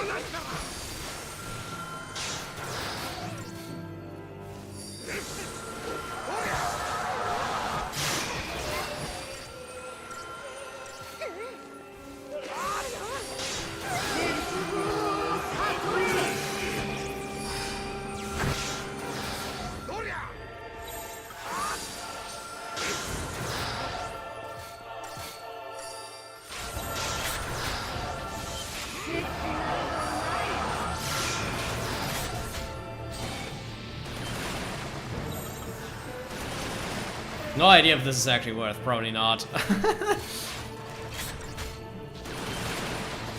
restagger.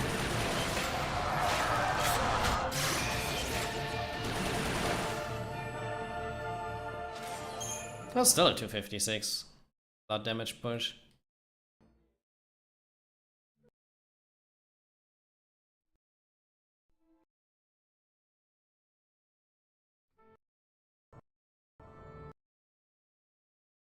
Guess I'll do a Boony Valves after party because I haven't done Boony in a while.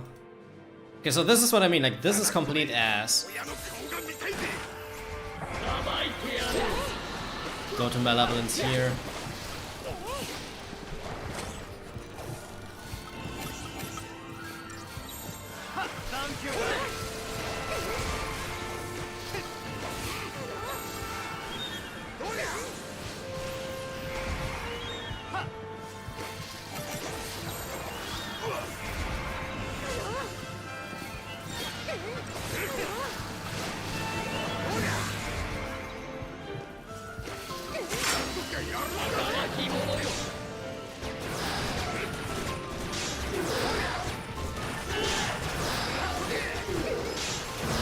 We're dead.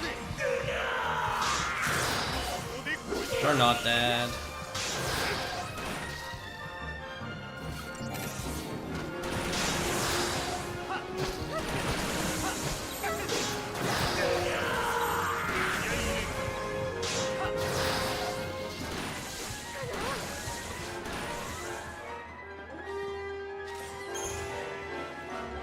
Alright.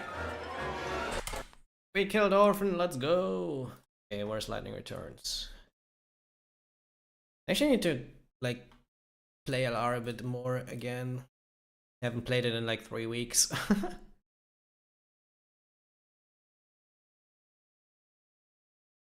A bit rusty.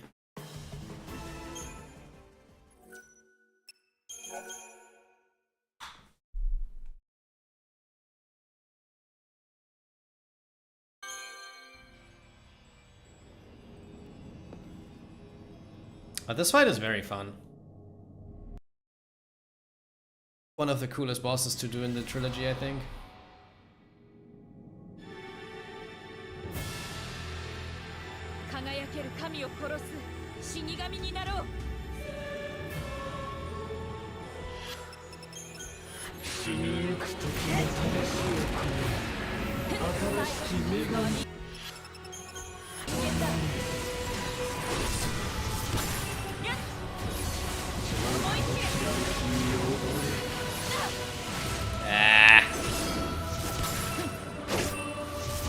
That actually sucks. Okay.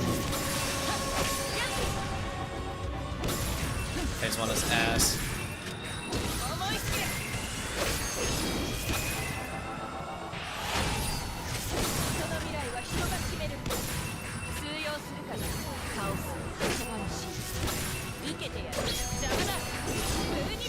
You know what? We just retry this. That was terrible. In the run you have to deal with this, but nah.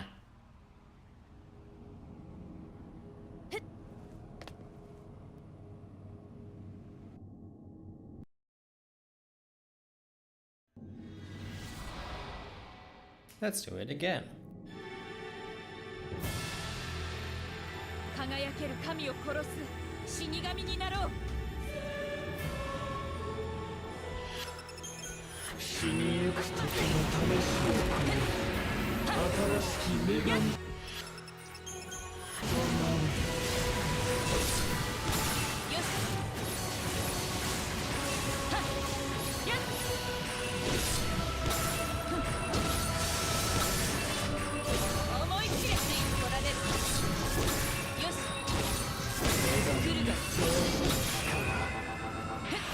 This is way better.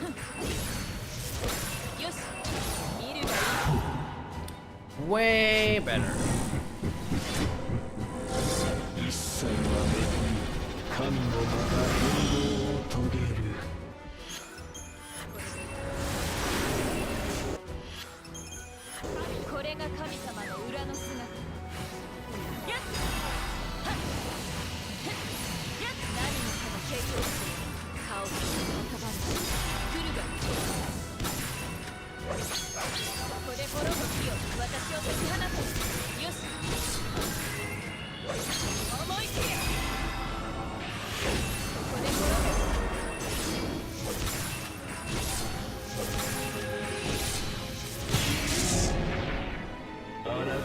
We do that!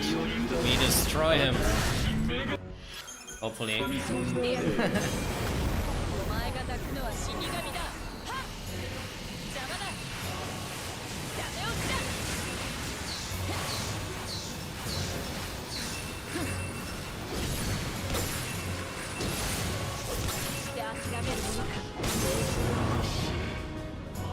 Fix positioning.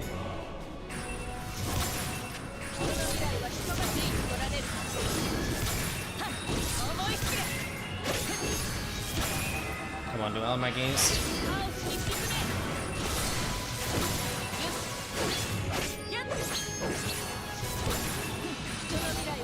That actually sucks.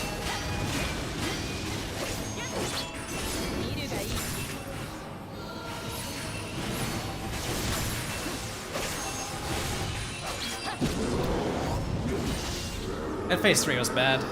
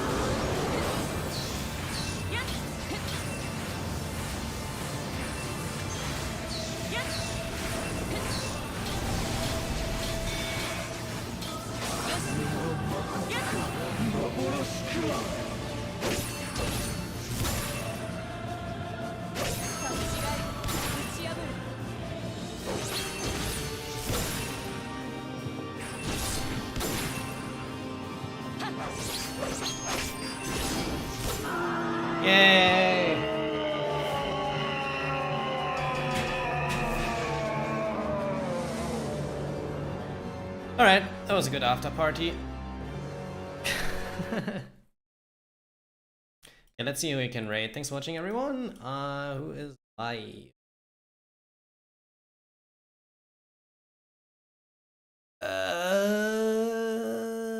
There's actually only Taco and Zeal. Let's see.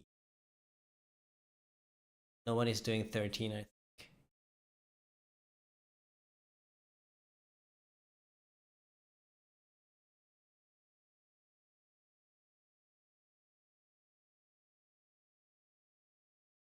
Request, how do you beat Sid without with summon? Okay, wait a sec, I can show you. We'll still do that.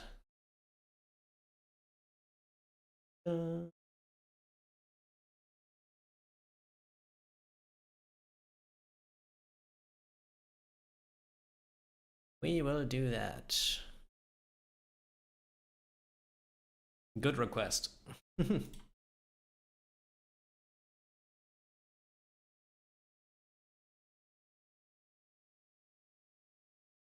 Basically, you summon through his big attack. But the timing is very precise. And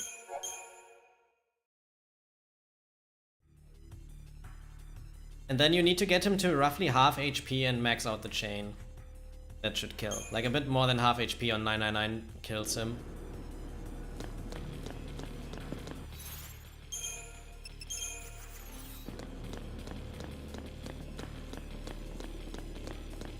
So now I purposely overdamage, so he's doing his move. Maybe we actually get a fight shitty enough that I have to do it even without doing it on purpose. We will see.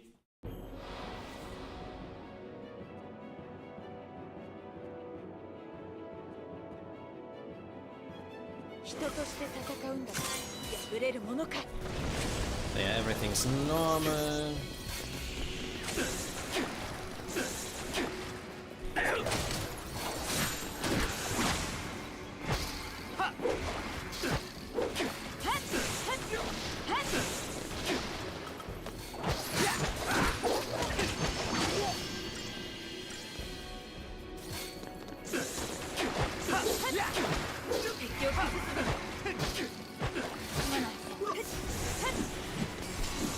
Wow.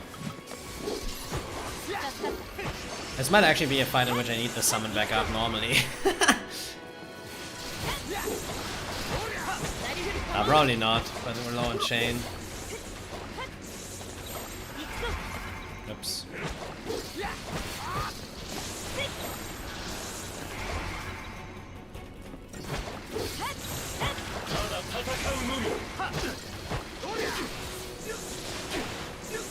Don't go on lightning now.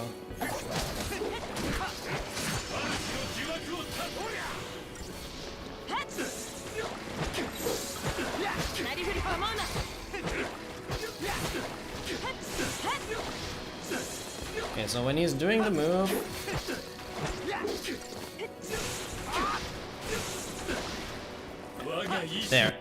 there's the animation, right? So he's doing this, then he is going up in the air. You hover summon. Now the screen will turn white, right? And as soon as the screen starts turning white, you need to summon. If you do it now, you still die. So wait, do it now. Basically in the same moment that it turns white. And then you just need to get to Zantetsuken level 3, get him low enough, and kill.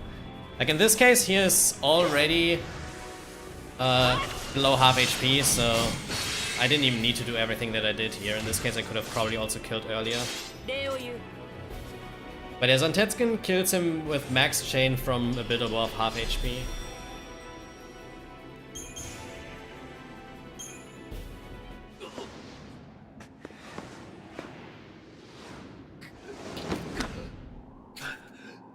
It's basically charge up animation, jump high, have this like, I don't know, light come out of his chest and whatever, and then the screen turns white, and you need to summon basically when he's doing that, like as soon as the screen starts to turn white. If it's already white, it's a bit too late, and if it's not white yet, it's a bit too early. So it's like a very tight timing, but it's consistent. You do it correctly, so defeat was not an option. Yeah.